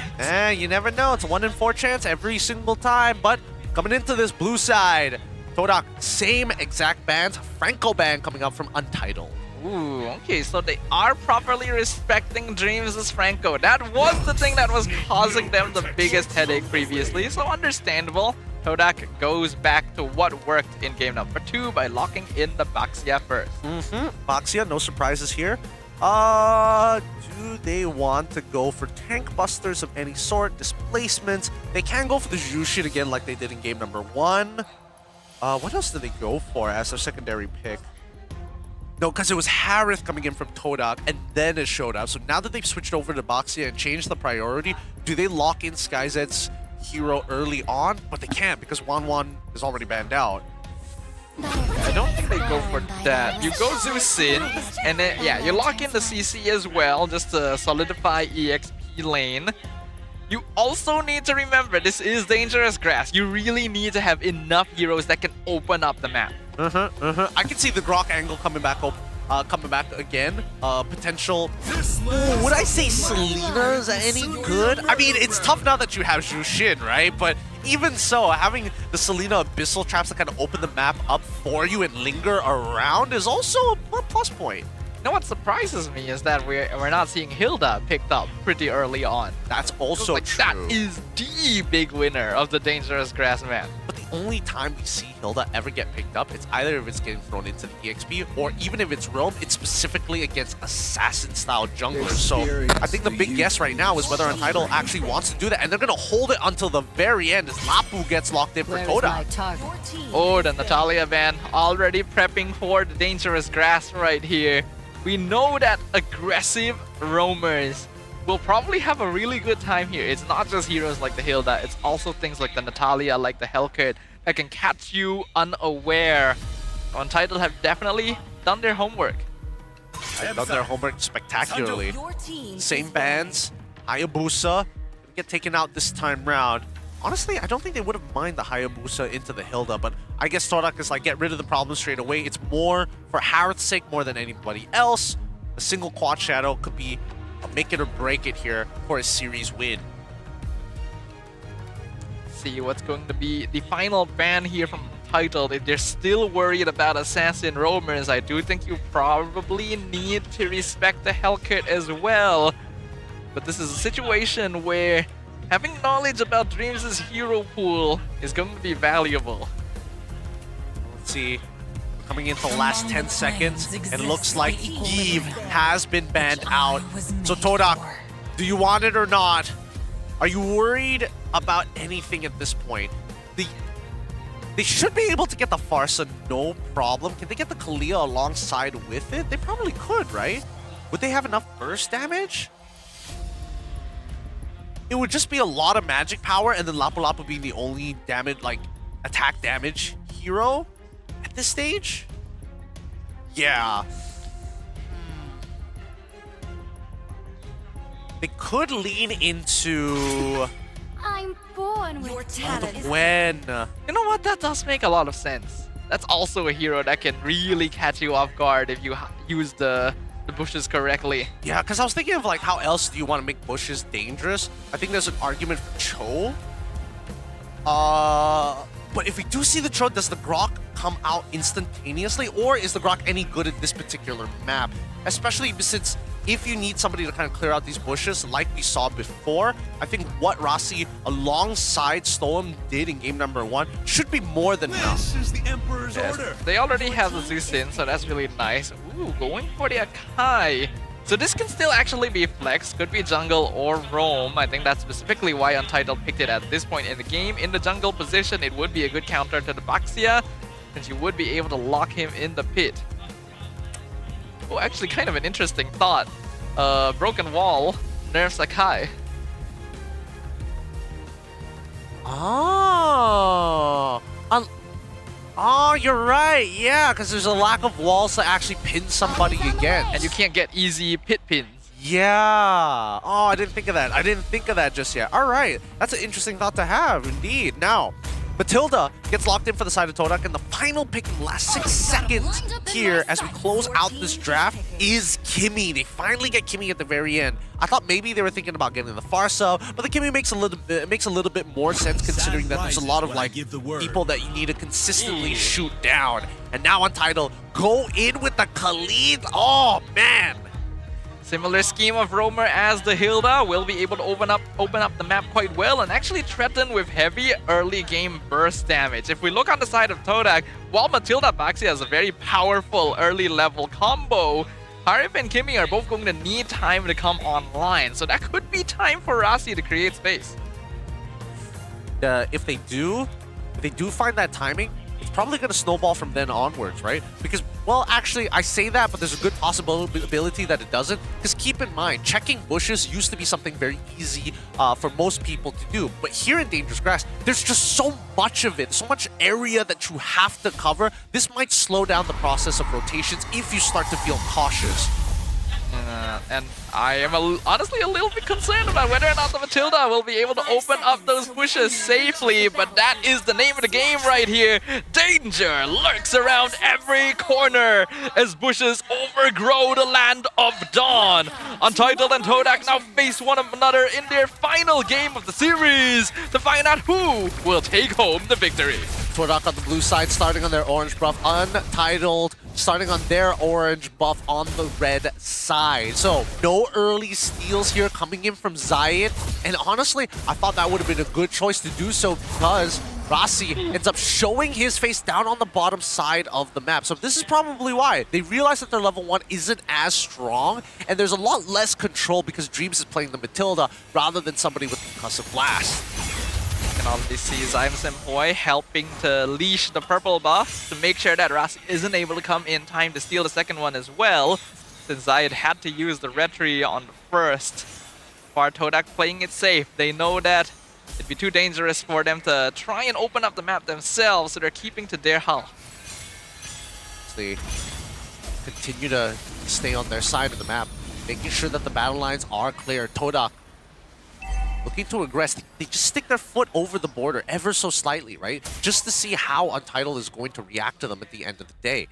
As we move down towards the bottom side of the map, Stoem, if he sees anybody get pushed out, if he has Rasi by his side, he can almost guarantee some form of chunk damage. And here we go. There's that chunk damage I was talking about. That is a big ouch right there. This duo, as you pointed out, going to be able to do a lot of poke damage as long as they are able to find the right setup.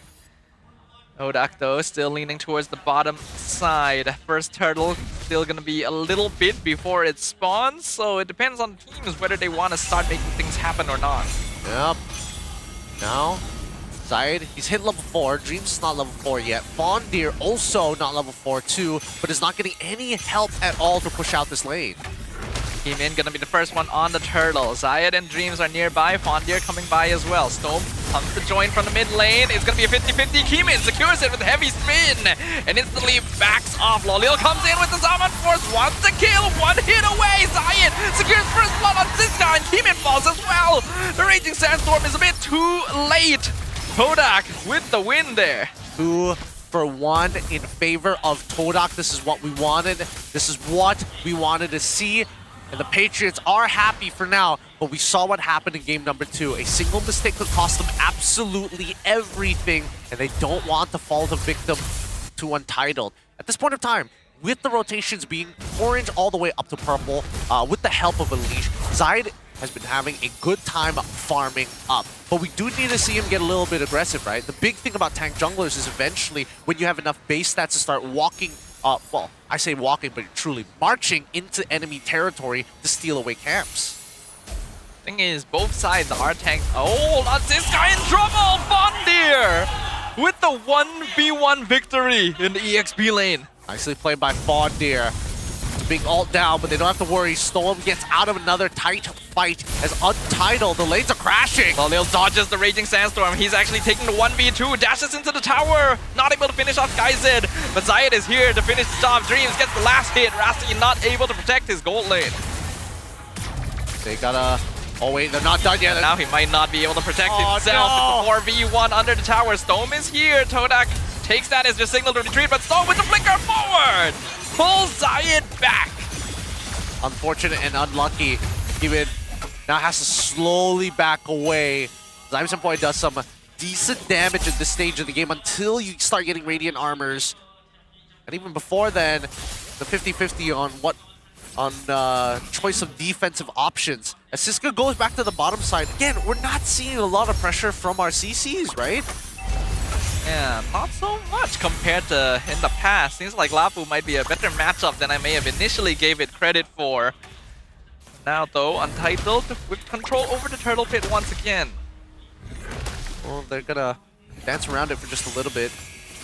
Waves, not exactly in the best position, but that's why they're clearing it out. And here we go, the engagement. Circling Eagle connects with Keymin. Turtle has to be reset, but Todak not gonna allow that to happen. They're taking control of it. Rasi trying to forge forward, but he's not able to create the space. Has to use the Raging Sandstorm and Flicker just to get away.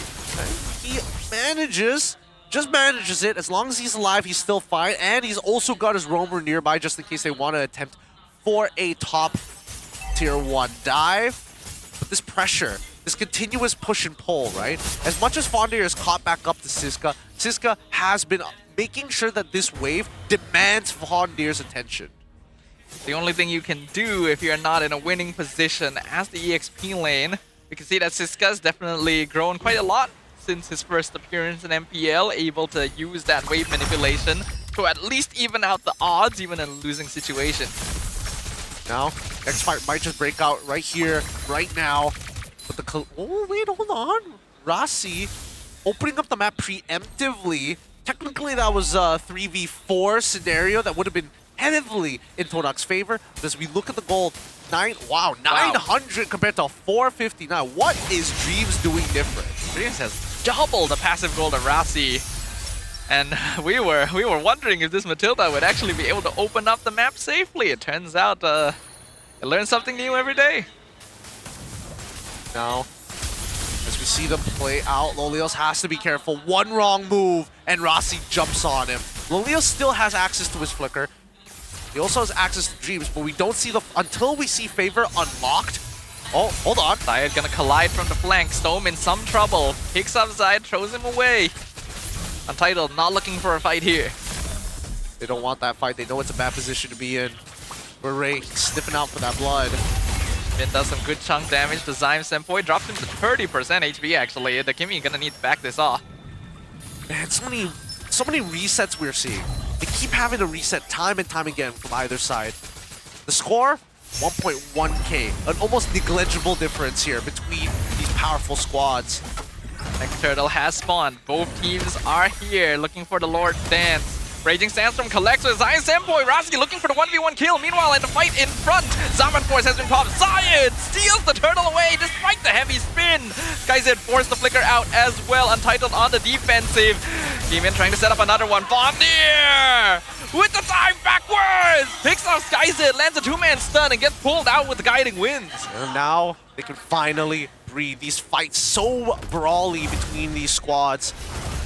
They're looking for blood. They're looking for the throat. Overall, Todak is still within the lead and honestly are walking away with a little more than Untitled. This might just be the turnaround game that they were looking for. Right now, what we need is to see Keeman really affect everybody with the heavy spin, whether it's pushing pushing Loliels off of that Zaman Force, whether it's creating space so that Siska as well as Skyga can get in. Oh no! Oh, got found in the bush. That's unfortunate. Vengeance not going to save you against 4 people. Fondir with the killing spree. Instant pop there. Absolutely instant. Didn't have to wait for it a second longer before it occurred. Top side, eventually that tier 1. As you can see, Untitled just trying to cut off certain spaces of the map, but it just me. Oh, okay, had to commit the ult. He also got his buddy out. They're at a net negative, a net positive when it comes down to benefits. The rotation speed of the Matilda Baxia combination really messing with Untitled right now. They're being forced to use resources outside of fights just to keep themselves alive. And that is not what you want to see with Khalid, Rome, and CC EXP. They should have more control, but then this. No. As we see the control slipping away. D2's under threat. Bottom side, Fondir is doing well against Siska with his 1-level lead. And Rasi, again, this is where we're expecting all the early game heroes to start to fall off, whether it be Keeman, Rasi, or even Siska. Now it's all about the raw scaling. So far, oh, okay. Keeman walks away for free. So you can see both supports alongside their marksmen have the exact same idea. And they want to be active on the map. We can see Lolil really hitting hard already. This is a hero he has a lot of confidence in, and this time he was actually given the space to scale up. Look at the damage on Rasi. He can no longer join the fight. Fondir gonna check the tri-bush. Lord down to 60%. Todak still in control. Dreams in some trouble. Is able to guiding winds out, but Rasi now has to use that quicksand guard. Uh-oh. Lolil maybe went a bit too far with the Zaman Force, but he's got so much mobility. Flicker comes out, escapes from everything. The Raging Sandstorm is dodged as well. Dreams creating so much attention. Rasi goes down. Todak now looking to flip the script. Untitled down a man. They can no longer continue. But Todak not letting them escape. Fondir with the bravest fighter in the backline. Flickers on the storm looking for it. Siska pops the vengeance but cannot survive. It's Sky Piercer stack once again for Zion Senpoi. Todak are running over their opponents. It's the return of the Langar. Pretty good. Came in. He's thinking about it. He's walking up. Sky said he's got charges, but no Death Sonata. Can't get in onto the pin, so they decide to give it up. Wait, is Akai in the middle of a fight? Oh no. Oh, heavy spin comes out, pins Fondir against the wall, but you are alone here, Keeman. There is no one to help you. Raging Sandstorm connects, but Rasi's not able to do anything with it. They just don't have the damage. It's a double kill for Zion Senpoi. And now they're looking for the T2. The momentum has not stopped from the 9th minute of the game. They just keep on fighting. The current score at 11-2. A whopping score for Todak in terms of just raw kills. And now with the Lord on their hand, oh, their sieging might be a little hard. They don't have any artillery fire to kind of bypass the turret lines and force them away from that position. Things are looking a little bleak now. We're 11 minutes in. It's a 7k goal lead for Todak. Definitely looking a lot smoother than before. They found their groove, but Lolil also been found. Raging Sandstorm dodged again. Rasi has not been able to land these. Really good reaction time is now the Fraction pulls to punish him in return. It's a mega kill for Zion Senpoi. Oh, and now locked inside their base. The impending doom starts to set in for Untitled. They will lose another Holy Shield, and that means his Lord is going to be charging straight into its next target. We still have the holy defenses on Untitled, but Todak looking very, very strong right now. They're trying to push straight in. Zaman Force comes out. Snowman has to just back it off. Rasi, 3 seconds away from respawning, but the top inhibitor is already gone, and there's not much Untitled can do about it. They just back away. Back off and back away. You got what you needed. 2 inhibitors are gone. 90 more seconds is nothing to you. It's just 130 seconds. Oh, hold on. They found Keyman. Here comes another Bravest Fighter. Landshaker will be dodged this time. But you can see Todak looking a lot more confident. They know how to play from positions where they're clearly ahead. They've shown they have a little bit of clutch factor of their own. But about 70 more seconds, we're really going to find out whether that's going to be enough. The snowball becoming more and more evident. 9,000 gold advantage for Todak in the 12-minute mark. Lalil, 1 item nearly complete with the full build, and everyone else looking pretty healthy there as well. Landshaker actually finds Keymin this time. Untitled are forced to stay in their walls. Yeah, no point really going out, right? What are you contesting for? Just neutral creeps? The payoff just isn't worthwhile for the time being. 36 more seconds until we finally get that turtle fight that we've all been waiting for. And Untitled, based on their positioning, right, want to have a better spread towards the pit that it's going to spawn in. At pit going to be the top half of the map. Right now we can see the waves pushing slowly in favor of Todak across the map. And they're purposefully letting them slow push as well, which means that Untitled gonna need to spend time dealing with all of those individually, making it that much more difficult for them to actually contest the Lord. Speaking of which, at least Lolios was able to... get everything that he needs at this point, right? He's still running a near perfect game, right? 1-0-7. Hasn't died in a single one of these interactions against UN. But I think that at this point, yeah, should they be the ones holding it? I feel like they shouldn't. Todak in full control. Untitled, they want to contest, but there's just no angle of entry. Really wishing this was broken wall for them right now, but Zayed gets the Lord for free. We might be looking at the end game. Oh, as we see the final items start rolling in for everybody. The Lord already finished. We wait a little bit longer. There we go. At 14-13, you're signaled when the Lord is going to be walking out of your base. It's a difficult spot, especially since Untitled are in the checkmate angle. They're not even in close enough to the extra 8k they need to push it up to 42, and that almost guarantees them all 3 of their core items. And even then, Todak probably scales better, all things considered. Well, here comes the Lord. Striking Eagle comes out, gets 1 knockout, forces Siska back. Untitled is able to clear the mid-minion wave, but the bottom tower might not be as lucky. Fondir zones out Stone, forces out the ultimate. Untitled will be able to deal with the Lord for now, but they've lost 2 base turrets in exchange. And doesn't look like Todak is interested in letting up the pressure just yet. They're pushing in. Traction Pulse misses. Heemin and Siska outside the base, trying to pull the minions away. They will successfully do so. But here comes another one. Bravest Fighter again. Landshaker gonna flicker forward. Raging Sandstorm doesn't find anything. But heavy spin pushing Todak back. Unfortunately not able to find the pin. Heemin in a lot of trouble. He has to get back to base. Will be able to do so. Untitled slowly whittling down their opponents, but Todak still so far ahead. And they are unfazed. Oh. Unfazed, very happy with themselves. They back away. 85 seconds left for the next turtle. Oh man, I think that games are like a Lantan. They're showing at the very least that they're not just tunnel vision at times, right? They are looking at the overall map spectrum, and the way that they've set up their waves has always been decently good.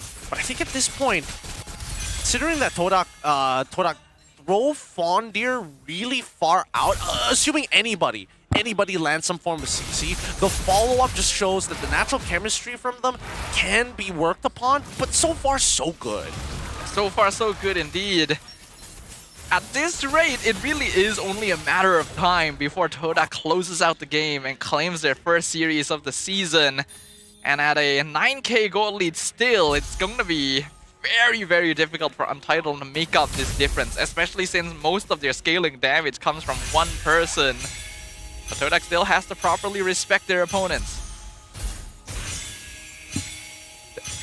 10 assists, 0 assists, 56.1k compared to 88.7k when we're talking about damage taken, and kill participation 91.7 to 100%. both of these players coming from the same region, they know what they know what each other are thinking. More so, getting underneath that skin as soon as possible. Now with Zyme Senpoi with a Divine Glaive already purchased, he's gonna start things off, and he can actually sustain through the Lord's damage for now. But notice that Zayed also doesn't necessarily want to be inside the pit. He knows that he is gonna be the safest front line. He can let his team whittle down the Lord and just stand in front to make sure that Untitled isn't allowed to get anywhere nearby. Not to mention that by not standing in the pit, Zayed makes sure that he's not vulnerable to getting pinned with heavy spin either. Yeah, but they need 2 members here, and I think they figured it out. Yeah, now that they showed, it's a full rush. Todak still taking it slow. Guiding Winds providing a lot of shield. Circling Eagle comes out. Keemin gonna be the main target. Forced to back off. Zaim looking to chase him. Keemin will fall. It's an unstoppable streak for the Kimi. Zaman Force comes out as well. Untitled is completely scattered. And they are dropping one by one. Lolil finds another. And gonna be pulled over to Rasi as well. Dreams working super well with his goal laner right now. Just to continue feeding more and more kills into their carry. It's a monster kill for Zaim Senpoi. 2 members of Untitled left, and Todak say, we do not need the Lord anymore. 2 lanes of minions pushing in, top and bottom sides. Storm and Skyzed trying their best to clear as much as possible, but they are up against 5 members of the Swordfishers. Todak reclaim their legacy and take their first series victory of Season 16. And you can see the cries of joy. For the few Todak fans who showed up, the dedicated ones, the real ones, they're back at it, 2-1 against Untitled. Small mistakes started to compound upon itself. Todak's investment so early on, and now 2-1 against Untitled. It's good to see that sometimes the classics are still the most effective. The Matilda-Baxia combo, not something we've seen in a while, but perfectly suited for this kind of map that requires vision control. And unfortunately, the Khalid Rome not able to get off the ground, so Rasi basically a non-player for most of the game. Yeah, that's the thing, right? It always happens every once in a while, but you gotta stay aware. You got to be able to provide some kind of value to your team, whether it be vision, and it's actually in your favor that you don't necessarily need to interact with your opponent to still stay relevant and keep equal in terms of raw economy. With that being said, though, it looks like Rose is already ready on the stage. We got 2 special guests to talk to. Let's find out. Kemenangan pertama untuk Todak musim ini, 2 berbalas 1, and nampaknya ramai orang happy atas kemenangan ini. First of all, guys, congratulations. Makasih. Minggu lepas, Rose interview Coach Nafari di backstage, and nampaknya dia sedih. Tapi hari ini senyum, Senyumnya di akhir. Awalnya stres juga sebenarnya. Okay, now kita borak pasal awalnya stres. Apa yang terjadi di game pertama sampai kalah macam tu? Di game pertama kalah, mungkin dari cara setup kita masih mainnya kurang tenang, di mana sebenarnya kita punya hero control yang cukup bagus juga untuk masalah objektif, tapi nggak terjadi yang sesuai kita plan. Okay, tak terjadi apa yang diorang plan, tapi nampaknya di game kedua diorang dapat actually comeback momentum. Now, pasal momentum game kedua, Rose nak tanya Dreams actually. So, di early game kedua tu nampak shaky sikit lah daripada side Todak. Macam mana korang dapat reset in game? Gara-gara kurang disiplin aja sih di early game. Kurang sabar lah di early-nya. Cara resetnya ya udah fokus di game aja, gak usah mikirin yang kayak mistake di awal, ya udah biarin aja. Disiplin, jangan terlalu overextend sampai dapat momentum lah kan untuk comeback. Now, Dreams, Rose dengar cerita that actually Dreams adalah shot caller game. So, dengar cerita minggu pertama shot call agak kurang, komunikasi tak terlalu jelas. So, apa yang Dreams buat untuk ensure that komunikasi dalam game minggu ni dah on point? Dari latihan sih kayak biasa aja, kayak lebih bersuara lebih banyak lah, kayak lebih tegas gitu. Nampaklah hasil dia. And of course, Dreams, di patch baru ni, kita boleh nampak that actually Roma adalah sangat-sangat penting lah kan? Ya, sangat so, penting. Dreams suka ke? Suka. And of course, since it's pro tank and dengar daripada Zon awal tadi that kita boleh nampak banyak hero pelik-pelik di Rome. So, you akan bawa ke Pelik-pelik juga. Nanti tergantung Coach Navari. Coach, Ya. will we see on our GSS ROM dan Aldos ROM. Wow! Okay, I dah tak sabar ni, Coach. And of course, Coach, pendapat Coach pasal patch baru ni? Saya sangat-sangat suka karena kompleksitas gamenya jadi makin tinggi, di mana ROM pun sekarang ada banyak cara untuk mendapatkan gold dan EXP, dan kita harus adapt di 4 map, di mana setiap map mungkin punya ciri khas gameplaynya masing-masing. Jadi patch ini mungkin bisa dibilang patch terbaik di Mobile Legends. Wow, patch terbaik di Mobile Legends. So, I think this is a good step untuk Todak moving forward. And of course, game 2-1 tapi hanya satu yang boleh jadi MVP of the game. So with that, mari kita tengok MVP of the game in 3, 2, 1. MVP jatuh kepada Dreams. Okay, Dreams. Now, Rose, senang je. Map mana Dreams punya favourite? Broken Walls. Kenapa Broken Walls game pertama kalah? Kenapa? Kurang disiplin. Kurang disiplin. Okay, kenapa you suka Broken Walls? Suka, karena bisa jalan-jalan kemana-mana kan. Temboknya bolong-bolong. And dia pun rotation lagi laju lah kan kalau Rose boleh nampak. Ya, lebih laju. Paling tak nak main di MPL. Map yang you paling tak nak main di MPL. Yang paling gak suka yang apa? Bush. Oh, Bush. Yang tadi ya. Danger Grass. Oh, Dangerous Grass. Dia tak nak main tapi diorang menang. Okay, I like that. You know what? Is there anything yang Dreams nak cakap kepada fans Todak sebelum we wrap up? Untuk fans Todak, terima kasih yang udah selalu ngedukung Todak. Doain bahwa kita bakalan bisa selalu berprogres. Doain bahwa kita bisa menuju ke M Series season ini. Kita bakalan selalu ngelakuin yang terbaik. Jadi special thanks untuk semua fans Todak, oke? Siapa kita? Todak! Siapa kita? Todak! Siapa kita? Todak! Todak! Langgar! Thank you. Thank you very much Coach Lafari dan juga Dreams. You guys may now go celebrate your victory. Tadi I cakap dengan dia, Coach, boleh ke celebrate hari ni? Dia cakap, esok boleh. I cakap, tak nak cheer juga hari ni. And nampaknya kita dapat hasil lah. And of course guys, kalau korang suka tengok map baru and korang nak tahu lebih pasal map ni, jangan terlepas untuk menonton Grand Final Raja Map di hujung rancangan esok. Tiket untuk masuk dikira dengan pembelian mana-mana tiket untuk perlawanan hari kedua, minggu kedua. Jadi kalau korang ada beli tiket untuk hari kedua ataupun esok, korang automatically layak untuk dapat nonton secara live. Selain itu, korang boleh scan QR code juga sekarang dan buat ramalan siapa yang akan jadi juara Raja Map sebelum 19 September pukul 11 malam. Manalah tahu korang boleh menang hadiah yang menarik. And of course, to check more details, korang boleh visit the official website of MPL Malaysia. Dan itu sahaja untuk match kedua hari ini. Tanpa membuang masa, mari kita throw it back to the cast to dissect apa yang terjadi dalam full series ini. Casters, back to you guys. Thanks, bros. Our MVP of the game going over to Dreams this time around. A 2-1 series with Todak winning it at the very end. Hey, who would have known, man?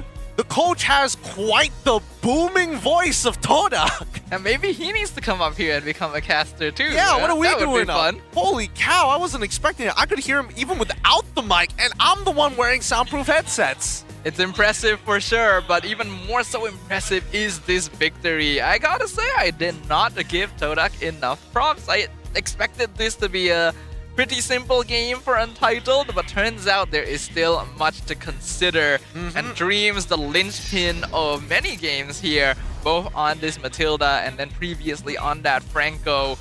This game especially was creating so much space, buying so much time, and really repositioning the fights excellently with that guiding wind. It truly is. I mean, the guiding wind's just a homing missile drone that you don't want to deal with, especially if you're one of the squishies and they bring in some of the bigger, beefier boys. But at the end of the day, it's about how much ground can they take and how much will Untitled respect the decision, right? Because really, it's kind of up to Untitled to decide, I need to back up here before taking this fight, or at the very least disengage off of the initial engagement from the Circling Eagle, to then re-engaging. Todak, on the other hand, as soon as they get that decision from Untitled's side, they can easily adapt. They have more free flow. Yeah, the free flow is the real kicker here, because Untitled doesn't have a bad draft on paper, and having heroes like CC and Akai and Zusin should allow them to really slow down fights, right? And take control of scrappy positioning. But with Matilda around, it's just no holds barred. You will no longer have control of how you want to position, of who is the one starting the fight. SkyZ, uncharacteristically unable to find any positioning from which to do damage, and he's really the only source they have. Yeah, he is the only source, but I think a couple of other factors. Siska not getting as much value. Every single neutral objective, he ends up dying anyways, while Fonder gets stronger and stronger. That put more emphasis on Untitled to actually give up the space rather than try and take it back. And not to mention, like you mentioned earlier within the broadcast, Kimin on this Akai, especially when you're playing in a map that is playing in a map where it's difficult to check every single bush. There's almost no guarantee of you to feel safe when there's so many potential quote-unquote stuns that could be thrown at you.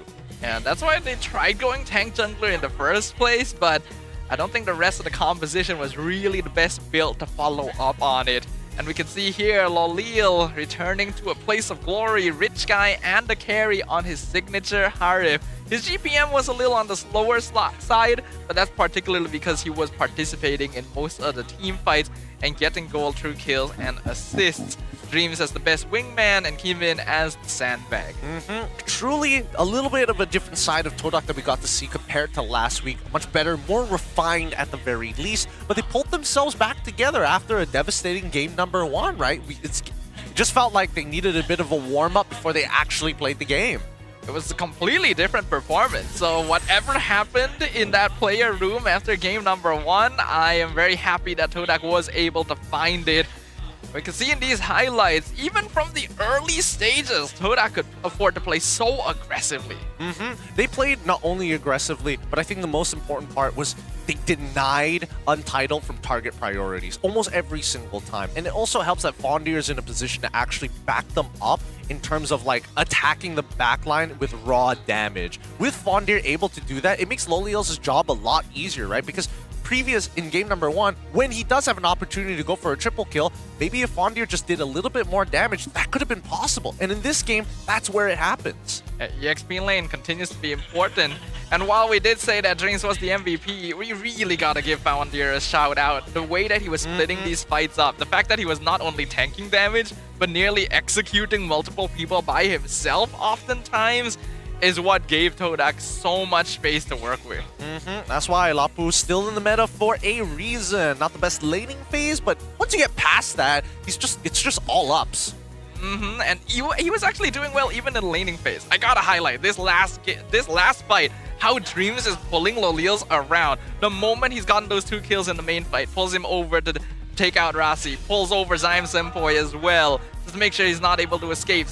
And it's so well done. Late game, man. Late game. It's difficult. I think it's difficult. And I think that definitely the map played a huge part of it as well. Clearing out those sides. You just don't know when somebody's just going to pop out from an awkward angle. Not to mention, right, for the most part of it, I feel like Todak didn't really check the backbrush behind the pit itself. It's just, they just believe they're not going to be there. That's it. I guess so, huh? Right? I mean, it works out. It does. With that being said, we have a backstage interview. Let's go look at what it's about. Selamat datang ke post-match insight bersama dengan Coach Theo daripada Untitled. Now, Coach, let's just talk about the game itself. What actually happened? We saw that in game 1, you guys were as dominating as ever, and in game 2, that could have been yours, yet it resulted in a comeback. What happened? Maybe in second game, players' mistake only. After we mistake around 2 times, then we cannot control already the late game potential, because enemy already have momentum to get the win in second game. What led to that mistake though? Was it more of an overconfidence issue or was it an error from the side of communication? Maybe just unexpected play by enemy. I see. Now, I have another question in which both map 1 and map 2, you guys were actually playing on the same map, which is Broken Walls. Yet the draft and the meta that you guys decided to play was actually very different. Why is that so? Maybe we just want to adjust also our hero pool regarding on the new patch because a lot of teams right now already know what's our hero power. So we need to adjust also regarding on our hero pool, which is usually our jungler, like that. But is MPL really the place to experiment in terms of the new hero adjustment? I think so, but other teams maybe will still focus on the old meta. Old meta. Now, tomorrow you guys have another match up against CG. We can consider it a back-to-back match. How will you guys actually bounce back for that match tomorrow? Maybe we lost tonight, but I think it's still good. At least we know and we can see what's our mistake today, tonight.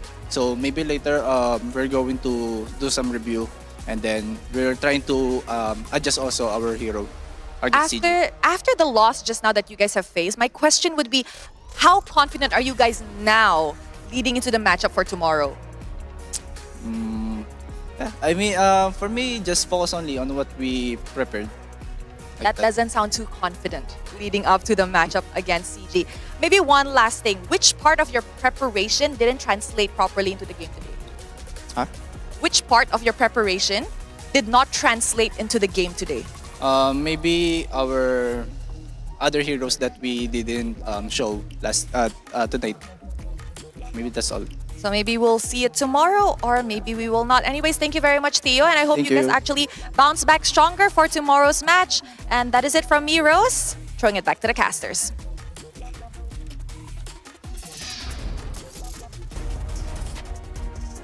Thanks, Rose. Once again, MPL MY has been having a great week after week. But I think overall, it's time for a hot take. Are roamers the new rich guy? Is the changes to the roaming meta, and especially the roaming item, really what makes the difference in this game? And truth be told, Stafa, I think that yes, it does make a difference, but in many different ways. And I don't think that people have figured out exactly what that meta is going to be just yet. With Coach Theo already trying a new approach to the system, maybe it could be another way of playing it. Starting off with, why do we have these maps in the first place? Why in the world did we decide that, hey, for this next patch, let's put 4 maps and play it on the following week of when it gets launched, even though Obsidia is unplayable on top of Alice. So I feel like there's a lot of inconsistencies. The main issues here is why start this new meta now? And more importantly is why do we want to have so many maps to incorporate when we could just be releasing them week by week? If not, have a standard rotation of what they're going to be played every single weekend. I could go on and on about these hot takes and more importantly about the current map and how unpleasantly unsatisfied I am. Yes, it is fun, but does it corrupt the fundamentals of what every single player knows? Maybe to a degree. For good? Is it bad? Is it something that's actually worthwhile? It's a little tough to say, because when we're talking about vision revealing gold, it means that you need to start to participate in these battles. And I feel that if we're already going to give free gold just for seeing your opponents, how about giving free gold for damaging your opponents alongside with it? Or maybe chunking a specific threshold to get larger chunks to stay ahead of the game so that roamers don't always have to be at the bottom. So really, it depends on what you think of a support to be. Somebody who can't make anything for themselves, but makes things for other people, or can be a little bit more selfish by participating in fights, but staying on top of the meta game by just being better. I feel like the vision reveal gold is just a baby way of saying, hey, we want people to participate in battles, but we also don't want you to really get in the middle of the fight. It's counterintuitive. So why not have maps that actually care? Maps, and more importantly, reveal gold mechanics that do force you to actually interact with your opponents. Those are my big displeasures. And most importantly, with the patch notes in hand, the most impactful patch change is the boots. They made it consistent. 720 gold for every single one of them. I have them right here listed out. 720. It's consistent now. very, very consistent. And I'm happy that this is the change necessary. Hey, with that being said, that's my hot take. Stafa, please take away for the next part, our next segment. Oh my goodness, Milo is really going off on his segment. But our standings are going to be popping up. Thank you so much for watching. It's all you, Stafa. Man, things are heated up on the stage right now. Thank you very much to you as well, Gideon, and thank you to everyone watching. Now we get to see the standings at the end of week 2, day number 1, with Vamos still holding on to that top spot. Untitled, despite the loss, still sitting quite comfortable in second. But their opponent tomorrow, CG Esports, eager to claim that spot away from them. MV and Team Ray holding the center of the board, followed by SRG, who's only played the one match so far, as well as Todak, who's definitely been able to claw up a few spots thanks to this win. And then we have Homeboys, Aero, and GMXK at the very bottom. Overall, I mean, is this what you expected week 2 to look like? Well, sorry, No. To be fair, it is the start of week 2. That's that's all where it is. But in terms of your power rankings, is this everybody is in place? No, it's not. there's only one person in play. There's only one person. It's where GMXK. Actually, wait, hold on. No, I think I did put Untitled second. I need to go back because my rankings are very clearly wrong. To be fair, with the exception of Vamos, who is playing more games than everybody else, we still have the rest of week 2 to play out before it gets back into your power rankings. I think that there is a good sentiment that everybody is out for those slots to M7, an opportunity for the world stage. Tomorrow's schedule, we have CG facing off against Untitled, as Untitled will play their second game of their week. Homeboys versus Team Array, SRG versus Todak. Ooh, some very, very interesting matches tomorrow. Can Untitled bounce back from this loss to play the very first game of day 2 up against a squad that's looking pretty strong? Can Homeboys reclaim former glory against one of the new potential dark forces of the competition? And can Todak take this first victory and translate it into a miracle against the Red Giants? Lots of great questions, lots of games coming to you guys. So make sure you guys catch tomorrow's games as well. Oof, man, day 1 went by pretty fast. I mean, 2 best-of-3s all ready to kind of kick off the week, but there's still plenty more Mobile Legends to play, and more questions. I'm left with way more questions about where the meta is going, more than anything else.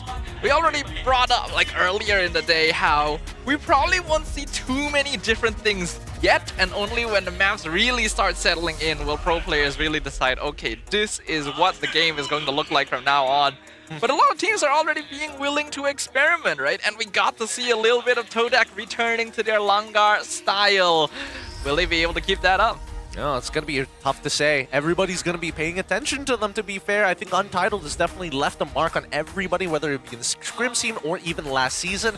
It's going to carry on throughout the weeks. And not to mention, there's also going to be a period, a window period of which transfer players are going to also change the second half of the league once we get past week 3, by the start of week 4, if I remember correctly. I wonder which of these teams will be already looking at potential new players to join their ranks. Will some of the bottom teams need new strength? Will some of the top teams be interested in switching things up? All very good questions, but we will get to answering those tomorrow. Yes, with that being said, thank you so much to everybody who's been watching the show. This is the English broadcast of the MPL MY Season 16. My name's Getting Q. This is Stafa. Thank you for watching. We'll see you guys tomorrow.